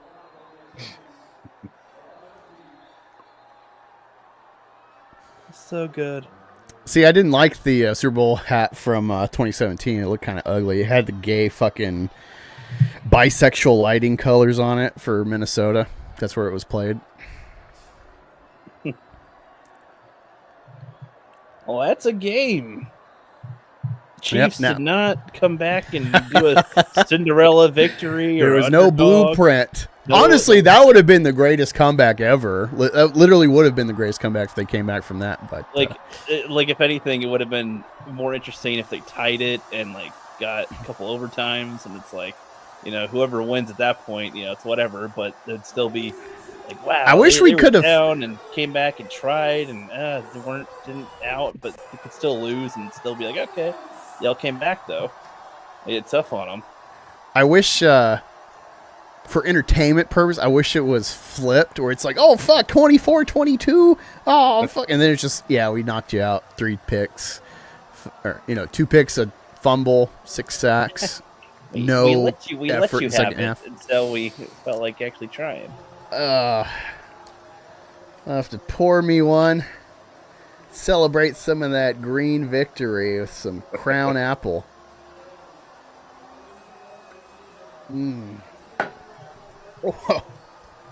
Oh. Oh man. Last time when we won, 2017, I slammed like half a bottle of that shit, and then I passed out, and I woke up and like threw up on a platter and went back to bed. Wow. Yeah, it was a good time. There's a coach hugging his babies. So is this when they play We Are the Champions or Eye of the Tiger or one of those end of movie awesome? Oh, we won, guys. Woo. The Taylor Swift plague is behind us.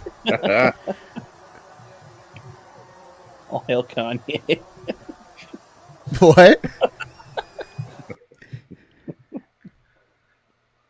Hold on. Did my fucking okay, my watch party's still going. Okay. It's been freezing. Your footage or whatever you have has been freezing. Let me see. We got the Joseph Santos saying, "Hey, Keely." No, I was serious. I was glad to hear all the sacks. Then I could pretend to know what I was watching along with my wife. Jimmy Johnson could have been NFL's Phil Jackson. Had it not been for Jerry Jones's ego, says Keely Chow. I agree. Mm-hmm. Well, no one cares about fucking Roll Tide. Gay. SEC sucks. Joseph Santos says, did the Chiefs lose yet? Yes, they did. 22-40. But we all know it's really a 40-6 loss. Garbage time touchdowns. Who cares? Yeah. Roll Eagles roll for now. But when the new season starts, it's going to be tears? I can't quite tell. Tears, Eagles, tears. Cry, Eagles, cry. Oh, whatever, yeah. Definitely not. How many points? Let me look at the Eagles versus Cowboys 2024 scores. Oh, jeez. Let's see those totals. We won 41-7 and 34-6. So that is 77-13.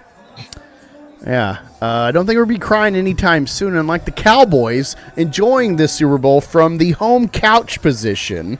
Congrats, Keely Chow. Your first seed position at couch. Yeah, Joseph, I'm happy. I mean, nothing beats that first time with Nick Foles, Big Dick Nick, and the Philly special. But God, this was beautiful. I wanted this. It would have been cool to see Josh Allen get fucking smothered like Mahomes did today, but we needed the rematch. We needed to. You know, it's funny. Both Super Bowls have been rematches of losses. So that's fucking hilarious to me.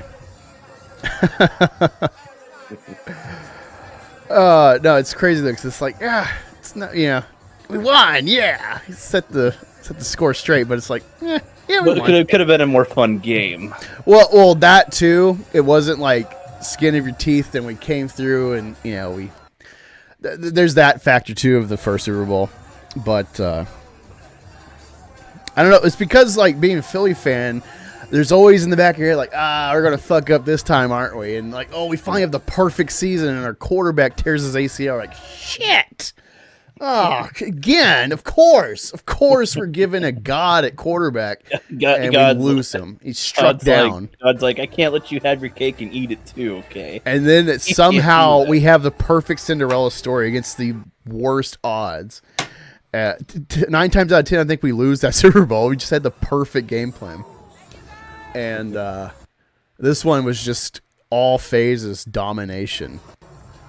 I mean, I feel like those early interceptions, there's like, dude, they capitalized on them. That one guy was doing the hook 'em horns upside down because probably an OU fan. Because again, Jalen Hurts is from Oklahoma. I mean, he's actually from Houston, but played at Bama, then he went to OU. All right, I'm just waiting on the presentation and the MVP announcement, and then we'll call it a night.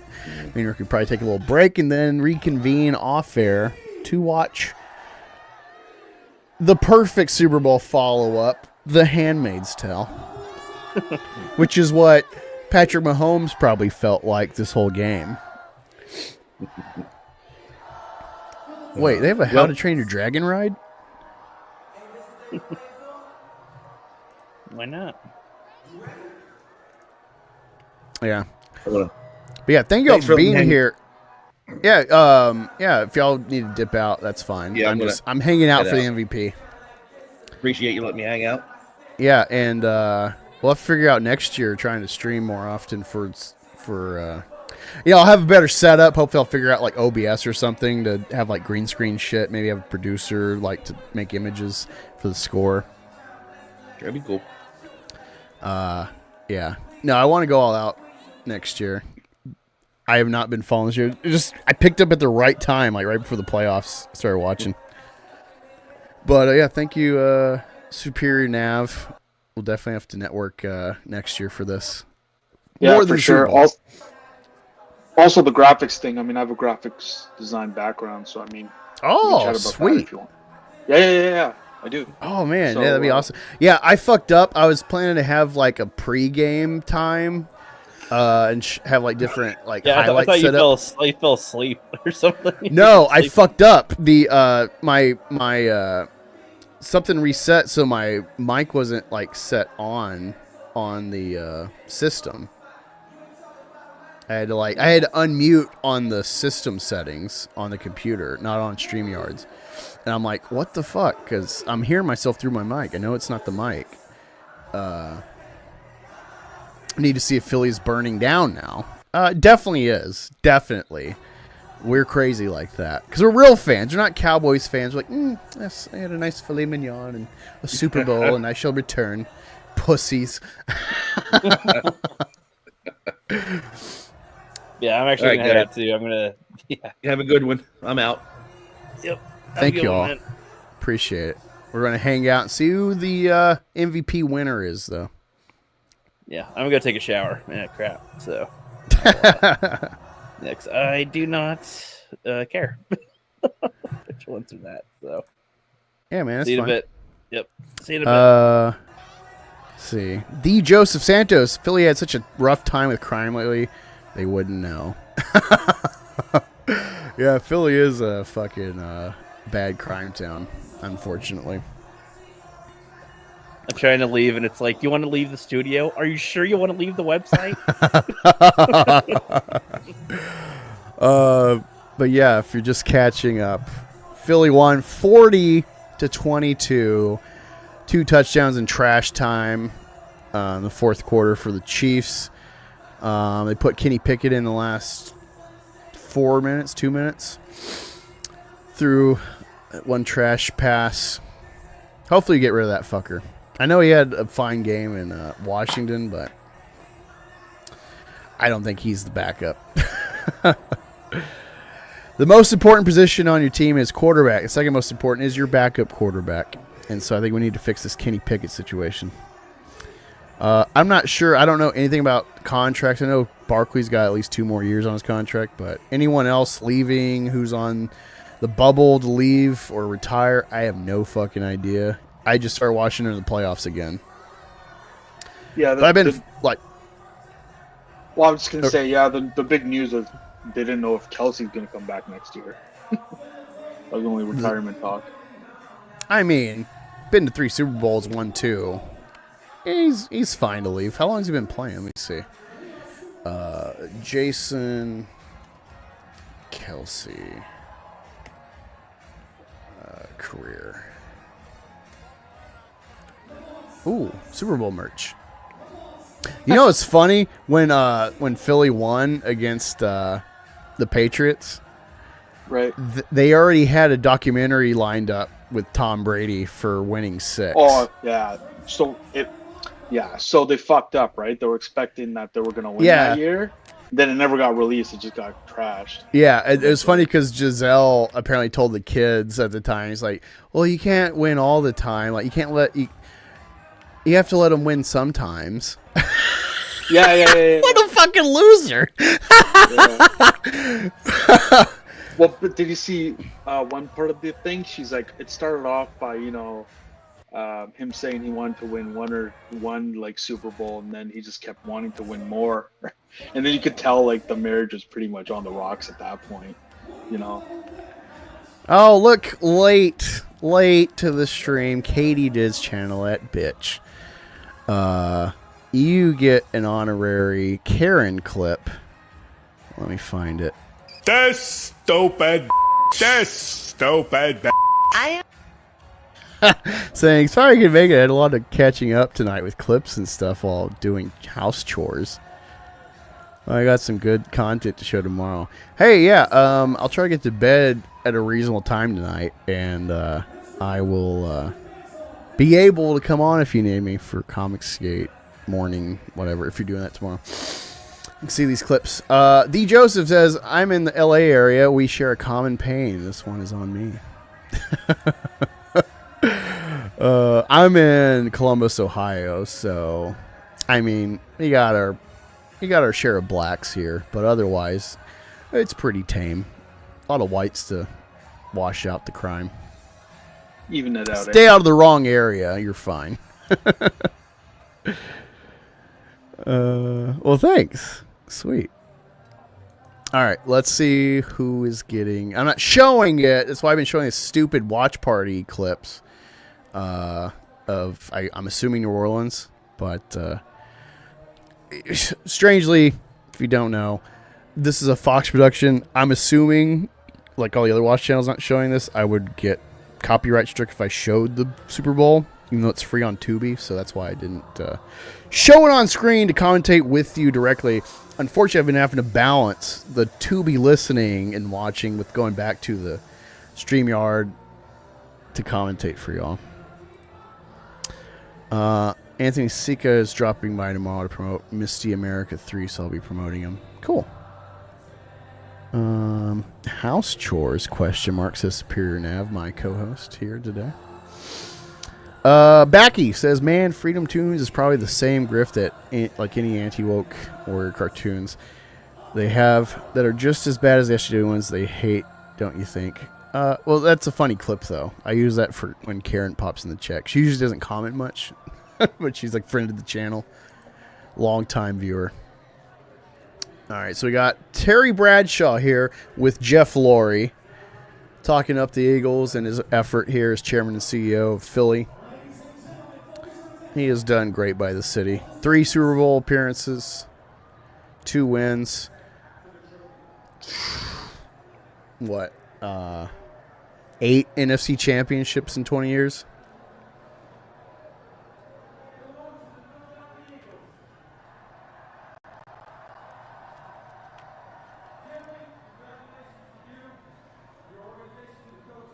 It's wild though in the NFL how they award it to like the owner. In hockey, it's like immediately to the captain of the team.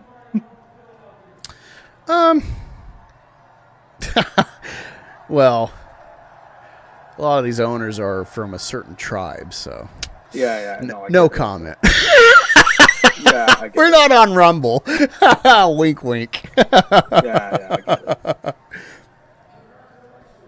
It's kind of funny, though. Yeah. It's great, though. You know what made me mad, though, is when we played the Chiefs the first time, it should have been the Bengals. They fucked them with the refs.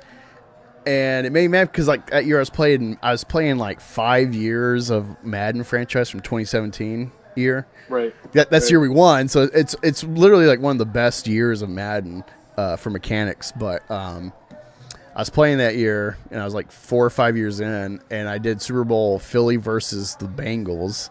They made it. And I'm like, oh, my God, it might happen. Because, well, what's crazy is at work in 2022, everyone was talking me up about the Eagles draft. And I'm like, I don't watch college. I don't watch the draft. The draft is bullshit. It means nothing. Yeah. So many busts, so many good players that are undrafted. Who fucking cares? And they were talking me up all year. And then we got to like game 6, And I'm like, oh, wow, we got a 6-game win streak. We're lossless. Okay, we might be good. We got to like 8-0, 9-0, and I'm like, all right, I think we might go to Super Bowl. And everyone's flipped on me. And they're like, you ain't going. Nah. And I'm like, what do you... How did you talk me up and now you're flipping on me? Yeah, Go fuck now you're yourself. against it. Well, because they probably wanted to just like kind of mock you a little, and then they're like, "Oh wait, looks like they might go." So now let's just talk shit. Wait, what the? Oh, I accidentally clicked my mute. I don't know. These Super Bowl championship hat looks a little cheapo. Oh, this year's? Yeah, I'll take I don't it. really like them. Oh yeah. Hey, far and few between in Philly. I'll take it. It's better than the 17 hat. It's funny. I mean, No, go ahead. Sorry. No. Oh, I'm gonna just say, like, even though the Pats won so much, I've never actually bought any Super Bowl merch stuff because the issue is if I order it, like, there's just so much on the customs and stuff if it's gonna come up here. They don't have NFL merch up in Canada. They don't have stores up there. They have they have it in stores and stuff, right? But like the good like Super Bowl stuff is all on like websites. They do have like a Canadian version, which is NFL.ca, but they don't carry like all the stuff that the US store carries. So I never ended up getting the Super Bowl merches and stuff every time they won. Have you been a Canadian your whole life, or are you just living up there? I'm born in Canada. Yeah. Okay. I wasn't sure if you're like transit visa guy or something. No. Wait, so how'd you pick the Pats instead of the Bills, or what's the other team close to y'all? Well, Minnesota, I guess. I guess Minnesota, Detroit. Detroit would probably be like Cleveland. Detroit. Cleveland. Yeah, Cleveland as well. Too. Like Detroit would make the most sense because I'm a big Red Wings fan in hockey. Detroit Red Wings. So you would think I'd be a Detroit fan. It was just literally their logo when I was a kid when I saw it. Yeah. Sorry, I don't know if you're still watching the Tubi, but they got an Andy Reid commercial for Skechers. He's like showing off his rings. I actually couldn't get the Tubi feed. I think it's blocked for us Canadians. So I was watching off our other streaming service. Yeah, it was funny. Just because it's like, well, they probably made it because they thought he'd win another Super Bowl. Yeah, 100%. Loser. It's funny what? Get, like caught up in that. Yeah, what makes me mad is I mean it's been a great run already for us. 3 Super Bowls in 8 years. Yeah. But I really wish, at least in an alternate time, I wish I could have seen what if they left Chip Kelly alone, what he could have made, because they fired him when they gave him like the first year of control. And it's like, oh, we did like 7-9. And it's like, you got to give him at least 5 years to build a team. You can't have him have Howie run the organization and then turn the reins over to him. And then 1 year it's like, we're medium. Let's fire him. It's like, you had a close game against the Saints the year before. Like, come on. Yeah, it's weird how, like, even sports in general, I've even noticed that in hockey, like, it's just like they're trying to be cutthroat for the sake of being cutthroat at times now, right? Like, sometimes you just got to get rid of someone. There's no, like, patience with anyone, right? Because if one team doesn't see results right away, then every other team wants to follow. And they're like, oh, well, they got rid of the coach, so we might as well just change the coach or whatever. Or we got rid of so-and-so. Like, the Barkley move, I mean, come on, That was a crazy move. Yeah, like, that was nuts.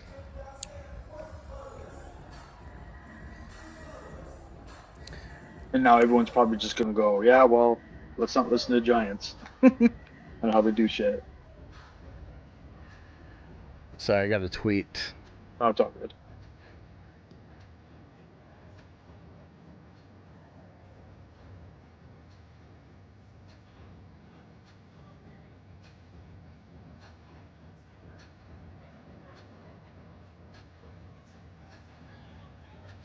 I'm just so mad that I fucked up at the beginning of the stream. I probably would have had more views if I kept going from the start, but... Oh, I had no idea that you sent me a link on Twitter. It It didn't notify me actually, and then when you told me through email, I'm like, oh, okay.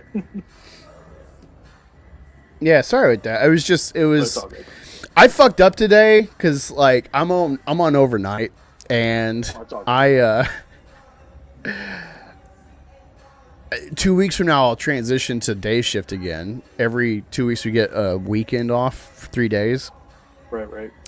and so that second 3 days is like your transition to switch back to the right shift. So it's like 12 hours, day or night. And so I figured out to play games to stay up.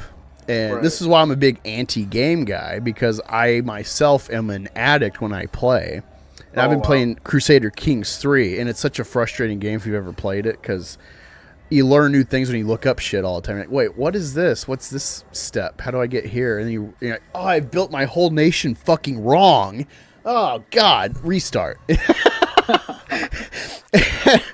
And so I've restarted like 4 times in the last like 24 hours. I'm trying to play as starting in Bavaria, and the person I'm playing in Bavaria in 867 is Bavarian, but you're in Swabian territory, which is like a sub-German culture of like southwest Germany, Zurich area, and yeah, and then you're trying to navigate who do I ally with, and then it's like I died at 32, so then my kid takes over, but then all he has is a sister, so I don't have many bargaining chips to like ally with, and then I land a big kingdom, and yeah, so I just got sucked in. I was like, let me stop at like 10 a.m., and then I end up playing until like 4 p.m., and I'm like, all right, I need to stream now. I need to set up my stream. So it was just like, it's all good. Me wasting time instead of getting prepped, Now, I would not have known about the mic problem until I went live, so that was just organic issue to reset. But yeah, I know some checks and balances for next year, for next football season. I mean, I might get rookie into NBA again. I might tag on with him and be like, hey, let's do NBA on your channel, and gotcha. build you from that, at least for the finals, because we got like 4 months till the finals takes off. You can do a semi-sports thing, I guess. I mean, I can do hockey streams on mine, I guess. Yeah, right? Make a channel on that. Yeah, no, I like sports. I'm just really a football guy, but just competitive sport. I really fucking hate like the right wing has bought into the sports ball shit. Right. And it's like sports ball is the backbone of Greek art and Greek culture. Because sports ball, yeah, they had the Olympics, so it wasn't like football, but the competition, the upkeep of your body, it's sports. That's hand in hand with the philosophers. That's the backbone of literally the first artistic endeavors of the Greeks in advancing into realism was capturing the ideal athlete. Right. So I really hate when right-wing people are all about beauty and aesthetics and the left hates beauty, but then they turn on sports, which is a cog of beauty and aesthetics.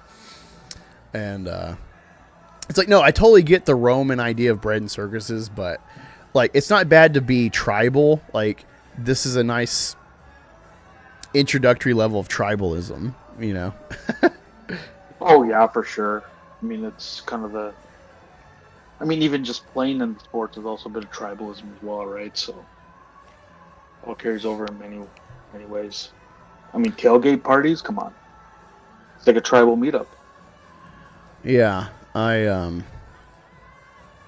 yeah, my only problem is in Columbus they got a couple different sites for this Eagles fans Columbus, and I want to get my toe back in with those people, but then it's like, well, I want to stream this shit, and I listened to the divisional round against the Rams I found an Eagles channel, Right. It's like Eagles Nation by Chat Sports or something like that, and they crossed 100K, which is cool. So I have a template to build off of, like their example. They're everyday just Eagles football conversation and topics and highlights, but football will just be a spritz for me. But it's always been part of my identity. Like Eagles, for fandom, it's probably Star Wars than Eagles. Oh, really? Yeah, like fandom stuff. So you don't think Star Wars is dead 1,000,000 times over? Star Wars is... fuck, that's a tough one. Especially to get me drunk now. celebrating, but no, I'm not gonna lie. I had something bad going on in my life a couple years ago when Eagles lost, and I put a lot, not money, but I just put a lot of mental energy into that Super Bowl of like, please let this be a win as a sign. And then we lost, and then the bad stuff actually happened. And so I didn't, but the same amount of energy, but I had like the same aura of like, please let this win be a sign in some cosmic way. And then it happened how it did. So it's like, it's not 2017, but it's nice. So I am like coasting on some fucking crown now. And I don't drink, so I'm already kind of fucked up. But, yeah, no, Star Wars is,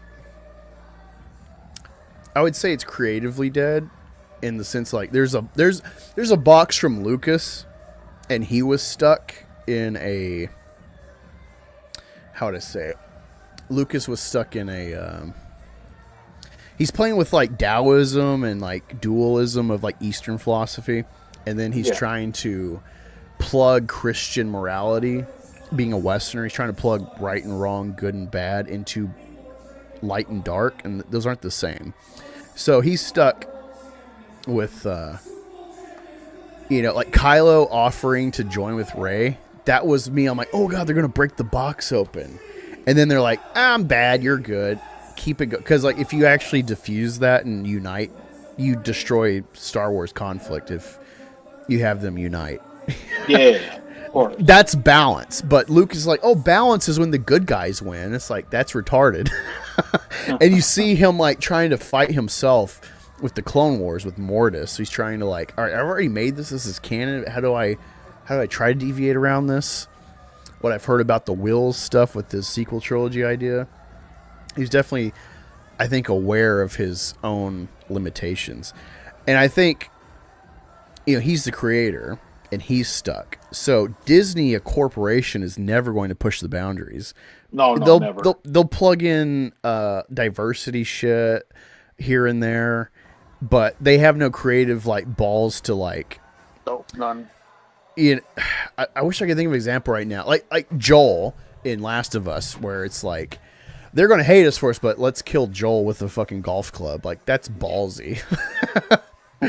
I appreciate that kind of storytelling of like undercutting your own success, and you can say it's messaging or whatever, but that was a ballsy move. That was not a profit move. And I like that kind of shit. I like the but didn't Last of Us suffer after that though? Yeah, sales and stuff, because it was all leaks and they were trying to hide it from leakers and stuff. Yeah. No, they really fucked with it, but like creatively, I really appreciate that move. And I'm not a gamer. I've not played all of Last of Us. I know the story. I've watched essays. But yeah, like Star Wars if Star Wars is going to be creative again, actually, they got to make a move like Last of Us. They got to make something that like people just completely check out. There's no like, oh, I'll just check out, see how woke it is. Oh, it can't be that woke. Like Acolyte. No, they got to make a really ballsy move. Acolyte was like, it has no teeth to it because people already checked out because, oh, there's like some weird lesbian Weinstein chick, there's a narrative around it, but. Oh no, I understand. I know the narrative. Her being the assistant. I mean, I know all of it. And sure. I actually like the Acolyte narrative. I think Acolyte had a lot of potential with its skeleton of a plotline. They all could have been really good. They just didn't do anything. I mean, even the Boba Fett series could have been awesome, but I mean, dude, oh my god, they teased Camino and the idea of like Jango and Boba and like what that means, and they never elaborated at all. Yeah. And I was very disappointed. I want to see more Kaminoans. I wanted to see Boba's perspective being a clone, of where he's a clone. But he's got a dad that's his clone, that he's like, prime. Like, that's a weird identity crisis. And then, Mandalorian addressed that a little bit with, hey, I can't really show my face. But that was it. That was just like a plot, obstacle. There's no meat to it. They had the potential. So, that's where I'm with Stars, but like, You know, and with Philly, it's near and dear to my heart, and you know, and I kind of checked out after we won because it's like, well, what's next? Like, oh, we win more? Like, you know, whatever. You know, the hurdle to get the first one seemed so insurmountable, and then we got it. So I was like, okay. So there's just kind of a natural checkout, and now I'm back, and it feels good, but you know, it's not the same. It's just like, I love the Tom Brady clip with Bradshaw where it's like, what's your favorite Super Bowl? And he's like, the next one. Yeah, I love that drive. But as a fan, I feel kind of like none of them, nothing else really means anything. I mean, it'd be cool if we get like 10 in a row or something. Like, suck it, Cowboys. But how many decades did it take to make that up, you know? It's like. Well, then, of course, what you have to deal with the end, right? Where it's like major rebuild and your team's like down in the shitter for a while before they even do anything, right? Have you heard of a show called Pantheon? No. Okay, it's on Netflix. It's weird because it's an AMC show. AMC and Netflix have like a long history, so it's on Netflix. And then season 2 was already released. Yeah. I've heard of this. Yeah, season 2 was already released in like New Zealand. Right. But I found it on accident, and I'm like, let me try this out, and then it hooked me with the idea, and then I started looking up like, was there more of this? When's more coming out? And then I saw like, okay, they did 2 seasons. It's already been out, and it's on YouTube surprisingly. So I finished the show already. I just finished it today actually. And what's funny is like, I feel like if you watch that show and you get to the end of it on YouTube, if they don't release it in time on Netflix, there's a weird feeling with the ending where it's like, once you get to the conclusion and you see like where they go after what they set up as like the end, you're like, what's the point at that point? Like that's one of the best ways I can. If you watch that show, that's the best way I can explain being a Philly fan with more Super Bowls. Where it's like, that's cool, but the league's getting so gay. This like race shit that they forced in here, where it's like, this is like all the stars are black people besides the quarterbacks, and even that's turning black. People don't hate black people. There's no racism with this league. This is retarded. It's the only league that goes into poverty-stricken places and finds talent. Like, get out of here, right? Like this league has been embracing black people before civil rights, before Harry Truman desegregated the military. The league was starting to look at black talent. They were leading the way. So it's really disingenuous to slap in the face all the fans.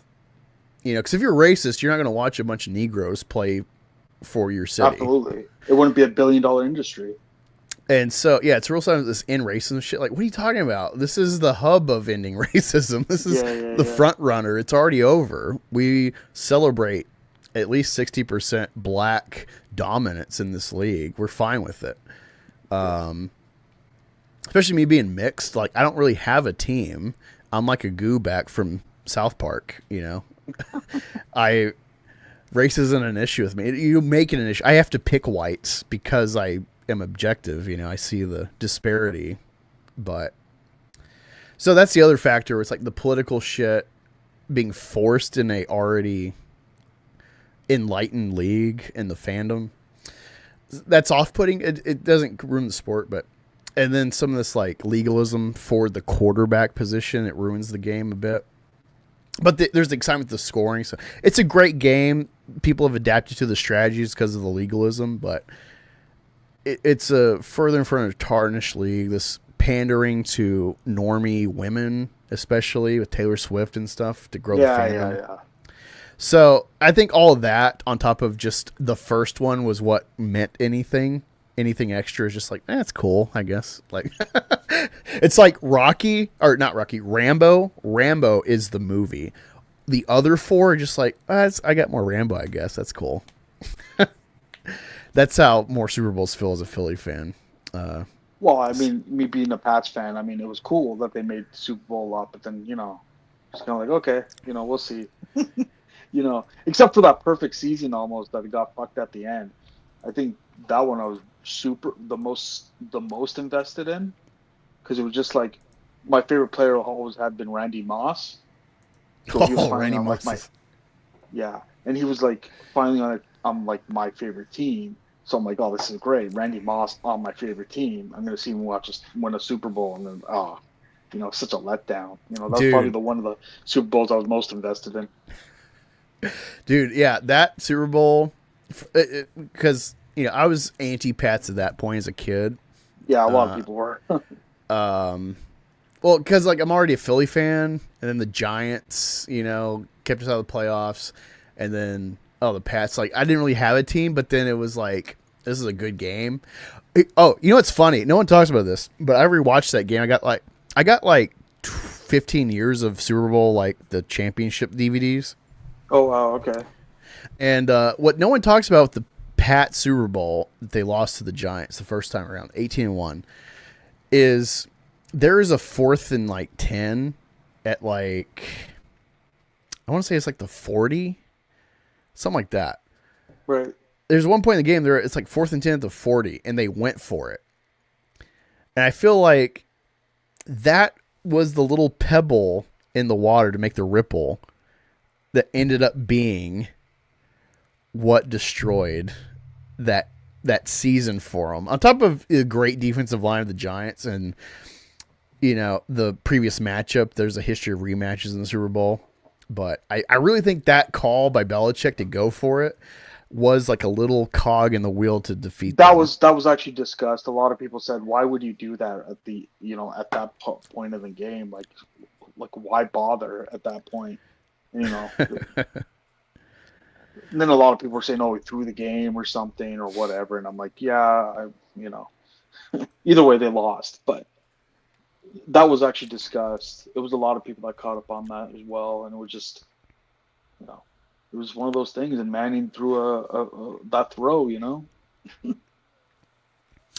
Backy says, yeah, Rambo Lasbo is mediocre at best, but like I understand that the Mexican cartels are bad, but it kind of carries a bit of prejudice against Mexicans in general.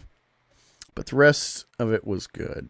I've only seen any of the Rambos once, but number one really resonated with me. I was just, before you see it, there's like this image of Rambo in the history of Rambo where it's like, oh, it's some like chud fucking machine gun movie.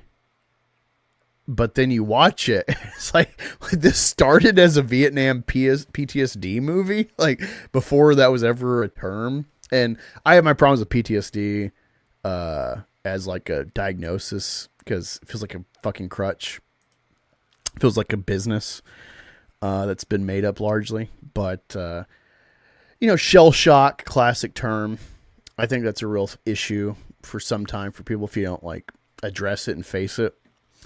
So I was very flabbergasted to see such an old movie from like 1980 have the awareness of that, of the coming home vet in a war people hated and vilified you for being drafted into. Yeah. But yeah, like I guess there's a trilogy, but then mainly like this is kind of how Meth Gators, like the first 3 books that I want to do are the meat to start who the character is. It's a concise trilogy. You get a beginning, middle, and end. And then the next 2, I want to do a 5-issue arc. And so the last 2 issues are kind of just like, where do the fans, how far can I play with this character? Am I stuck with a street character or can I go cosmic? Can I go Ghost Rider, Hellboy? So yeah, Rambo's kind of my perfect like comparison. Because I feel like the 2 last Rambos were just like tacked on. They make sense, but kind of overkill. Yeah, I don't mind the Mexican one though. That one I think it brings back some heart to the character. This tragic guy finds a surrogate daughter and then she's like raped and murdered. Makes sense. Makes sense that he would take his Taken kind of skills and use them properly for bad guys. Yeah. I mean, it was just kind of a continuation of a franchise they wanted to make money off of, right? And I wasn't sure if Stallone's the one who wanted to make it, or it was just the production companies that are pushing him.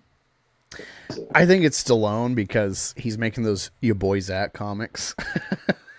Oh, that's true. Yeah. Forgot about that, actually. Yeah, I saw Aaron Elfecci posting some pictures, I think, of new Rambo comics. His art looks fucking great. I love Aaron Elfecci. Nice. Never bought his stuff because I hate your boy Zach. So I think your boy Zach. I don't know how long you've been in COMICSGATE, but I hate your boy Zach because ever since he crapped out on that court case. No, I don't know about your boy Zach too much. What the hell? Sorry, I've been waiting for the the presentation, and then they're just playing on Tubi this new Gilmore Girls show. Oh, So I don't I've know. been duped this whole time, making you hang around. I've just been waiting to confirm who the it's MVP is. I think it's Jalen Hurts. So let me look up on YouTube really quick and give it a Tubi because they failed me. I'm sorry for the couple people hanging around. Let me see. He can't be any worse than Eric there with his ice on. You know. I haven't read Jawbreakers 1 in a long time. I can't remember, but I wasn't impressed, but definitely after like seeing him crap out on COMICSGATE, I'll never fucking back him. If someone wants to pay me to read his shit, like I have no problem reviewing anyone's shit if I'm paid for it. I'm not going to pay for it. I hope people don't pay him. I hope he fucking tanks. He's trash. Oh, wow. His new insight, like I don't know if you watch Trashcast CVS, but his insight. I watch it at times. I catch it. I try to catch everyone. His videos about like the zeros, like that's what annoys me is like he wants to dip his toes into basically Trashcast commentary without joining arms. That's the same problem as like Larry Niobe, Eric, all these people that want to be peers with COMICSGATE but not claim COMICSGATE. That's the hugest fucking red flag. Because like that guy's a fake. He's gonna crack under pressure. He's not really here for it. He's just here for himself. It's tried and true. That is. I don't like to be one of these like purists. Like you gotta be COMICSGATE. But yeah, but then you have Cecil part of the group though. Isn't Cecil kind of half with the? Yeah, he's a phony. He's a phony. Oh, okay. I'm anti-Cecil. Oh, okay. Yeah, I don't really find him too appealing, to be honest. Yeah, he used to be funny during the High Council when it started, and then he had whatever his gay shit, and then he just wait, what? Oh, I thought that was Trump. Sorry, I'm scrolling the thumbnails for trophy presentation, and I saw Terry Bradshaw, but I glanced, so I thought it was Trump. I'm like, Trump presented the trophy? Oh my god! Yeah. Okay. Because when Trump was in office, Philly refused to go, meet with the president like every team does and give him his jersey. Yeah. Which is unfortunate because Philly's in a libtard city, or Philly is a libtard city, so, they fell into that. I mean, maybe it was a PR thing. I don't know. I just could have been a PR thing because it would have just attacked the association at the time, right? Eagles endorsed Donald Trump. They're gonna blame the loss on him. They're gonna say Chiefs lost. So many people watching this one tonight. How's that work when the Chiefs are supposedly Trumpers? Yeah.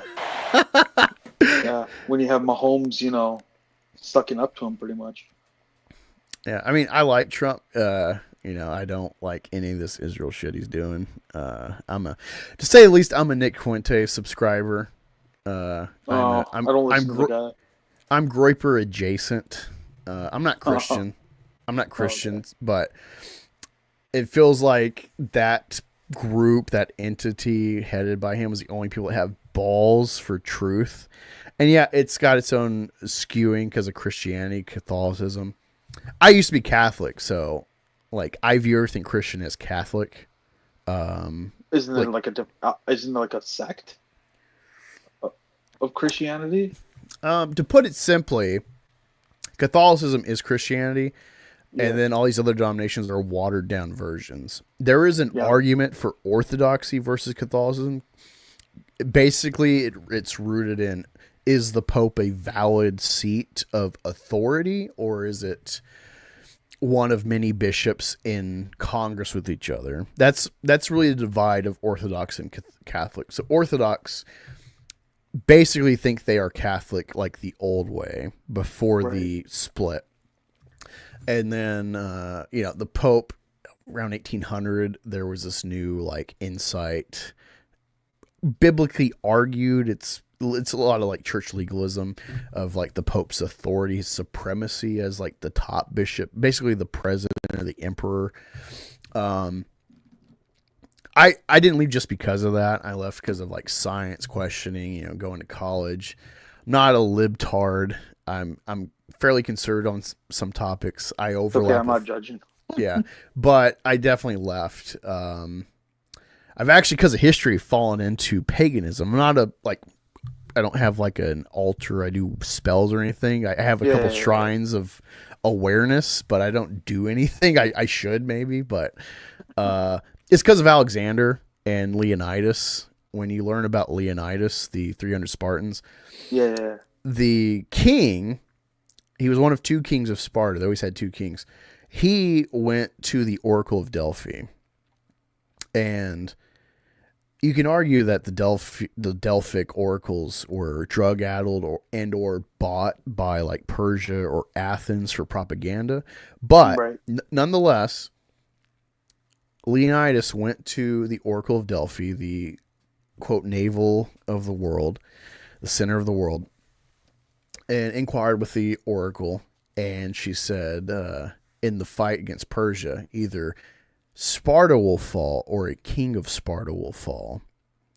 And so Leonidas heard this prophecy and went willingly on behalf basically of Athens as a stall tactic for all of Greece to his death. All right. And then 150 years later, give or take, you see the follow through with Alexander. Now, both these men believed in the divinities of the Greek mythology. Now you can say these stories are silly or whatever, but these two men built Western civilization. And yeah, they had, precursors, but it was all based on these mythology. This was the backbone of their civilization.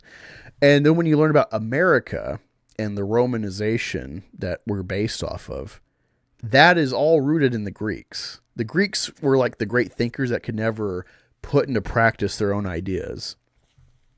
So when you realize like everything we are is Greek rooted, and who the men were and what they believed, that's why I've leaned into paganism, not to be like some libtard like counter revolution, but like this is the core of like white people, basically, to say the least, is like, so that's what's got me into it. Cause like everything we are, our society, it's all Greek rooted.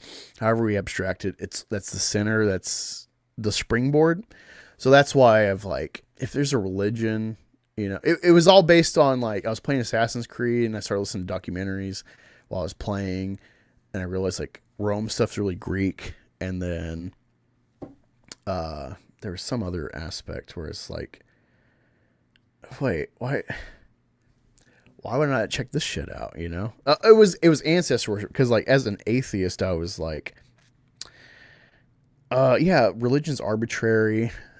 It's really just like a fairy godmother idea in our heads to like limit ourselves, to check ourselves. Yeah. Maybe it's an adaptation. Maybe it's arbitrary, but we need some kind of check and balance. And if this is the root of arguably the greatest explosion in humanity, maybe there's like some value, even if it's arbitrary, even if it's fake. There's like a root to it. So that's why I lean into the Hellenic gods and the value of them. Gotcha. Yeah. So, but Catholics took over the Roman skeleton that was left behind, and I see the value. I see the value Christianity's left. But I've been to all these different denominations. It's all watered down. Everything is rooted in Catholic. You could argue Orthodox, but basically after 1054, Christianity started getting watered down. Luther was the real mark. So you should just go back to either Orthodox or Catholic. Those are the two true Christian, within Christianity at least, those are the truths.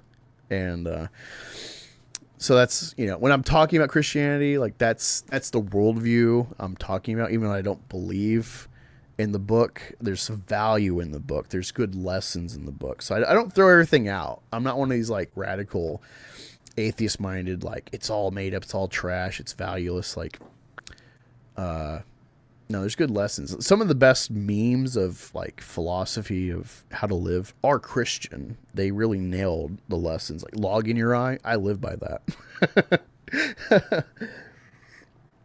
So that's kind of like a quick worldview of, philosophically, like where I'm at, So normally when you see streams of me, that's why I got the Athena and the owl, because I'm not a great practitioner, but those are like, that's like the guiding idea for me, the goddess of wisdom and victory. Hey, I joke around that I like to be the messenger of Odin. Don't worry about it.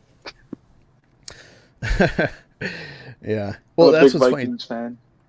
Yeah, no, Vikings are cool too. There's probably I don't think they're directly the same, but there's probably a core. No. I'm just saying in general.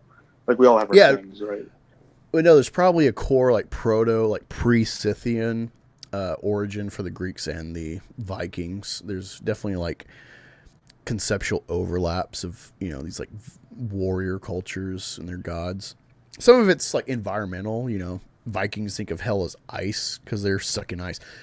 Israelites think of hell as fire because they're in sand everywhere. There's no water, So obviously there's like environment plays a role in how you conceptualize hell and heaven, but no. But also there's people that believe that there's 7 layers of hell. There's different. The fire is just part of it. Ice is just part of it, and all that stuff. So the 7 circles of hell, I think it's called. Yeah. Are you talking about Dante? Yeah. Yeah, Dante popped up like 1430s. Man. I watched a lot when I was a kid because of the game coming out. I didn't have the PlayStation 3 to play it. Oh, are you talking about Dante's Inferno? Yeah, I didn't have the system to play it, but I bought the anime movie that the game based off the game, and I read the book while I was watching the movie, and it was cool because the behind the scenes showed like, we got like a specific kind of like style, but it's all based on his writings. Like he wrote Cerberus is a worm with tusks. So we're like, how about we just make a worm with tusks? Like, it's kind of crazy because it seems so different from the book, but it really is literally based on, if you took it like black and white, how he wrote it, they just made it that way. With, some abstractions definitely, but what really stuck out to me, what really caught my eye with that game and why I wanted to watch the anime and read the original book was the wacko Christian moms or whatever. There was like this like protest Christian group that was like protesting the game because you got to kill babies in Limbo. Now the babies, if you play the game, they're like crab monsters chasing you. They're a horde. Because the idea of medieval was like, if you're not a baptized baby, well, clearly you're a baby, so you're kind of innocent, but you still have the stain of Adam's sin. So where do you go if you've not been baptized? You must be like a good pagan, a good non-believer who is ignorant. You go to limbo. Not purgatory, but limbo, where it's like just Sheol. It's a holding place of...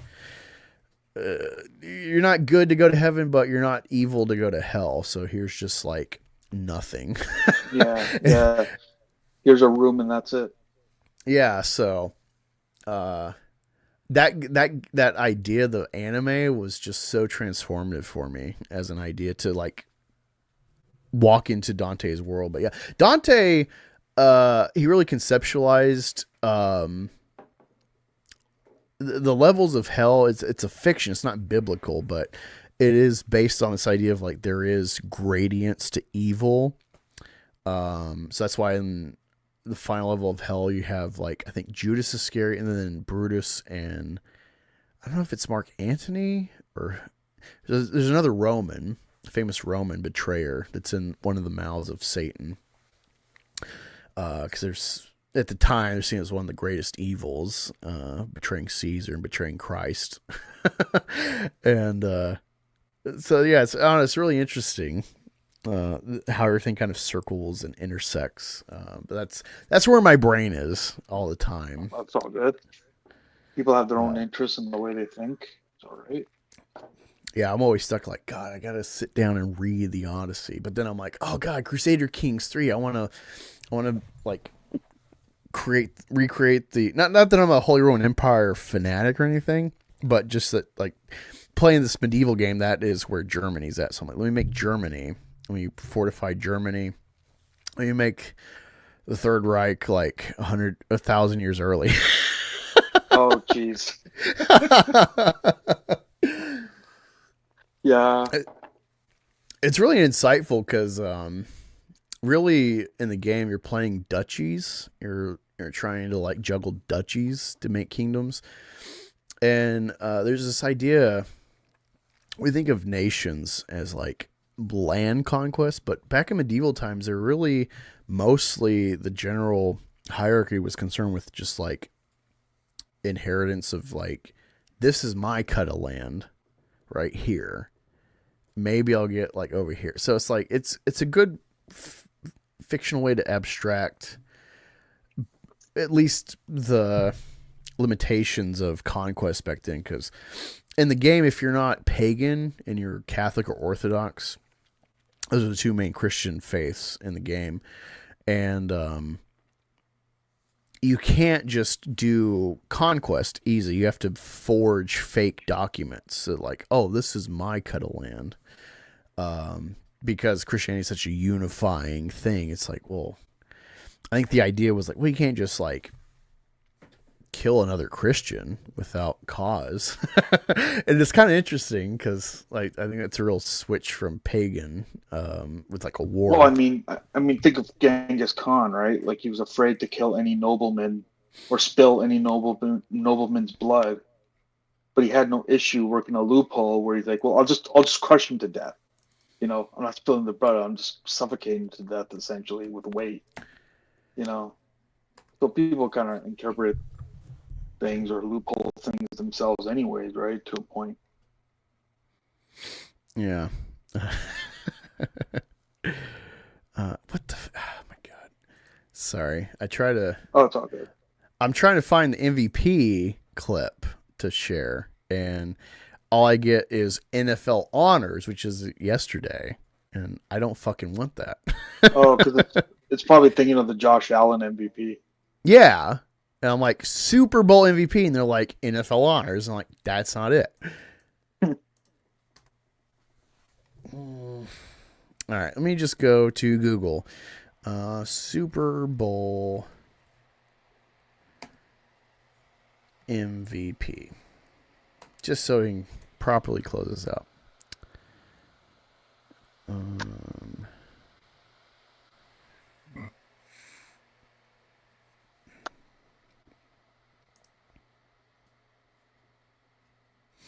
All right, so this article is from 36 minutes ago. Let me get back out of this presentation. There we go.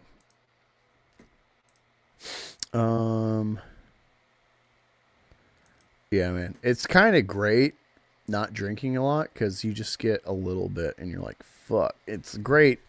Having a low tolerance is a great money saver. I don't know why people are like, yeah, I got a 30 rack for the weekend. Like, I've never understood that. Let's see. All right, so according to NFL Twitter, let me share this. It's like Jalen Hurts. Looks like Jalen Hurts is the MVP. Yeah. I wish I could say I agree because he's such a cool dude. He's not a showy guy. I just feel like this This Super Bowl really does feel like Super Bowl 48 with the Broncos Seahawks because I think Bobby Wagner, the linebacker that got the pick for the touchdown, he's the one that got the MVP. But like, you could have gave it to. I really think Percy Harvin should have got it because he's the one that did the return touchdown in that Super Bowl. That was, I think, the nail in the coffin. Super Bowl halftime, second half comes out touchdown. Now it's like 31 or whatever to 0. I think the real momentum shift that nailed it was DeJean. He got that pick 6 walk in the end zone. I think that what should have been the MVP. This was just a total team effort. Yeah, it had to be. It was there's no way. It was like the win was built on an individual. That's why I was saying earlier during the game before it was over. Is like I think Hurts will get it just because he has the total stats on the sheet. He's got 1 pick, 2 or 3 touchdowns, and like 200 something yards. Barkley's probably got like 30 yards the whole game and a couple catches. So like stats wise, it looks like it's a Jalen Hurts game, but it really, I think DeJean killed the energy of any comeback for the Chiefs that pick. But I'm fine with it. I mean, this is a quarterback loving league.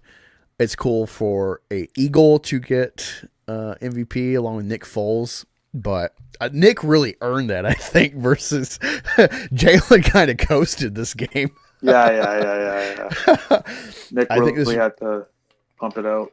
This really should have went to a defensive player, and that's what I'm annoyed with the league. They always give it to running backs and quarterbacks, maybe a receiver, and then they might think about a linebacker or cornerback. But this league really hates defensive players right now. And I'm a guy, when I was growing up with like hand-in-hand NFL, NBA, I came like right after the Pistons won. I didn't know. I just started watching, and I saw Ben Wallace with this big fro, and he's a short guy. And I'm like, I'm trying to play basketball. That's what I want to be like because I'm short. I'm no Shaq. I'm no Yao Ming. So I'm like trying to be like Bruce Bowen and Ben Wallace combined. You know, this defensive-minded player that's just... I'm no offensive talent, but I will I'll be on you like glue. Or Damian Stoudemire. Stoudemire. He played for us, Toronto Raptors. He was like one of the star guys for like a long time. Short guy. He wasn't very tall either. Damian Stoudemire. I'm looking this guy up. Okay, he looks familiar. Yeah, my favorite players, ironically, I know... Unless you're a really deep basketball guy, you probably won't know, but like I always loved Eric Snow of the Cleveland Cavs because he would probably get like 4 points a game, but he was a great manager. He's a great facilitator. You know, I knew my limitations. I'm not an offensive guy. I just wanted to be this disruptor and this guy that like you're not getting through my body. Right. Work within my limits and then make you pay for it. That was my mindset. So Ben Wallace was a hero to me, being a 4-time MVP, defensive MVP, and his fucking muscles and his afro. That was my hero. So I loved the Pistons when I was a kid, and the Bad Boys remix. So I'm kind of a running back and defensive minded. Like quarterback's cool, but they own the league, so it's nothing like, oh yeah, quarterback. It's just, of course, you know, it's like blonde hair. I mean, I'm a fan of wide receivers and running backs, so that's always been kind of my thing. But it's funny you said Randy Moss earlier because it did hurt when Randy didn't win the Super Bowl because it reminded me like Tracy McGrady. Like him and Tracy McGrady are some of my favorite athletes. Yeah, and I was so sad that one time Tracy McGrady goes to the championship, they lose the championship. Yeah. Like he can't fucking win. He can never get past the first round, and then he finally goes with the championship team as a backup, and then they lose the championship. Like, yeah, like Randy Moss spent his time with like the Vikings for the longest time. They couldn't really do anything, you know. Then he went to like the Raiders, and stuff like that, and you're just like, Jesus, man, this guy's not going anywhere. Is he done? Like, he was even on Tennessee, you know, and you're just like, holy shit, like, really, is this guy really done? And then he shows up on the Pats. Yeah, my two favorite receivers all time. I don't have every position as all time, like who I would pick if you adjusted for stats, but two receivers, Terrell Owens and Randy Moss. Oh, Terrell Owens so good. I love Terrell Owens. The way, like, you know, when he went to the Cowboys, I was like, fuck T.O. But then I saw him in Buffalo and Cincinnati, and I'm like, this guy gives it his all. He's a linebacker at his position, his body and his effort. He's trying to win. And that really won me over and got me back on T.O. Because I wasn't there. I came in as a fan after the Eagles lost the Super Bowl, so I never get to see fresh his stardom. I saw him a bit with the Cowboys doing well with Romo. But yeah, Romo is my all-time quarterback. That's who I would pick. Either him or Staubach. Oh, for me, it's Dan Marino. Okay. I mean, that's obviously the stats. That's respectable. He's like a fucking Roethlisberger body. He's just... Especially for that the way league. he threw. It's just even the way he threw it, you know.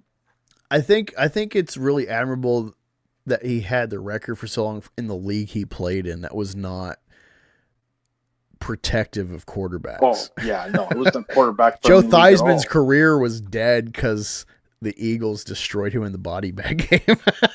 Yeah, pretty much. So, you know, and then I really hate Troy Aikman, not because he's a Cowboy, but because he's in the Hall of Fame. He literally has, I think, 160 touchdown to 160 interceptions. The guy sucks. He's in the Hall of Fame because he was on a Super Bowl team repeatedly. Yeah, I mean... That's what I hate. I hate that rings get you in the Hall of Fame because...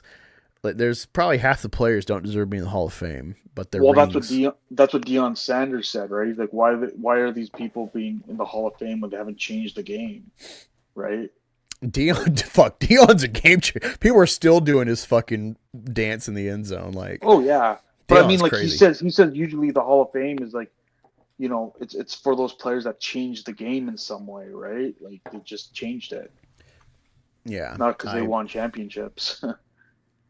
Yeah, the Hall of Fame should be for exquisite talent at your position, not rings. And I think Troy Aikman really does get, like, he's a great announcer. I like him as the specialist announcer to pair with. I don't know why there's a hate for Joe Buck. Joe Buck's a great announcer. Same with Chris Collinsworth. People hate Chris Collinsworth. I think he's a great announcer.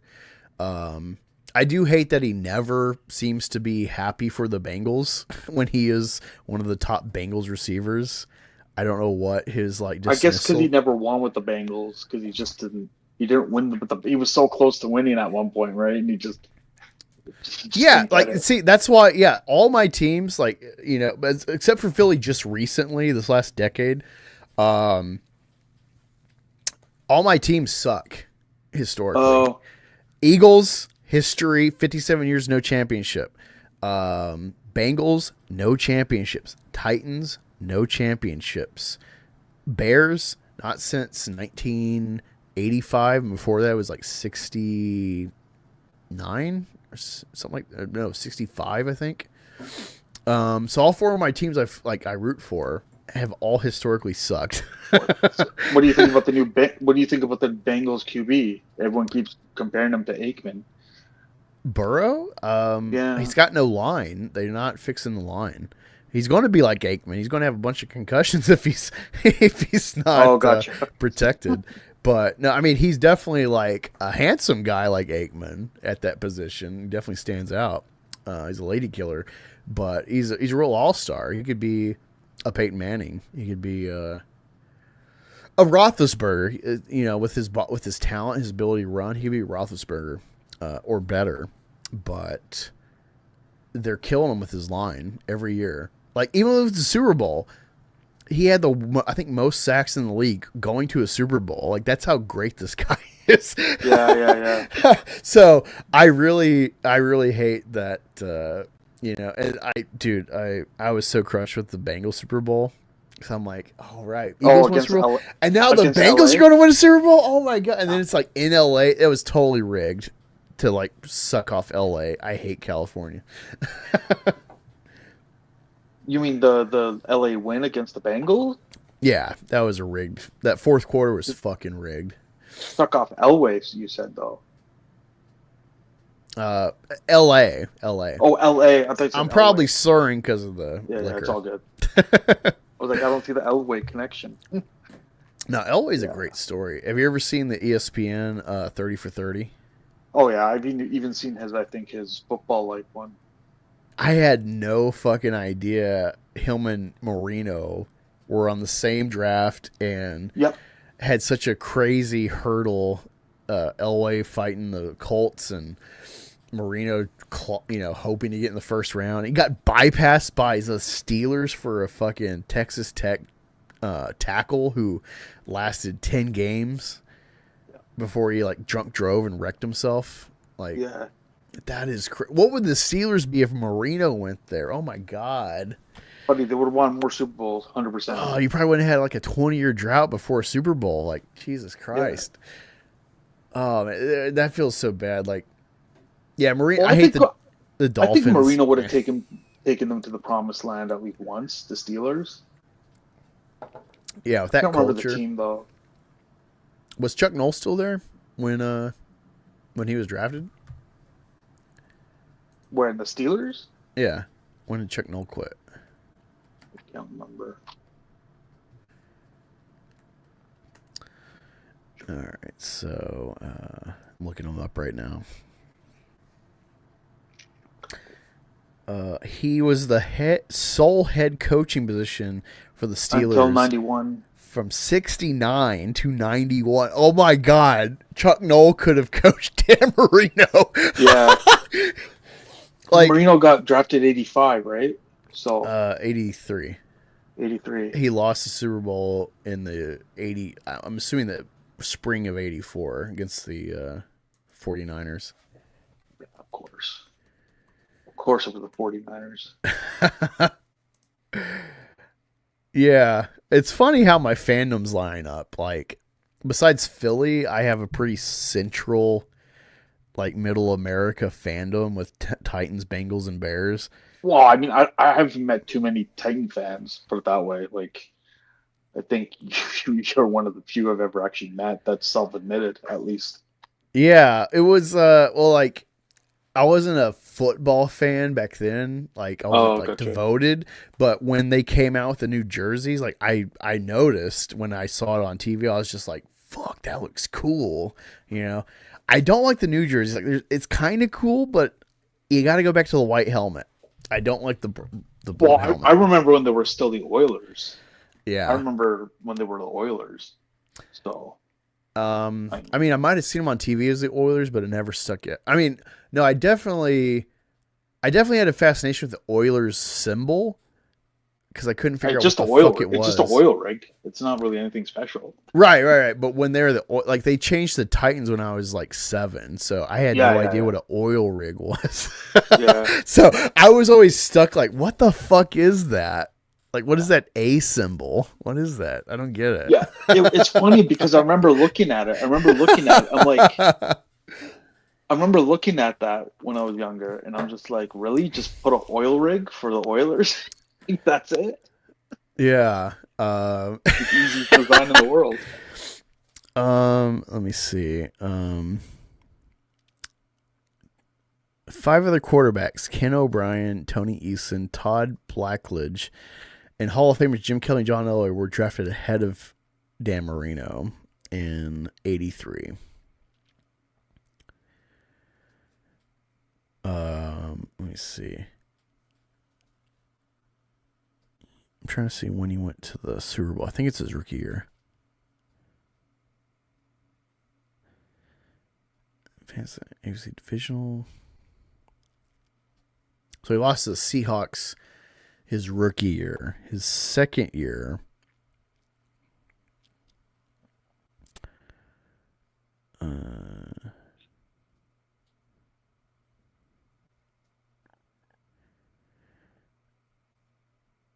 Super Bowl 19. Okay, so he was a second-year player when he lost the Super Bowl. And then he never went back. He retired in, 2002? 2000? That's fucking crazy. This guy lived through fucking Montana and Steve Young. He had so much competition, right? He had just had so much competition during when he was playing.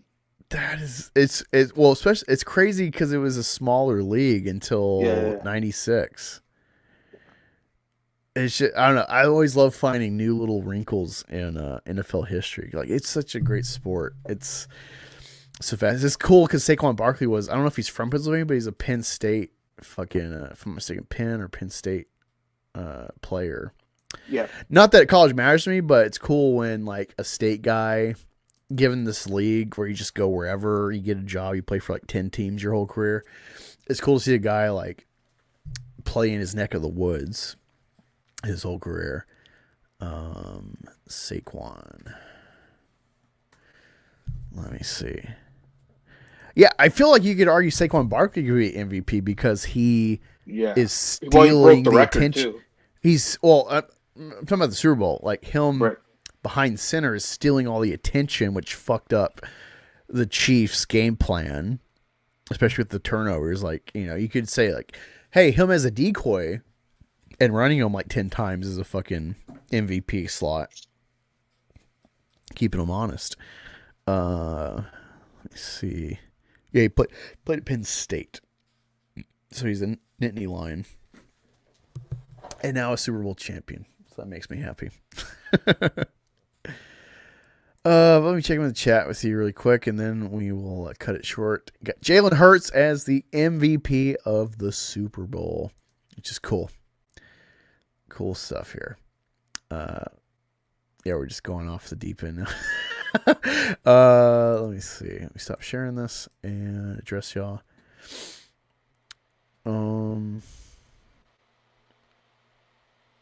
Yeah, no, Rambo is good. Yeah, your boy Zach, it's funny. I feel like he's just grifting. Like it's like that video of throwing dildos behind your head for Vox or whatever website that was that they're making fun of. No. I feel like your boy Zach's trying to stay relevant, stay somewhat in the mix. And also he's triggered about Furiosa content by these zeros. Because I don't know if you're a Mad Max guy. I am not a Mad Max guy. I'm a Fury Road guy. And I saw Fury Road, and I was like, this is the best Mad Max movie. This is fucking great. It's a chick.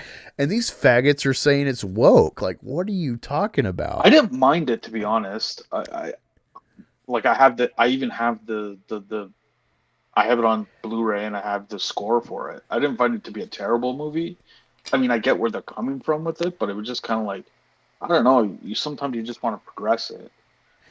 Yeah, these people, the real danger of the anti-woke commentary is that they cry wolf at the same level, whether, I can't think of examples now, but like it'll be, oh god, a chick in a movie versus, hey, they cut a kid's penis off and validate them as trans, and that's a good move. Like the way their commentary is the same level. Yeah, any infraction.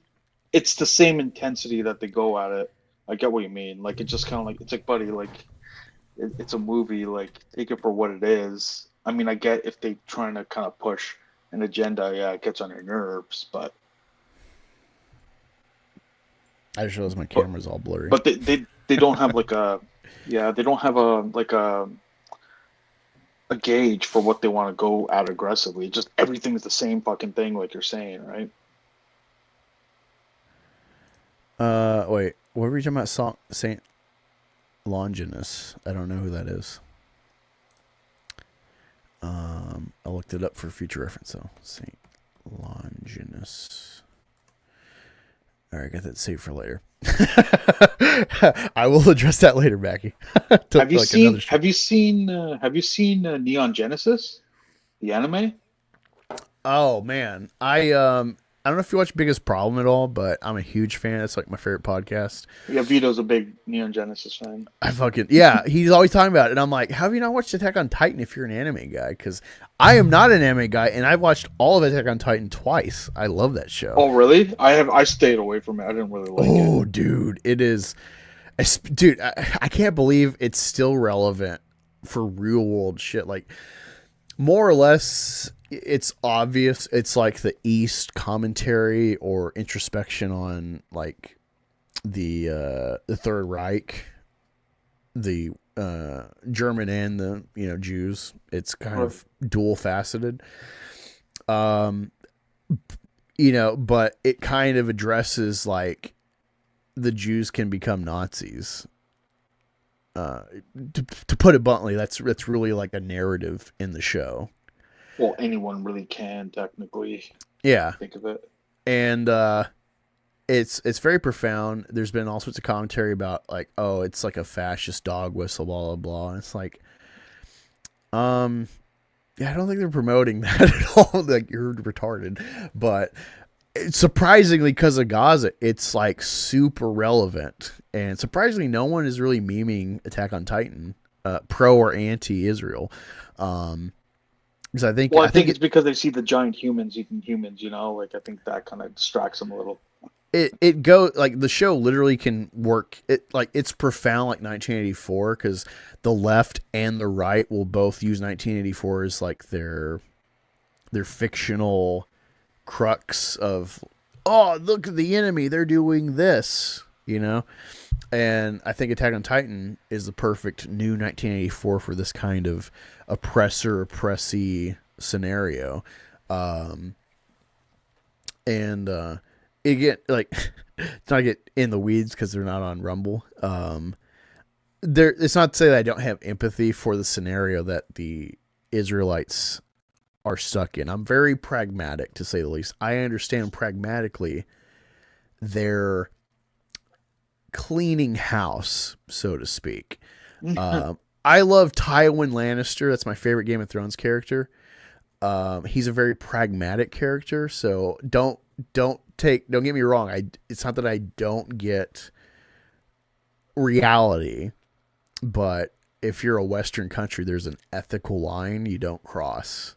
And Israel's way beyond crossed it. They're into like Dark Knight territory and beyond about like an idea of ethics and do we sink to their level. But yeah, Attack on Titan really does address that kind of scenario of making monsters that bite them back, So I'll ask you a simple question, just curiosity. So where do these giant humans come from? Fuck. Like I'm not gonna watch it, so I'm just kind of curious about that. So, how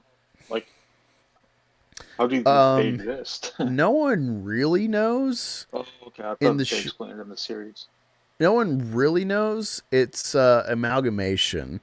It's some entity or thing that like latches on to the person that finds it, and then they morph. And there's actually like, I guess you'd say sections to it, or there's like an origin, but it's got a time limit. So someone figures this out, so they figure out to make people ingest the initial host, and so it becomes like I think 7 or 8 fragments. Okay. And so there's a time limit to each fragment. It's I think 7 years. You get to be a Titan. There's different versions of the Titans. There's like the poster like Hellraiser meat with no skin. Gotcha. Giant. Yeah, I've seen that one. Colossus.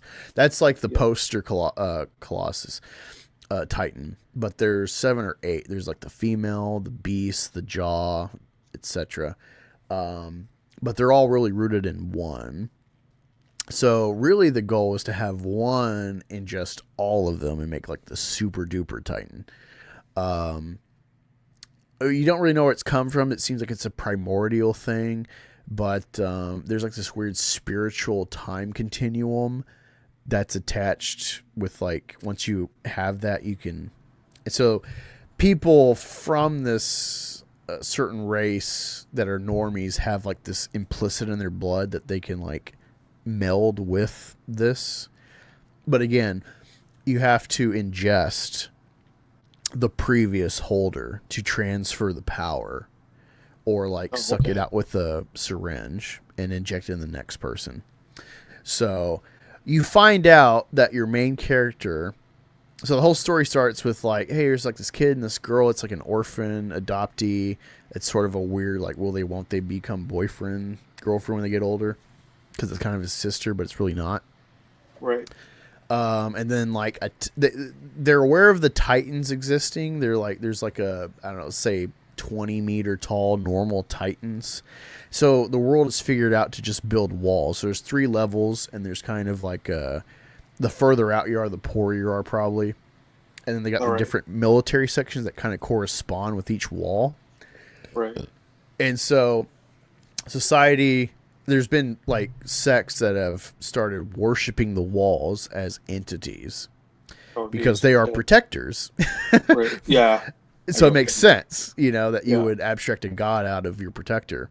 And you don't know how long this has been going on, but it's been long enough that people don't know the origin of the Titans. They've just been a thing, and so they've walled them off, and so people live within.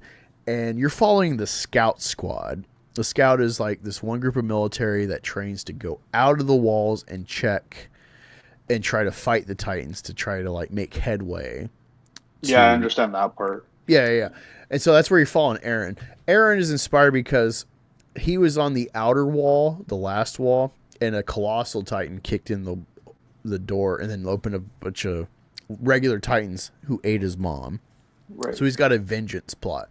So he joins the scouts to kill Titans out of vengeance for his mom.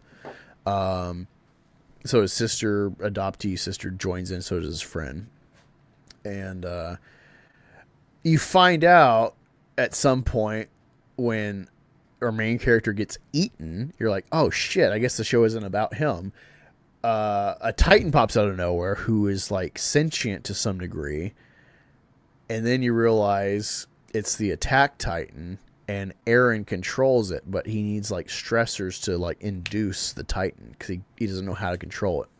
So then you're like you're watching him learn how to control it. And you think like, all right, we got a perfect like fire against fire to fight the Titans. And then out of nowhere, a female Titan pops up who's fighting him. And you're like, what the fuck? And then it blows up into like 7 or 8. And then you find out that like there was this bloodline somehow that like found the original Titan strand or whatever, ingested it, and then like made the children eat the original host to transfer the Titans. And this has been a ritual in secret. And then like the leader, whoever's the leader of this, controls it, mind wipes people. And so at some point all the world like teamed up to like isolate them, aka Jews. And so they stuck them in one little spot. So it's like there's like this Gestapo, this like Holocaust idea of like putting them in a camp. And so what you actually find out is like everyone you've been following is stuck on an island because they are this one race of people that have the bloodline to become Titans. And so if you don't become a super duper Titan, one of these selects like 7 or 8, you become a normal Titan if they inject you. And so you're like one of the regulars, mindless drones. They have no genitals. They have no exit system. They just eat and then throw up globs of people. So it's like senseless death. And then you find out the bigger world is these are the same race of people that are on the island. They are stuck in their own ghetto, like Poland Jews or whatever. They're stuck in their own ghetto on the mainland, one of the nations, and they regularly inject people and then put them on the island. It's kind of like their prison camp. And so they regularly inject people to become Titans to keep the normal people that don't know they're Titan blooded stuck on the island in the walled area. So it's all contrived, but then they control some of the special Titans. So it's like a passing of the torch. Where it's like, hopefully me, this basically Jew, gets to get the super Jew sauce to be a super Titan for 7 years to fight the evil that is my own kin. Right. And these become military weapons for the nations back and forth. And then a couple of them get lost in an incognito plot. And so the whole plot rounds back to the beginning of the story where it's like, actually the Colossus was one of these kids who's having to be a race traitor against his own people because he's been indoctrinated against his own people to kill them, that like they are all like beasts. So it's like, we have to eradicate these people, then we will elevate to like normalcy. And then it becomes like the main character finds all this out.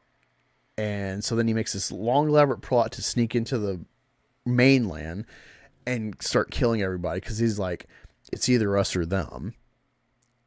And so he does like this mass world genocide because he ends up getting all this power to awaken. The walls around the city that is our main character's homeland, the 3 walls, actually are all colossal titans that the king made stand in rows, and then he like mind wiped all of his people. So no one knows what the titans are. They have no way of knowing. And so it's all this big like lie on everybody. So you get into like industrial complex ideas. It's such a profound idea because like your hero becomes Hitler basically in this mass genocide. It's such a crazy story. It's scary for the left because you really get sucked into like the vengeance plot because they killed his mother, but then it rounds out where it's like there's some time continuum in the other side with his cognizance where it's like, I actually sent the Titan to kill my mom to set me on the course to do this. Like, so it's a fucking crazy story. Jeez. And it's problematic to say the least because it's like fascist dog whistled, if you will, by according to leftists.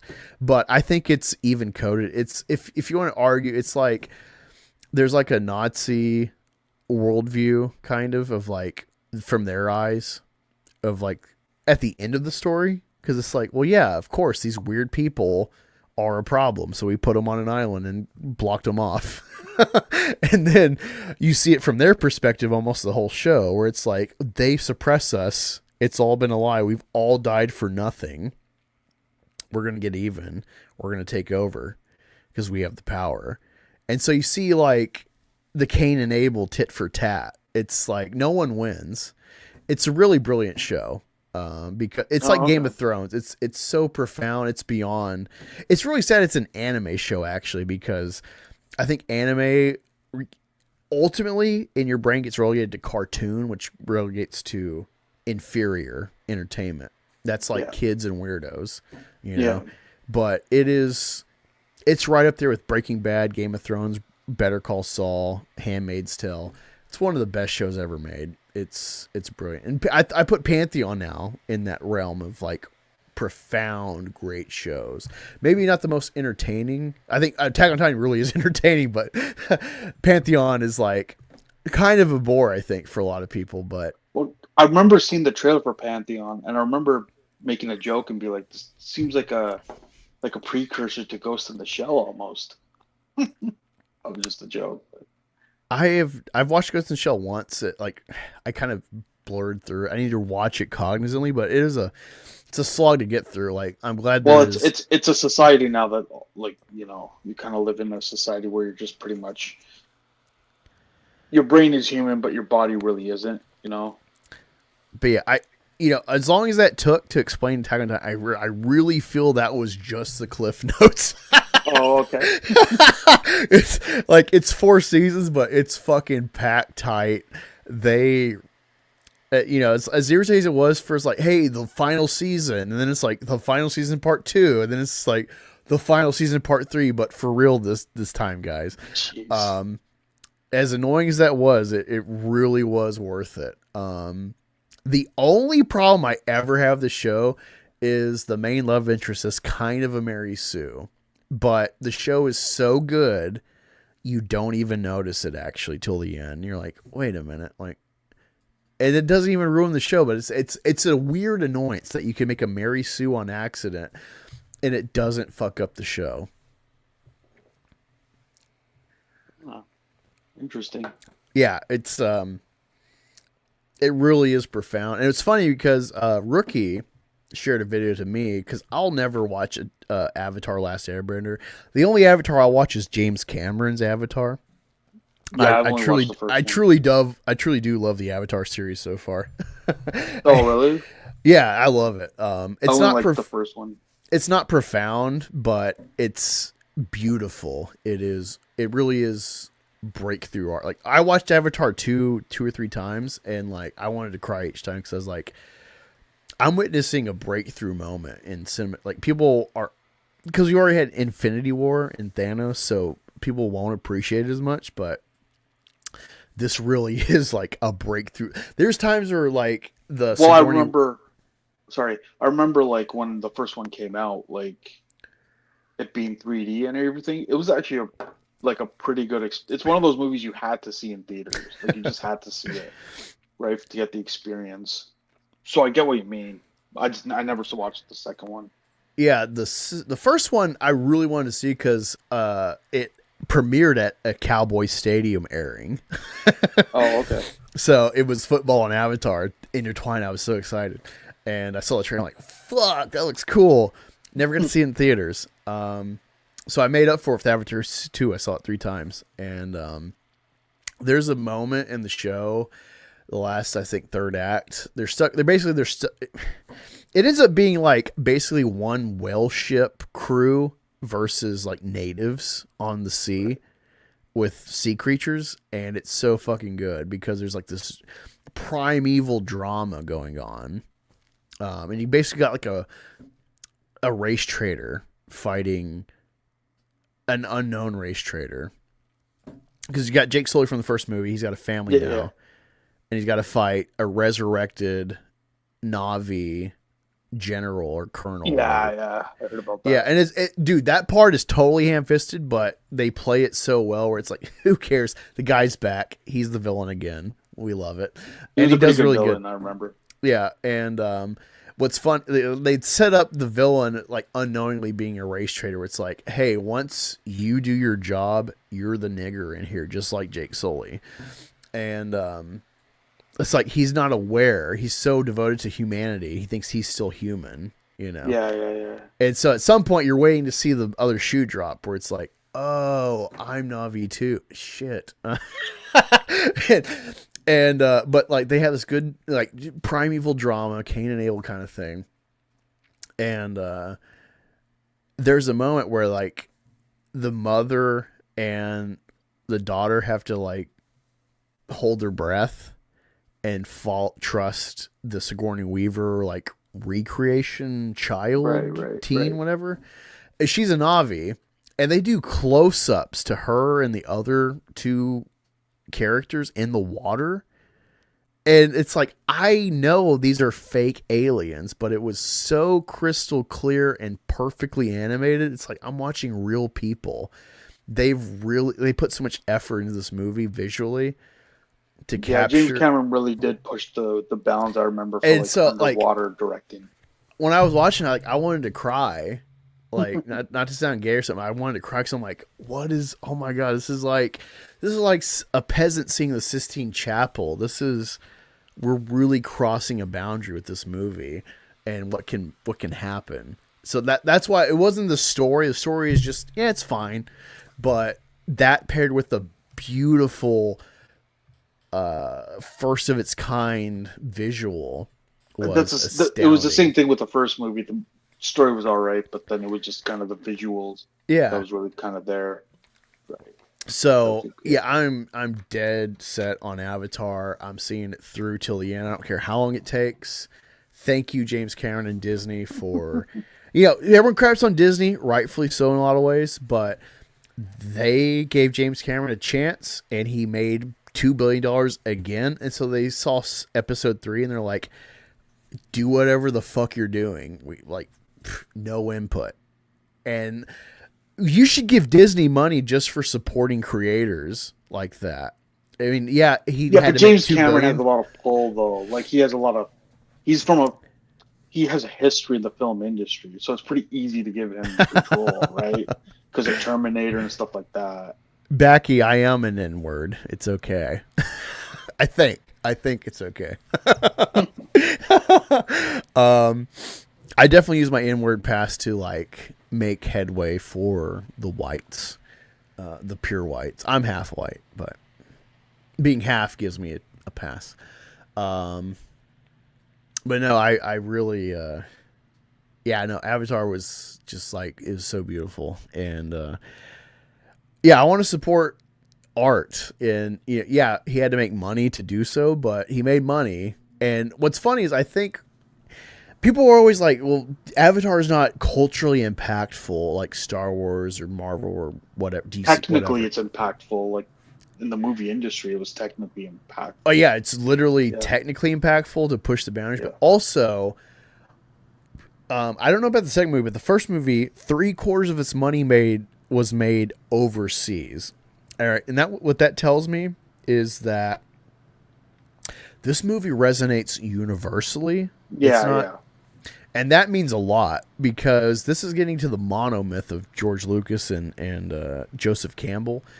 It's not a profound world-breaking story, but it's something we relate to because every land that's had humans has like their Indians, whether they're white, black, Asian, Arabic, brown, whatever. Every land has their original First Nations people, their Aborigines. And that's what Avatar speaks to. Is like there is this fantastical sci-fi element of exploration, finding like a new heaven, a new Garden of Eden to play with. A new place. Yeah. But at the same time, it resonates universally because we all wish to be the Indian that, we didn't have the medicine. More of our children probably die because of that from birth and whatnot, young age illnesses. But we miss as a species, at our core, we miss like the earth because we were tied to it. There was a give and take. It was ancestral home, right? Yeah. There's definitely a racial identity, an ancestral identity on top of that as well with like your cut of land that like you reflect generations of your forefathers. That's what Avatar speaks to. It's not profound. It is core. Core is usually boring unless you present it in a profound way. And that's what Avatar is. That's why it makes $2 billion every time, because it's like visually astounding and pushing the boundaries, but it also speaks to the like monkey inside of us swinging in the trees. Yeah. That's why Avatar is beautiful. And yeah, it's not, there's no like one-liners like I know or may the force be with you, but it speaks to something even deeper than that stuff. That is not even aware really of the like supernatural. There are supernatural elements in Avatar series with Awa, her being like this biologically apparent entity, with like the world computer of bio electronics or whatever the life tree is. But yeah, there's something real to it. There's this idea of like, the primitive self worships the earth, worships the energy, worships the clouds and the trees and the plants and the animals, because like we're all intermingling, we're all exchanging. It's cruel. It's necessary for existence. That's what Avatar speaks to. That's why it makes $2 billion every time internationally. Putting that to FNT, they hated that film. Sorry, what movie? Not movie. FNT, that sort of sphere. Oh, yeah. Well, it's funny because some of these people were like, "Oh wow, it actually wasn't woke," and that's what really made me fucking angry at these zeros. Where like I see the value of your boy Zach talking about like Furiosa content, but now like you made a book with Critical Drinker, but now you're speaking. Go fuck yourself. Your boy Zach made a book with Critical Drinker? Yeah, he made a book Oh. of Critical Drinker, and then he turned on him. Now he's commenting about it. That's why I'm like, this is all fake, or like you held your tongue to make money, or you thought you would make money, now you didn't. So now it's like, okay, now I'll say what I think. Like, there's no trusting this fucking guy. Also, with COMICSGATE, Isn't Yellow Flash sort of similar? He kind of takes creatives and he doesn't pay them properly and shit. I've never heard any issue of payment with your boy Zach. I'm not saying that.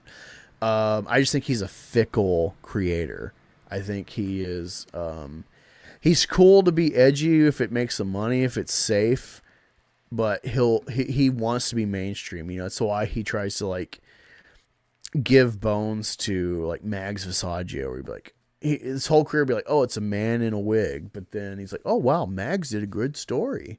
You know, it's like he's always trying to like hedge his bets. And then he had a lawsuit with Mark Wade over torches. You know, basically Mark, your boy Zach came on the scene, and then he argued that Mark Wade interfered with his secondary Antarctic Press contract to print his comics. Your boy Zach would have never been an Indiegogo guy if he had Antarctic Press printing his stuff.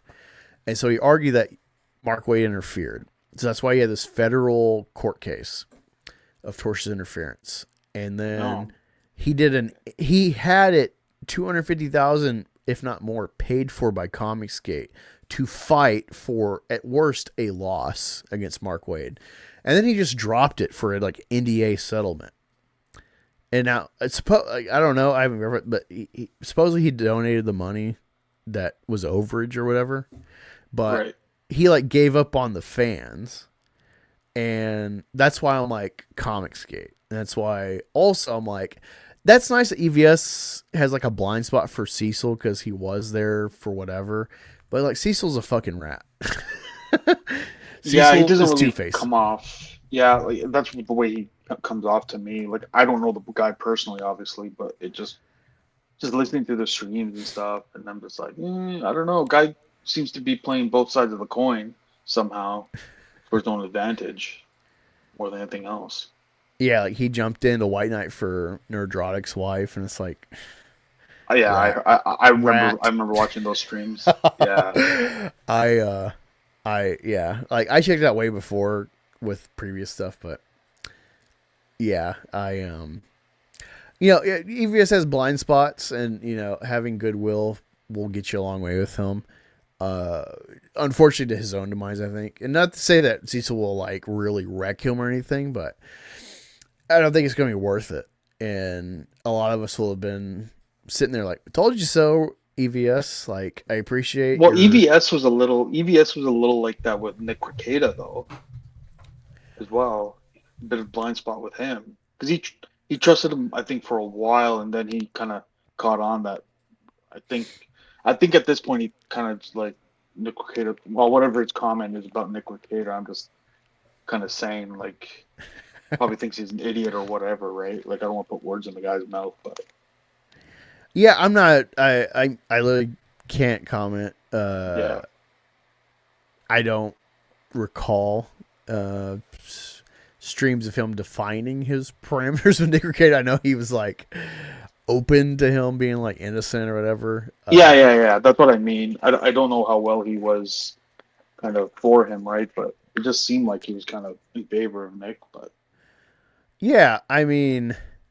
Nick Ray is a weird subject in regards to like, no kidding. He pleaded guilty. He had the coke, but then like the positive tests on his kids were fake, false positives. They didn't match with like other tests or whatever.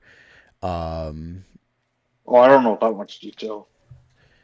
Yeah, no, there's this discrepancy because like the thing that really popped off was like one of his 9-year-old tested positive for like.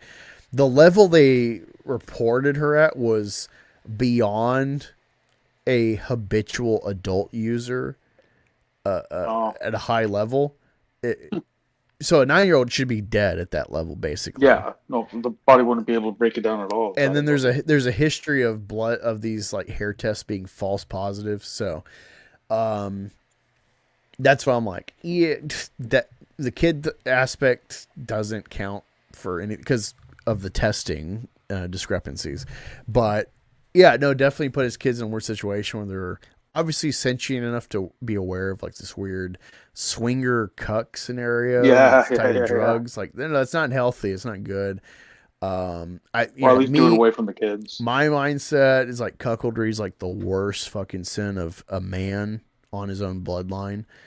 Well, my opinion is people can do whatever they want. You just don't start harming other people. Sure. No, you can do what you want, but Yeah. like I will disown you. There's a certain line where I'm like, we're done. You cross the line for me. So it's like you're cucking yourself, risking like seeding your wife for another man. Like, no, I cannot be friends with you. Like that's. Oh no, for real. Like cuckoldry, incidental or purposeful. Obviously, there's gradients with incidental. Like you don't know you're betrayed, but willing acceptance, and this includes stepfatherhood. I'm not going to be your friend if you're a stepdad because you're enlisting for cuckoldry. You're signing up to raise another man's seed. Yeah, I don't agree with that either. If you sign up for that, if you sign up for easy pussy, that's your home life. That's your everyday. I might be paying for this life. I might be paying for these kids. If you sign up for that purposely,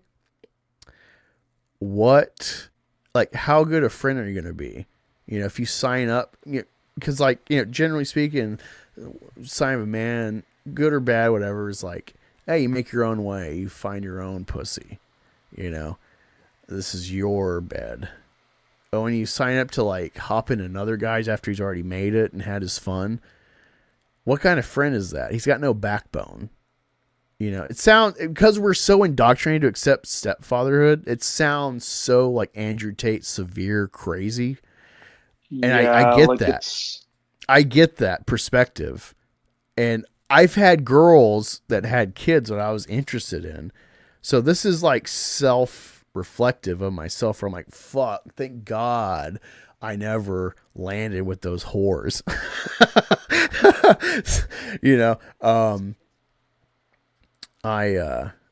Literally like thank the gods I never, because like I really like these girls and I probably would have tried to been like the dad that stepped up, falling for that trap.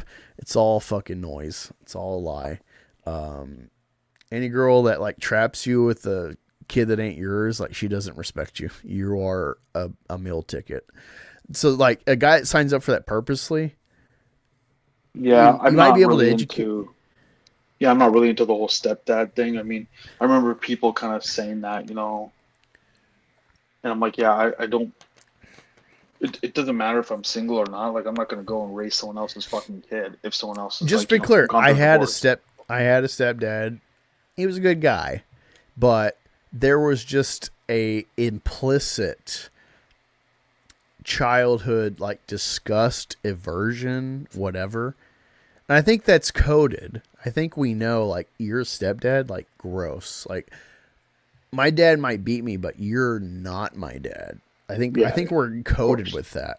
All right. So if you're a guy that signs up for that purposely and you don't hear the bells ringing in your, like, gut of, like, this isn't right. I shouldn't raise another man's kid. Like, no, I get it. It sucks they don't have a dad, but that's not my fucking problem. Exactly. 100%. Like, we've been indoctrinated to accept this as men and as a culture in general. And so I can't go along with that. So it's a huge red flag for me. And that's like very counter to a lot of guys, because a lot of guys unknowingly are like, yeah, why not? Like, well, the kid needs a dad, like they are suckered into this mindset. And I literally don't be friends with people, because if they will accept this catastrophe for their home life, what will they accept for your friendship? What rules will they break for your friendship? Like, it sounds so fucking harsh, and I get it, because we're indoctrinated to not accept hard lines like this. But I don't think that's harsh. I think that's logical thinking. It's like you're going into a situation that you're not going to really win. I mean, what do you expect if you're dealing with another person's kid, right? Another person's what's the kids that perception? you signed up as dad, Yeah. and you have no rights to secure your surrogate fatherhood. Exactly. You know, and so you could get taken to cleaners like First Dad for child support or whatever. Like, Yeah.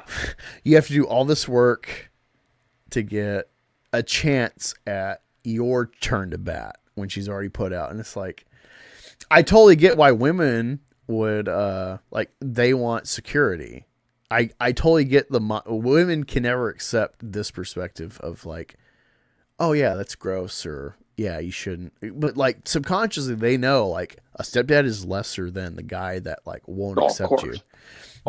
They subconsciously know. They don't like rationally get it, but they subconsciously know the aversion. They know that they're like second class compared to like a virgin to a virgin womb. Put it that way. Yeah. And it's been like every friend that's turned on me has been a cuck or been like cuck minded to like take that scenario. So it's like, this is no Andrew Tate program. This is no red pill talk. This is my own experience. And then I find these guys afterward and I'm like, yeah, or I take it even further than those guys when I find them. And so like, I'm even harder than like the Rolos or the Rich Coopers on this topic. Cause I've stepped into that stuff on accident because of surprisingly, Comics Explained, the comics channel. He had a side channel and he mentioned Roll Tomasi. So I on accident found the Red Pill Manosphere stuff because of a comics channel. So this is never me seeking it out necessarily. Like this is just, it's common sense. It's male psyche. It's your gut instinct. There's a programming you have, and if you accept it, you're fighting your programming.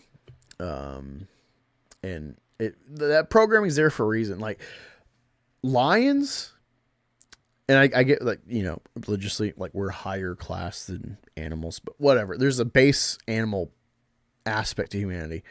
Lions and other animals, they kill the young when they take over. When they see when they take over and they're like the new alpha, they kill all the children. Yeah. Men, we collectively as monkeys, like we don't think that's okay. We have an ethics code. So we avoid the murder by just not participating. We have a revulsion implicitly. If like, oh, you got a kid? Ugh. Yeah. Every guy in high school might have met a single mom unknowingly. It's like, wait, you got a kid? There's the instant like, what the fuck? You duped me? You're talking about high school here? College, whatever. Oh, really? I never came across that in high school. Or I mean, in high school, I guess you're kind of dumb. culture in high school. When in high school, you're just horny. You're dumb. But like, I would say like senior year, you're starting to plan like your life, your career, and then actual career age. Yeah, there's an implicit like, wait, you have a kid? What the fuck? I guess it's a whole different. I guess it's a whole different atmosphere in the U.S. because I only recall ever just indirectly knowing one chick that got pregnant in high school. But I mean, maybe it's changed now. But it used to be a lot more of a problem when I was a kid. Like I was on the back end of like the Teen Mom VH1 or MTV show shit. That was dying out by the time I got like finished with high school, but that was still like a holdover reality. At least for like, I'm from Oklahoma, so like poor state, poor county. You that know? explains it. So, I mean, it might have been situational for like the holdover, but yeah, I think that's like a normal pathos for a kid, a boy in high school. You know, you're just like horny. You know, there's like the instinct. You like a girl, she's pretty. You're not thinking economically. You're not thinking longevity. You're thinking of immediacy. Hooking up and so you don't unless you have like a guide, a father to tell you like, hey, that's gross. If you don't have like a culture to avert that, then you're going to fall for it. You're like there's one guy who was cucked that I would be friends with. He actually helped me secure my car loan as a co-signer initially, which is fucking great because we didn't have the outside work depth for him to like step up like that. But I mean, I made every payment, so I've been good on my end. But he was in the cuck scenario, but it was from high school, and it's like, I guess I can let that slide, especially with like seeing like his character. He's like, I guess the exception of the rule. But he's like proven, and also it's like this love is from high school, so he's like he's been duped as a kid, you know. But if he was a grown man falling for this, I'd be like, all right, you're an idiot. I gotta avoid you. Like, so yeah, this is like a hard line for me. I'm very self-aware of how cruel it sounds, how outlandish, because of, again, I had a stepdad, and he's not a bad guy. But yeah, I remember as a kid the aversion of like, and I wasn't aware of like how my real dad wasn't like purposely negative. He's just kind of wacko, like not like beat me or anything. But he's just like crazy. Like he was too much of like just in his own world to like accept responsibility, I guess. But that was still my dad. There was enough imprinting of like father. This is non-father. Get away from me. and it's unfortunate. And that's the other aspect of why I'm very anti-cuck, is because I've been on the kid side of it that like is resistant to the stepdad, rightfully so, because he's an imposter. And that's not fair for a guy to like open his heart to a kid, and the kid just instantly, intrinsically hates him for no reason when he's trying to be a good guy. And so that's unfortunate. So I feel like I've seen both sides of it as a child and as like a potential duped suitor to like fully understand, like, no, don't do this. Like, I can't be friends with you now because you do this. Like, so that's probably my one like core beyond Hellenism, beyond pagan, whatever. Like that's like my core religious thing is like no cucks. Can't be friends with your cuck. Well, on the basis level, apparently it is on the statistically it's on the rise. No, I know. That's why I'm like, we've been weird. habituated to it. Yeah. We've been normalized ever since like birth control. We've been normalized to this and divorce. And odd. It's, everyone can talk about voting or getting rid of no-fault divorce. Like, no. This stops when men hold men accountable, when men hold each other to a certain standard. There's no outside voting societal. It's men that will fix this. And so that's why I'm like such a staunch, like, psycho about this topic. Whatever. Because I really feel bad for my stepdad. Like, he may not even been able to perceive it properly. The aversion as a child I had to a non-father trying to raise me. And it's sad because he's not a bad guy, but like, I think he's in that transitory age of like the growing up in the 80s where it's like, yeah, it's becoming normal, whatever. Some people have Brady Bunch, That I think Brady Bunch was like a psyop attempt to normalize that. And hey, we got the rookie, the critic, saying, "Yo, you still streaming?" Yeah, I'm surprised it got superior now. This guy popping in my stream here and there, being such a good guy to talk to. Who knows? Maybe I become a staple at some point. Yeah, I'm not opposed to it, especially with football. Yeah. But I have a lot of interest, movies, animes. I'm into building Gundams, but that's more like a hobby thing. But I'm not like obsessed with it. Like I'm not spending grands of money on that kind of stuff. You get what I'm saying? Oh no, I totally get it, man. Yeah. But for rookie, for a super chat, let's play a little clip. Oh my lucky stars, a Negro. Oh, me and that clip when Ricky go way back. Hope you enjoyed that. I'll call you in a bit. I got to piss because I've had a good amount of water and whiskey. My my fave.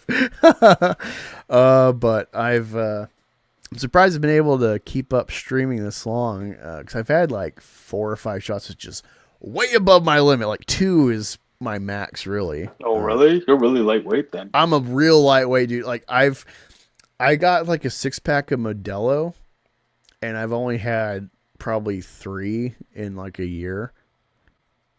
Because I drink, like when I get beer, it's beer that I enjoy tasting, not that I enjoy pounding. So I'm a it's real like Sapporo lightweight. for me.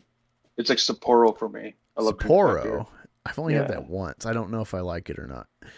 Really? I don't know. I haven't had it enough to really like gauge it. Yeah. I love Mexican beer though. Oh, really? Yeah, I don't think I've ever had cervezas. Usually I have them. Usually I have European or usually European, but then Sapporo's Japanese, right? So I know that I'm a lager guy. I like Germanic and Mexican, so I like cerveza and lagers. Hate IPAs, taste like Dawn dish soap.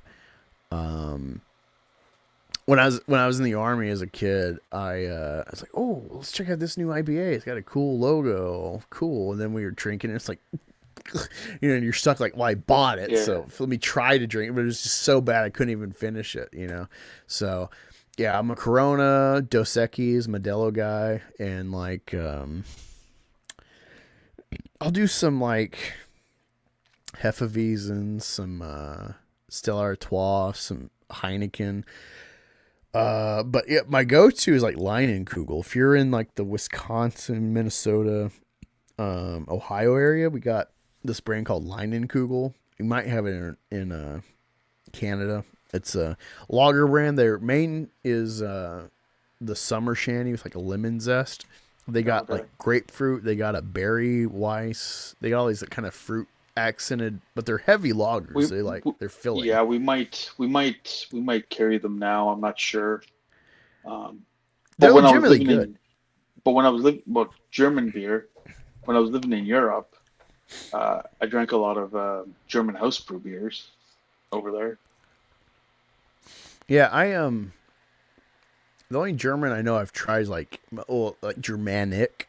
It's like Hefeweizen. It's like a monk-rooted brand from like the 1500s. They still make it. I think it means like light wheat or something, but it's still like pretty heavy for an American to drink at least. But otherwise, like my go-to is I make what I call a poor man shandy. I get High Life and grapefruit juice. I do like a 1/4 cup grapefruit juice and a can of High Life, and that's a good mix. Because High Life's nice and smooth. I'll settle for like a Miller Lite, I guess, or I like MGD, but I tried MGD and Miller. I find it so heavy. Really? That's light beer. Yeah, I find it really heavy. Oh, that's really light, actually. That's like water. It's like mass-produced crap, but I really like it actually. Like when I was after I got fired from this plumbing apprenticeship, I was bouncing around factory work, and I went to this like door company, and we were making like mass-produced like closet doors, and this one guy was like a big 30 rack guy, and he'd do like Wild Turkey or whatever, Fireball. But he got me into drinking High Life, and I'm like, shit, this really is good. It's nice and smooth. So that's actually like the first beer I ever purchased. I had this black guy at the truck stop down the street from my job, my first job. Right.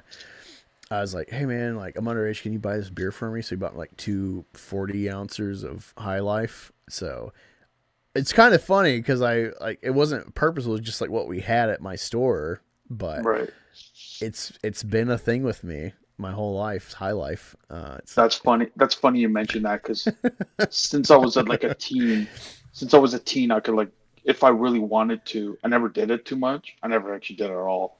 I could actually just buy beer on my own. I was never ID'd. I looked that mature. Without facial hair, like I'm very much kind of baby face. Like, I mean, I'm bald, so maybe you just realize like, oh, obviously this guy's older. He's bald, but I'm a baby face guy without facial hair. It's not why I grew up. But what do you do for work? I do factory work. Oh. I produce material. I don't want to dox myself directly because you never know what weirdo will try to. No, it's fine. I was just wondering. This guy attacks a black businessman. So I don't want to dox myself directly. It's but cool. I was just curious. I work in a factory in the Columbus area. No, it's all good. Yeah, but no, I mean, I've bounced around a little bit. I used to work up in like Newark area, making So silk the oils. plumbing thing didn't work out for you? No, it's really fucked up. I was at like one site and I was doing what they told me, and they told me to like sit in the truck and then move the dirt. So I was in a dump truck and I would drive it out of like, there was already the shell of a like concrete shelled warehouse and the roof on top. Yeah. And so we were like starting the initial plumbing before they would lay the interior concrete. And Gotcha. So like they were digging out, dumping it in the truck, and then I would drive the truck to an outside area and dump it and bring it back in. And that's about all they wanted. That once in a while they'd have me cut with my Sawzall some pipes, and then I'd get back in the truck. And then the next job, they're like, all right, stay in the truck and help the dump guy, the loader guy, dump these loads. And that's what I was mainly doing. And then like I was getting reported to the fucking like head boss or the VP, like, this guy's lazy. And I'm like, so he put me on another job, and it's like, this guy, he can hate you, but he'll tell it honest. And so I was doing what he told me, but I was like really sick. So I went to the hospital, to the like urgent care, and they're like, you're fired. And I'm like, okay. The fuck? Okay. Yeah, it's like, I don't know I just think they had it out for me because they already had like a guy. Yeah, people do stupid shit. Yeah. Yeah, which is fine, but it was just. It sounds like that. Yeah, it's like legitimate. Like, I don't lie about this. So, like, I literally was doing what they told me. If like they never gave me corrective, like, hey man, move this much faster, carry it this way. I never got any feedback. It was just like, hey, get this, and I did it, and they never said shit. And so, Did you ever ask? I thought I was doing what they wanted. So, yeah, like, so they probably just wanted they just probably wanted a lap dog, and they were like, well, he's not asking us like a lap dog, so let's just fuck him over. Literally, the second job I was at, after this first initial like, hey, you suck, you're lazy, I was like, that was in my head, and then I'm always asking the foreman, like, hey, like, do I need to do something? He's like, just stay in the truck, man, you're doing good. Okay. And so like I don't, and then I get fired for going to the hospital. Like, wasn't I? They can't really do that. I think you could. I'm in Ohio. I think you had grounds. Ohio's right I don't to know. work. Is it? Right to work is basically a rule for employers to at will fire people. Like, they make it sound like it's. We have a similar thing here. It's, I forget what they call it, but it's just like. Yeah, like, for example, if let's say I got sick and I went to the hospital or something, and then they fired me, that's an issue for them. But mind you, they could just wait until you come back and then fire you. But there's like a loophole where they can hire you, but they can still get rid of you if the employer thinks they can just get rid of you. It's like weird. Yeah, that's why I'm always. So I'm always looking for a union job, because unions are like the one check on the Ohio right to work, because it's like they basically, as a union, they stipulate more regulations than the baseline requires. Yeah. So it's worth it paying like $1,000 a year to keep your job longer for more like obstacles than just the standard like, I don't like that guy, let's get rid of him. And they can just totally do it. As long as they don't say like N-word or faggot or something, they can just fire you for nothing and be like, oh, you just didn't work here. Yeah. So you didn't try to get into another trade? I tried to go to another plumbing or electrical place. They just never picked up my application. So I just had to go to a temp service to get something. And so I kind of bounced around for a few jobs, and I landed somewhere for like 3 years. But then right to work, they fired me for non-work stuff that I've said before, but basically there was a text harasser using like a text scrambler, bothering people. So they were trying to pinpoint who it was, and they figured out it was an iPhone because of the like blue messaging to iPhones. Okay. So I have an iPhone, but the one day they thought they caught me, I left my phone at like a bank in the area while I was on the forklift. But they thought it was me. They were so dead set it was me. The guys getting harassed. They were kind of paranoid. And they're like, hey, like, show me your phone. And I'm like, wait, when did you get that text? I'm like, I was on the forklift, man. My phone was right here. But unfortunately, there's no camera pointing in that direction, so I can never validate to the and I kept volunteering to management, like, hey, what do I need to do to surrender my phone? Can you please press criminal charges on me? So that was a good move, because then once they check your phone, they'll be like, well, he's not doing shit. well, yeah, like even if I deleted the app, like the police could trace like the signature. Exactly. And so I was asking them to call the police and file charges on behalf of the workers, because I was trying to call the cops, like, what can I do to prove myself? And so I'm like, hey, please call the cops on me so I can surrender my phone, and they will prove I'm innocent. And they just wouldn't do it.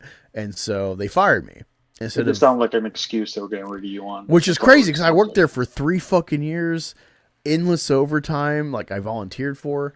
I was always covering people if needed. Like it buddy, trust me. It was such a gut punch. I have some stories too. It was such a gut punch. Like, you put all this effort and they still throw you away. And so that's just any union job I can get, I'm like, cool, because at least I have a little bit of protection. But you said you went to like post-secondary? I did a little bit of college. I never graduated. Oh, I thought you graduated. I was gonna be like, I'm like, labor jobs are kind of harsh, man.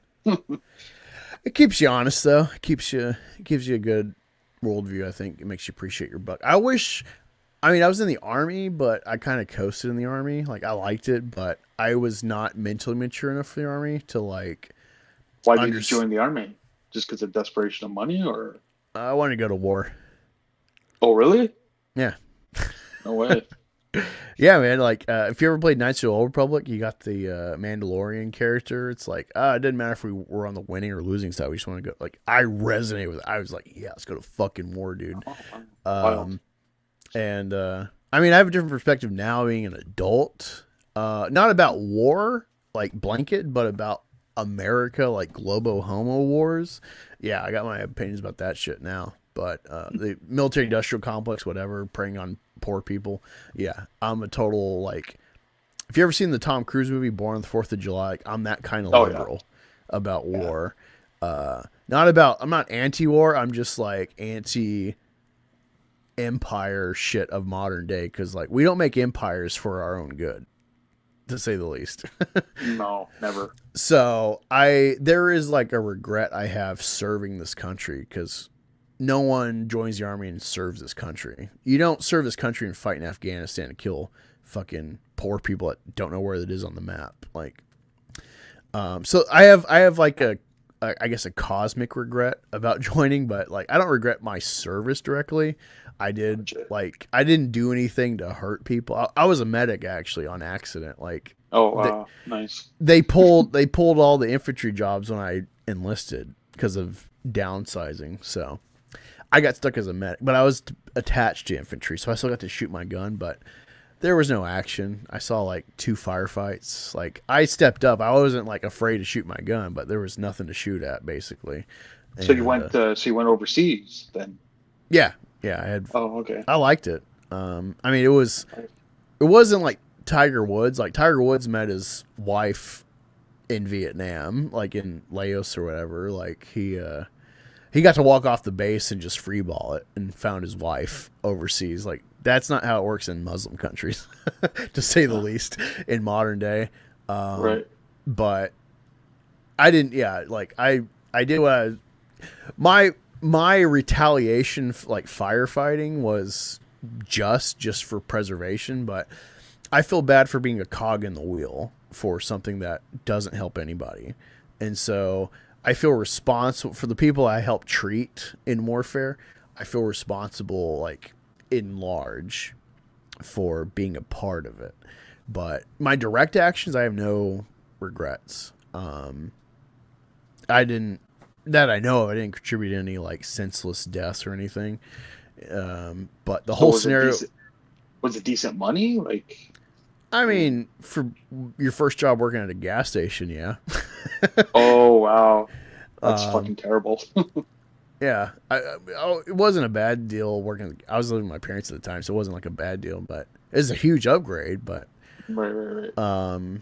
I mean, it's not worth it if you're just thinking about money or college. Like, it's putting your life on the line to shoot fucking poor people that don't know where the fuck you live. Like, that's not fucking worth it. If money's your goal, like, the military's not fucking worth it. It gave me a perspective, definitely, and so it took me probably a decade to really realize the perspective I got from that experience. But I appreciate it, and I learned a lot about just leadership, of like what I don't want to be like as a leader in any respect from some higher ups over me. But you're not a Jocko Willink guy, eh? Who? Jocko. He's like a fitness guy, right? Well, he was part of the army too for a while. I feel like I know the name, but I don't. Oh, okay. Really I thought you knew him. I don't really just know because content. you said you listen to Joe. Just because you said you listened to Joe Rogan, he came on his show a couple of times too. Yeah, I feel like I've missed his episodes. I for the last like 2 or 3 years I've been religious, pretty. Oh, really? Pretty tight watching Rogan, but I've never seen Jocko episodes. Yeah, I used to. I never really watched him religiously. I've seen his episodes, obviously, but I'll always watch like if Joey Diaz shows up on his fucking thing. So I like him. He's a hilarious guy. I like Joey. Yeah, no, I don't know. Rogan's one of those weird ones where like he is a good litmus test for society of like what's might be coming down the pipeline like 6 months from now. He's fine, but like once you start getting deep into politics and stuff, like Rogan's kind of like Plato. He's kind of kindergarten material. Yeah, of course. So like he's like I have to like step into him every 2 or 3 months. Like I have to take a break from him because it's like you're not going anywhere, dude. Or like, wow, he's getting paid a lot of money. Like, I don't. No. Like I appreciate Rogan. He's like one of the best podcasts he did was with this Coca-Cola guy. This guy that researched Coca-Cola and Monsanto. It was just some no-name guy from Ohio State that like no one would know. But because I was just completionist at the time, I was listening to every episode, and that was that's one of the episodes that sticks with me is the Coca-Cola episode. That's why I'm such an anti-Pepsi guy with Rookie. I'm always giving him shit about Pepsi because Coca-Cola is superior cola. Because basically this guy was researching, he was talking about how Coca-Cola got a one-of-a-kind deal because of basically the premise that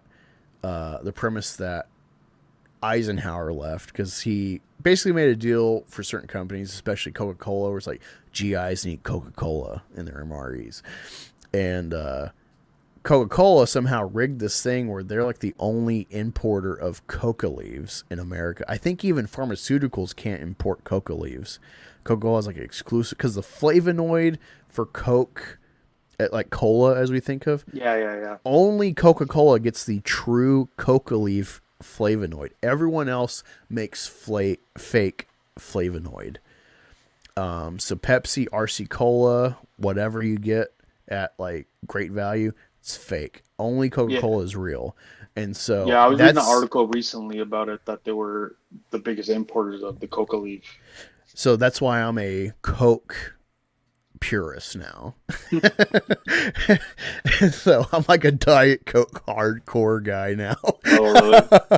If I can't afford like Poppy or Olipop, like the pseudo colas that are like healthy because they got low sugar, I only drink Diet Coke or straight Coke. Isn't that unhealthy, the diet stuff? I mean, the aspartame is the bad part because it's like carcinogenic, but otherwise it's still 0 calories. So sugar replacement science, I'm iffy. Like the best bet is like erythritol or the real stuff like the Morgan Wallen tea. Those are like sugar alcohols that aren't caloric, that aren't fake. Right. They're synthesized, but they're not fake, if that makes sense. But so those are your better options, but otherwise, like Diet Coke or Coca-Cola straight, I try to, if I buy straight Coca-Cola, I try to get the Mexican bottles, not the Oh regular. yeah, they sell it here too. Yeah. Because sugar got so cheap at some one point, so they started making them. Those people literally worship Coca-Cola for some reason. I don't know why, but there's a town in Mexico that worships Coca-Cola. No joke. It's crazy. Well, when you're getting the stuff with the real sugar, right? Like the whole town is just Coca-Cola everywhere.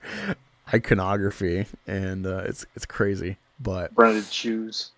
yeah, I'm a cola purist because of that podcast. Thank you, Joe Rogan, for hosting that guy. But I mean, he talked a lot about how polluting industries will kind of force towns to have to accept the cancer they give them because they're the lifeblood of the town and stuff. So he kind of was part of uncovering these kind of stories with his research, and Vietnam and shit with their the DDT and stuff, the DEET or whatever, and how they basically, to fight the pollution from Vietnam, they have to dig out chunks of ground and then cook the ground and then just put the ash back into the world to integrate back into the world as dirt over time. Like, it's crazy what this podcast, with that one episode, I wish I knew that. It's around 1900. If you look up, I'm sure you can look up Coca-Cola Joe Rogan, you'll find the episode, but Gotcha. that is the episode to listen to. That is the most insightful about like America, capitalism, the detriment. And I'm not a communist, but I definitely am weary of capitalism because RoboCop, Blade Runner, I see these kind of problems of. Well, there's a certain greed to be a capitalist, right? So Yeah, people are willing to kind of put their morals aside to make money, essentially. Yeah, like I was watching this. I'm just dumbing it down, obviously, but I was watching this because I was very interested. Like, what was the economy of the Third Reich? And this was a like anti-Third Reich guy. So he's not like a apologist or anything, but he was trying to be a historian within context. And he was talking about the Third Reich and their economy and stuff. And it was interesting seeing these quotes of Hitler talking about capitalism, and it's like. And you say what you will about the guy, but he was on point about capitalism.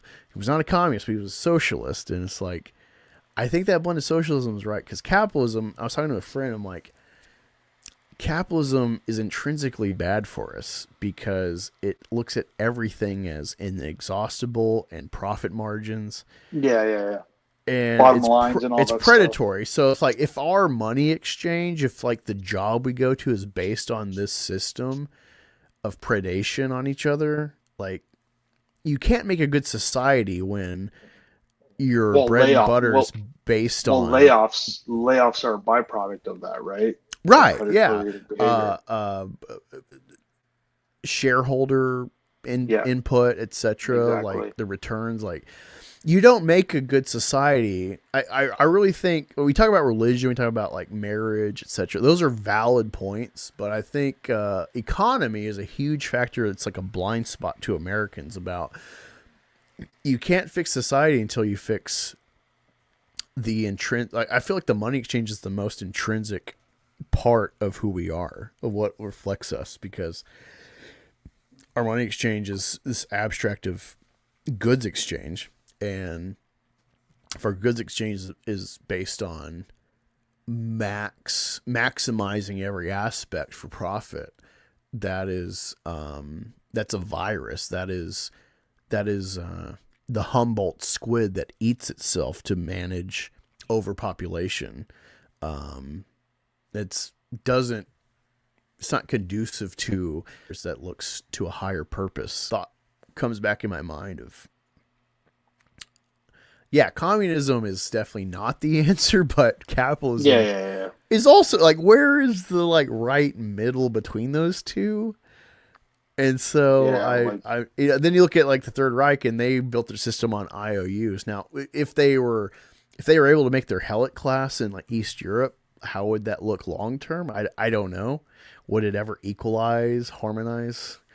I don't know. I can't tell you, but yeah, it seems like every society before modernity, before the Industrial Revolution, was some sort of slave system.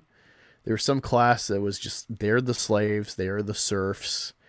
That's the unfortunate reality. And we try to abstract it as like, oh, well, you choose to work at McDonald's, but it's like, do you? Well, exactly, right. If a guy has to, if a guy has to pay his bills, right, and let's say he's got, like, I have 2 degrees, right. So it's just kind of like, well, if you're struggling to find a job, you have to find a job to pay your bills somehow, right? So you end up work. So it's just like, I don't know, was that a choice because I wanted to go there, or a choice because it's for self-preservation and survival, right? I mean, yeah, these kind of things, like, I'm not an economist at all. I'm not economy minded, but I think of the like overarching umbrella that ties to it societally, and I'm like, I'm always at a loss for, it's like, what is the answer? And so it's funny because, like, you know, I contribute to the NFL. I've been to like 5 games in my life so far. I want to go to more if I have money, but, you know, like, I contribute to a system of the most, that in Hollywood's like the most cutthroat capitalism there is. oh yeah, And they'll throw you out in 5. Well, look what happened. Look what's happening with the Blake Lively situation, right? Like, that's just fucking greed working there, essentially. yeah, and that's the other cog of, when I was talking about the economy of NFL players and sports players and their, what you perceive as the normie of their payout versus like the longevity of their career, and what their like prospects are outside of the NFL. If they can't like enunciate for announcing, they have nothing. They have to try to. They have to try to be a high school coach. Like Teddy Bridgewater was a high school coach before he got pulled back in to like backup. So recently, well, look at Philip Rivers, right? He's a high school coach. I mean, I feel like Philip Rivers probably made millions too. He could. Yeah. I feel like he's probably someone that chooses that network versus true. most guys are stuck with that. Yeah. I'll get it. So, you know, and I think about that, like how can I stop contributing to predation for like true merit and true value exchange? You know, like, We'll put it this way, right? So recently, the 9 Inch Nails. I don't know what your music taste is, but I used to love the 9 Inch Nails. They just recently, announced a world tour, which is cool, right? It's been a while. And then, you know, tickets go on sale to come here locally to Toronto. I checked the ticket prices now, even on like a resale point. And it's just like, as much as I like the 9 Inch Nails, I'm not going to fork over, I think it was like almost $500, you know, to get a ticket at that point. It's like, I love them. I'm just not going to fork over that much money. You know, like, it just, like, I like Megadeth and Pantera and stuff. I'm just like, I'm not going to fork over, I'm not going to break the bank for them, you know? You know what I'm saying? Like, yeah, dude, I wish I saved this article. There's an article, I'll have to dig into it, but there was an article I found. It was showing at the time the disparity of a baseball game outing for a family of like 4.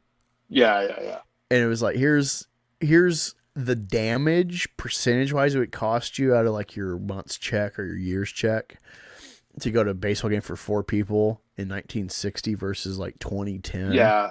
A lot of and those comparisons. It wasn't just that the prices inflated. It was that the percentage out of your pocket was detrimentally worse. It was like 5 times more expensive adjusted to go to a game today.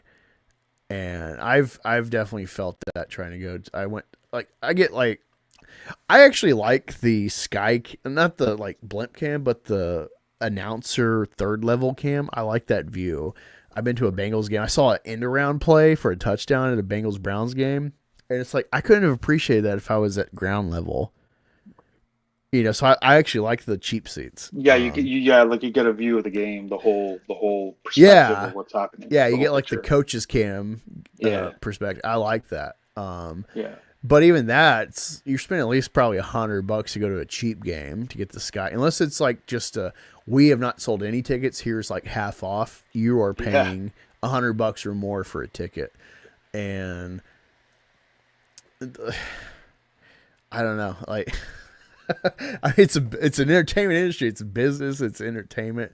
People love it, but they're pricing the average person out of it. I don't think they see the long-term effect that you got to appeal to the masses for your payout for this kind of game.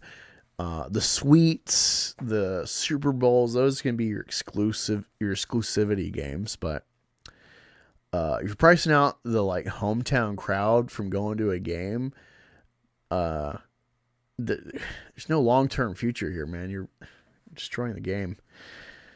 Yeah, I mean, we have that same issue here, right? Like we have the Toronto Maple Leafs.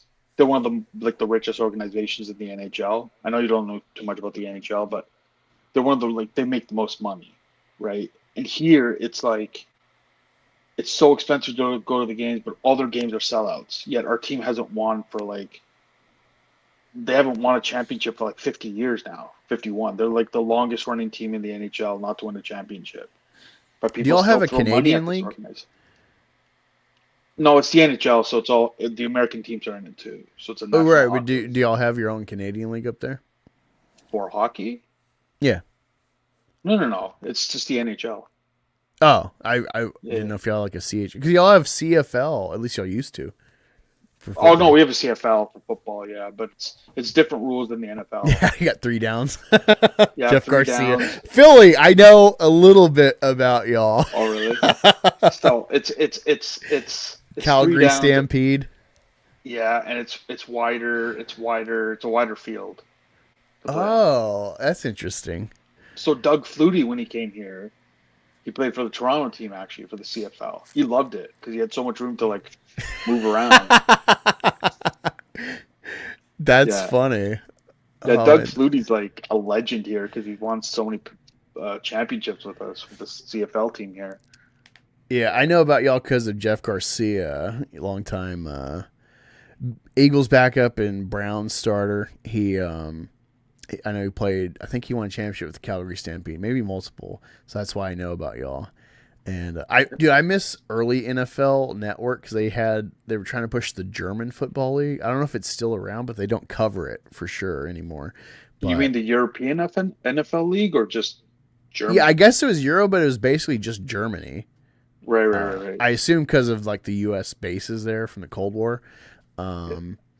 But yeah, I used to check in on those. It was cool, and it just I guess never took off because y'all they got soccer over there in Europe. So who needs American football? Apparently they're quite well and alive there. Like my aunt, she knows about them. She knows about the NFL and everything. I'm like, you know about the NFL? It's like, yeah, we see the games, the European version. I'm like, oh, okay. Huh. I'll have to check that. But I'm gonna let you go. I appreciate you hanging out for such longer. We'll have to have you on again for topics. DM me stuff you're interested in, so I know how to kind of focus you for topics. I know you pop in for I'm always talking about Rippaverse, but I don't know if that's your real forte.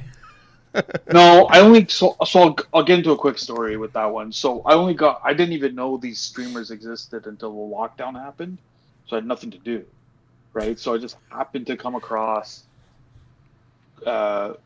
Critical Drinker was the first one I think I got to know, and then through that I got into the whole FMT thing for a bit, and I was listening to them, and then I got into the whole listening to Az and all of them, and it was just and after a while, after I think it was a year, I'm like, these guys are just repeating the same thing, and that's how I found you guys afterwards, and even Biggest Problem in the Universe and stuff like that. There was 2 points unconnected on this for me. First, it was so me and Rookie found each other through World Class Bullshitters. That was the first channel I found with Star Wars coverage. That's how I first got into. Initially, before ever following and trying to make a channel, the only guy I knew on YouTube was Chris Stuckman for his reviews, maybe Jeremy Johns, and Mike Zero, if you know who that guy is. He makes all these fake Star Wars videos. I knew no one until the lockdown happened, put it that way. Right. So this was The Force Awakens was coming out, and like Yahoo News articles were citing this guy Mike Zero. Right. So Mike Zero is this guy who was reporting on like Star Wars shit every day on YouTube, and so it was like him. Then once in a while, I'd look up like after The Force Awakens came out, I'd look up shit and I'd find like Urban Acolyte. So it was like Mike Zero for all because Mike Zero was saying like everything right with Force Awakens. So then he started making all these fake videos into probably based off Reddit theories on YouTube. Right. And so Last Jedi comes out and like nothing he said came true. And I'm like, what the fuck? So then like around that time when Last Jedi was coming out, I looked up spoilers because I love spoilers so I can kind of analyze it on a second level. I found World Class Bullshitters. They did a spoilers video about a month before the movie came out. And everything was true. So I started checking in on them repeatedly to find like the follow-up review stream. And I wasn't really following what they were saying because I didn't read comics really. But they were talking about like Spider-Man and shit. But I'm just like, yeah, they're like fun to listen to, whatever. I like their chemistry. And so then the High Council started, which was Geeks and Gamers and EVS. And that lasted for like a year. They fizzled out right before Rise of Skywalker. Right. And but before that, after the initial like Solo and shit coverage, this one guy in the mix, Doomcock, popped up, and he was always talking about Star Trek. And it was on like it was getting to like season 3 of a show for Star Trek that's like woke or whatever. And I'm like, hey, rookie, like these guys are complaining about a show's woke in their universe, reasonably so. Right. And then they come back for season 2, waiting to see if it like they adjust based on fan feedback, and then they don't, and then they're like, "Oh, I'm mad about season 3 being woke," and I'm like, "These guys are phonies." Not all of them, but like that guy Doomcock in particular. And he's like, I don't know. Rookie's always like way too kind to people. He's always given like way too much leniency and credit. And I'm like, I'm like, fuck this Doomcock guy.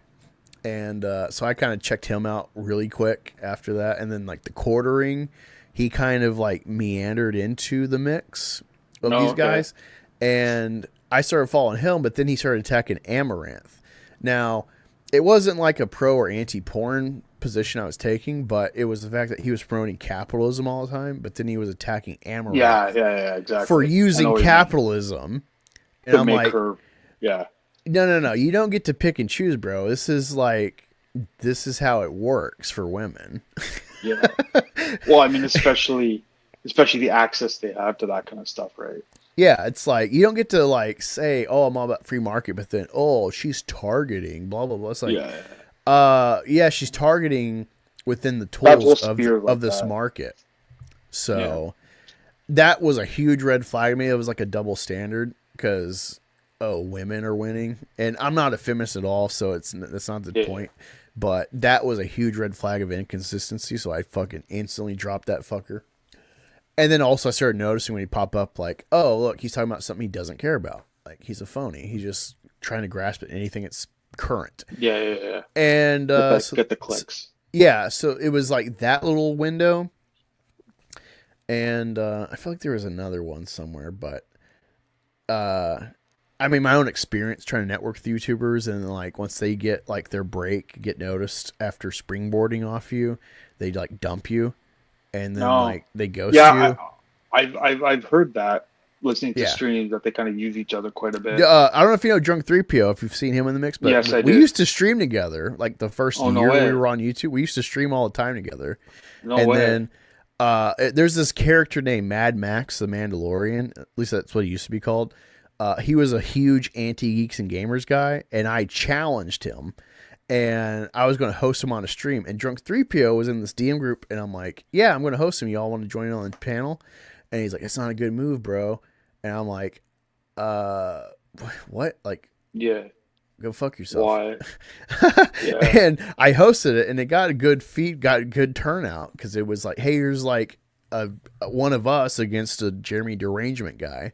And actually, the reason Mad Max streams like every fucking day now is rooted in me. Because I was like, dude, you're crying about Jeremy. Jeremy actually like promotes people. He networks with people. Jeremy was good in the beginning, I remember, for Geeks and Gamers. I'm like, when it first...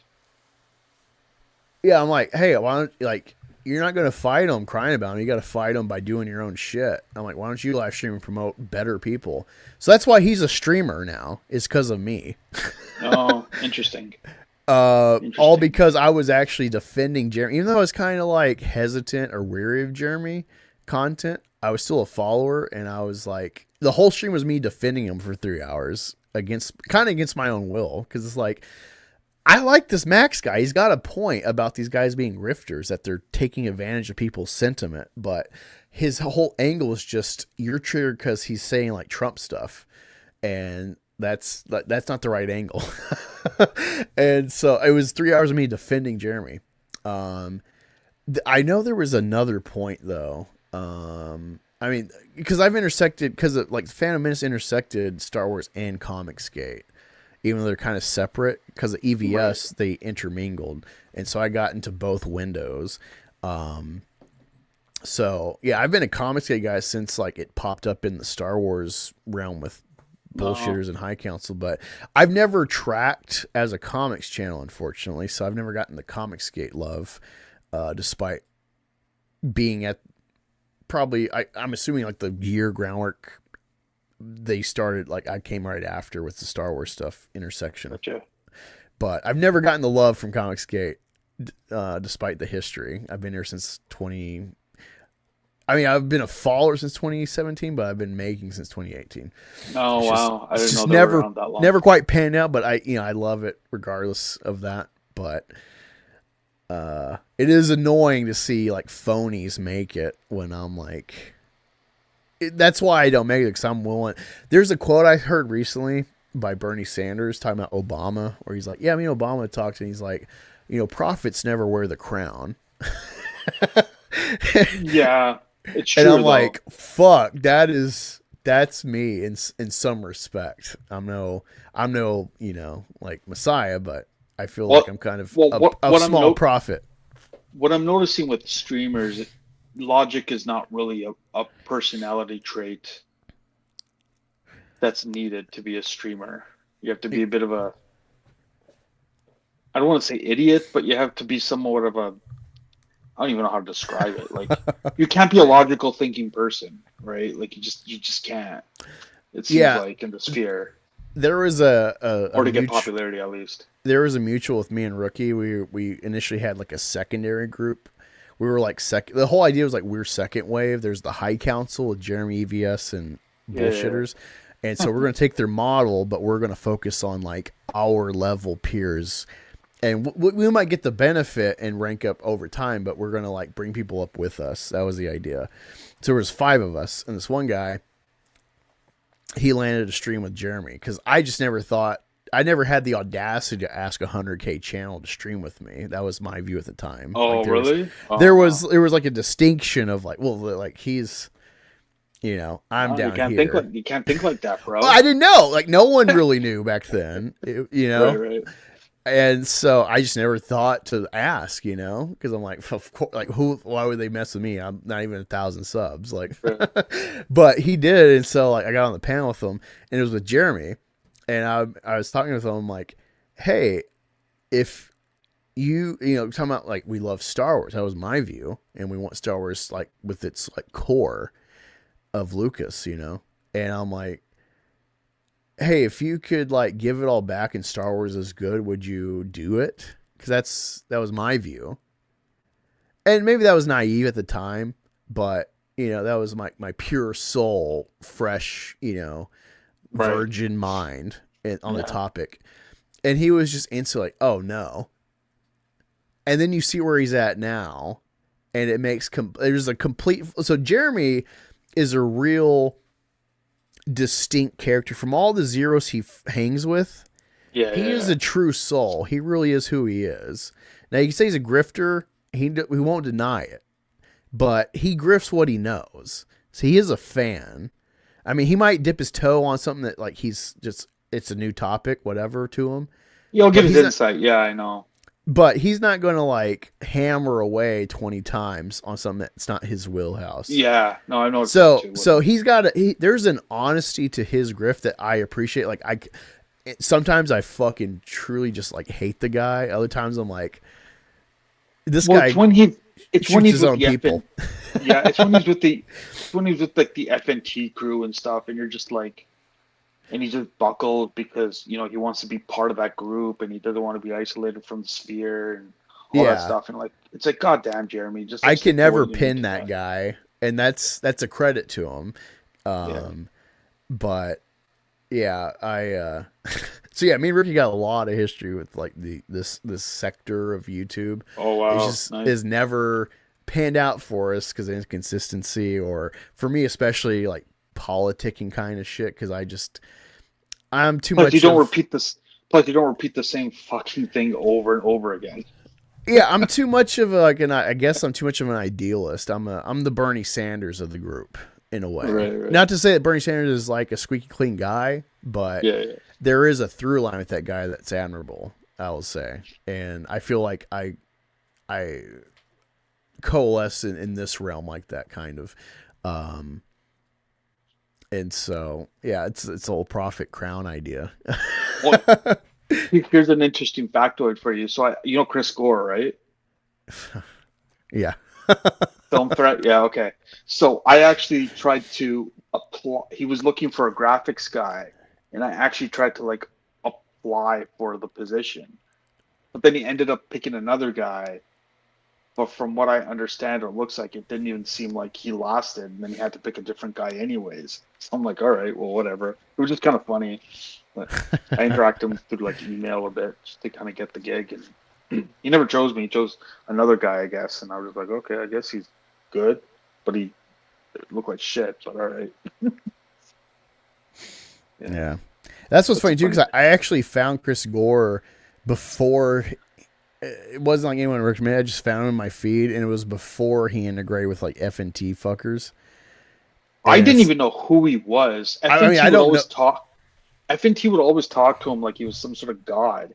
And for me, when I was growing up as a kid, I was a big independent film guy in general, right? Like I get he was in the LA scene, but it was just like I've never heard of this guy ever anywhere in any sort of publication. Never heard of him for like a second. So I just never got why he has such a legend behind him, right? Yeah.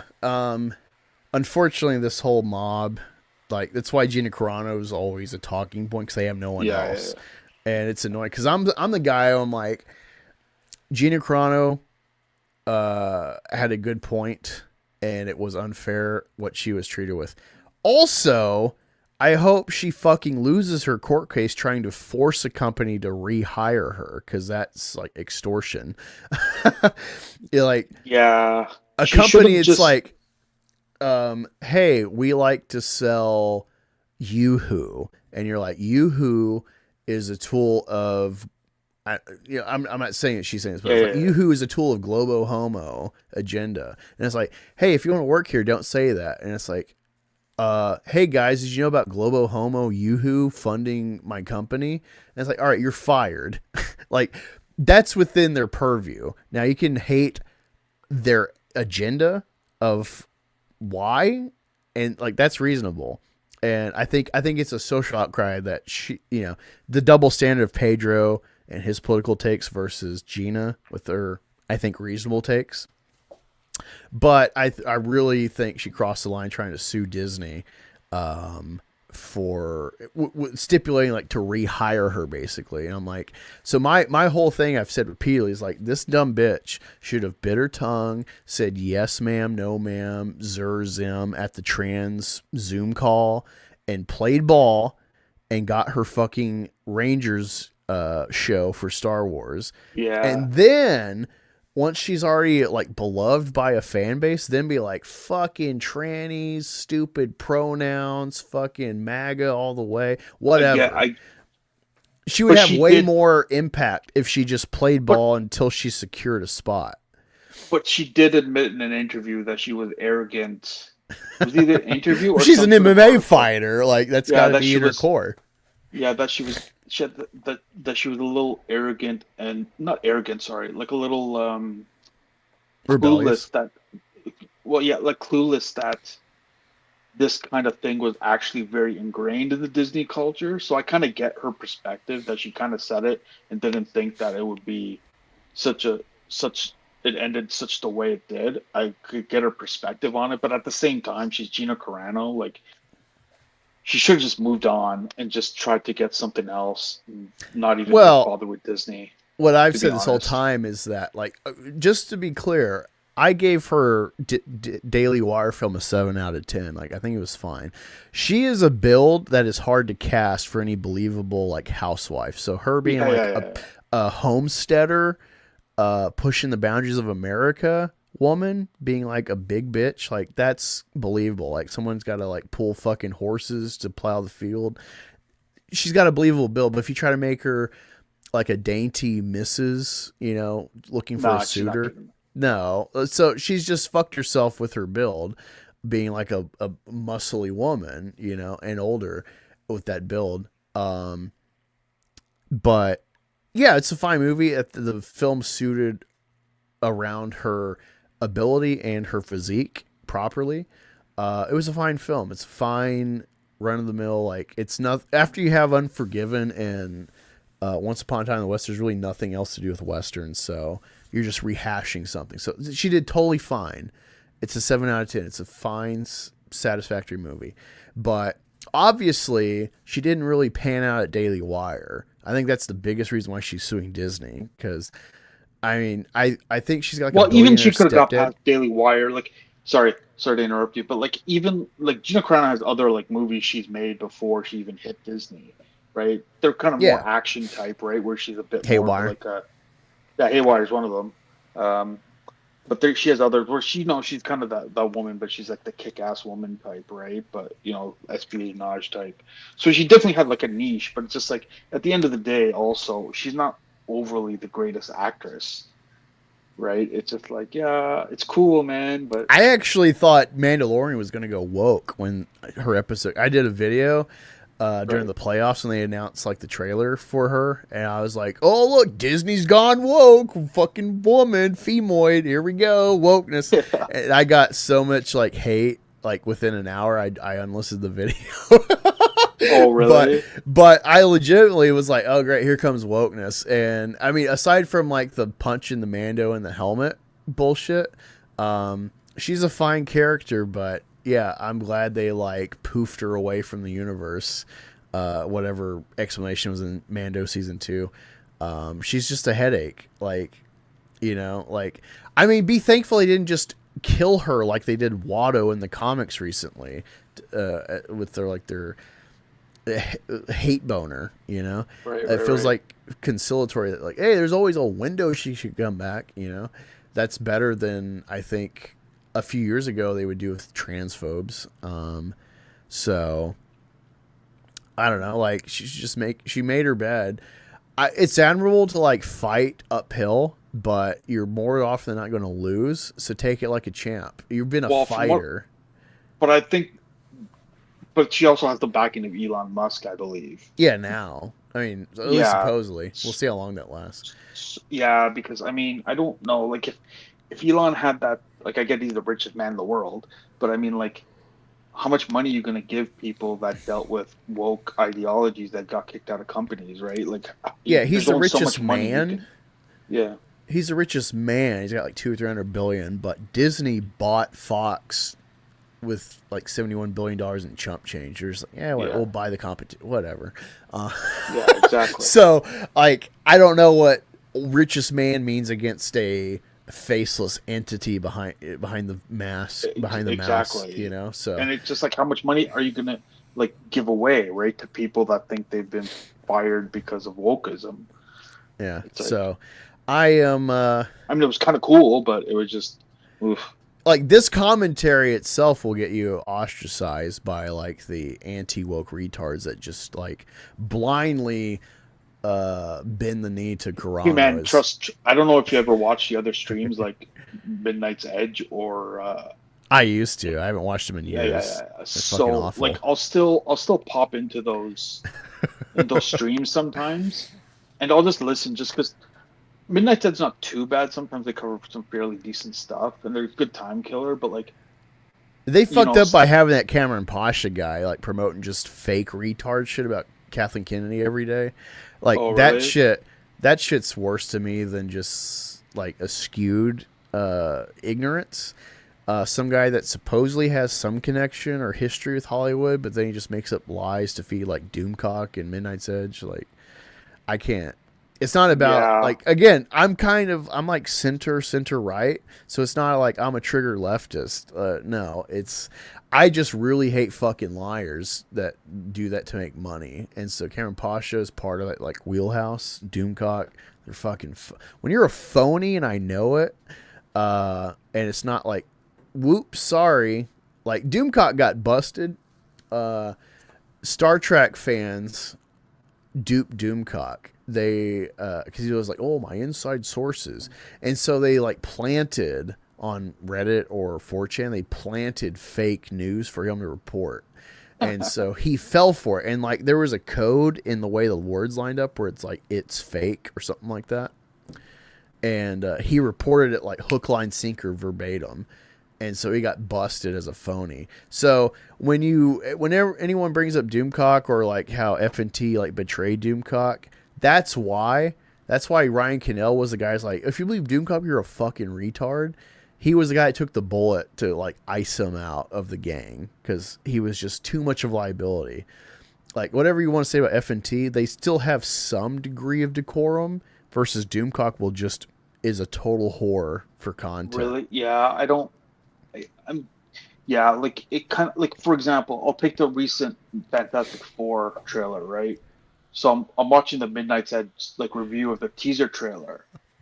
And I'm sitting there, and I don't usually give super chats, and I gave this one super chat directly to like them. It was like $5 or something, and I said, "I'm like, you guys, I'm like, at this point, this seems like you guys are just drama farming, right? I'm like, maybe just wait until the movie comes out, watch it, and then give your like honest opinion. Like, it just seems like you guys are just so.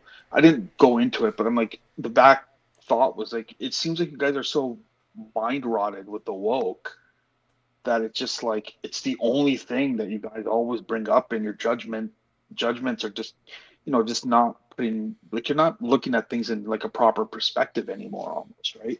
Like you have to think that these movies aren't made for the comic fan, they're made for the masses. They want to make money off it, right? As well, they probably want the comic fans there as well, but it's just kind of like just can't take everything. The comic fans are the experimentation, and then they know like, all right, whatever you like, we got to turn it down to like 20% for the normies. Yeah, like it's just like there has to be an understanding, right, to a certain extent. Like, I mean, I like Iron Man. The movies were fine. I separate from the comics, but I'm not like hell bent that they didn't do this or that with Iron Man. It was just like, me and Ricky just watched Iron Man 1 and 2 the last couple of days. I love Iron Man 1.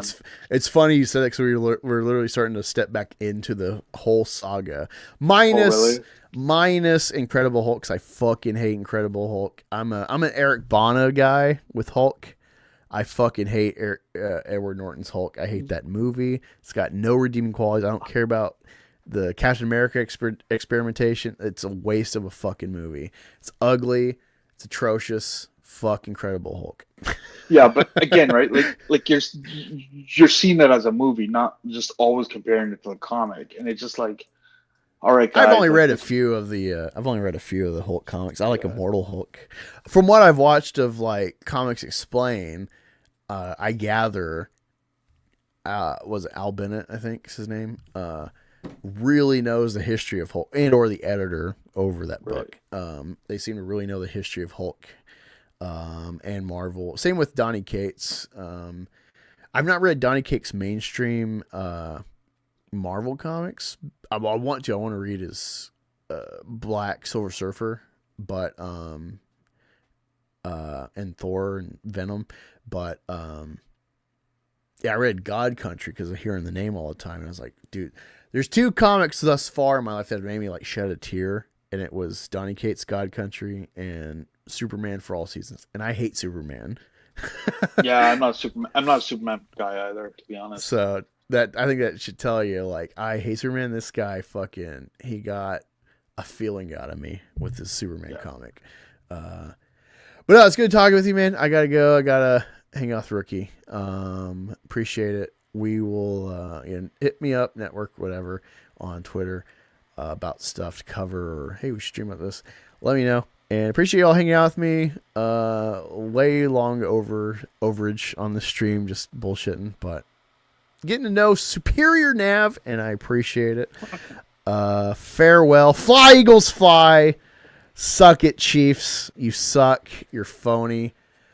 We finally showed you up. You don't deserve those rings. Fuck you.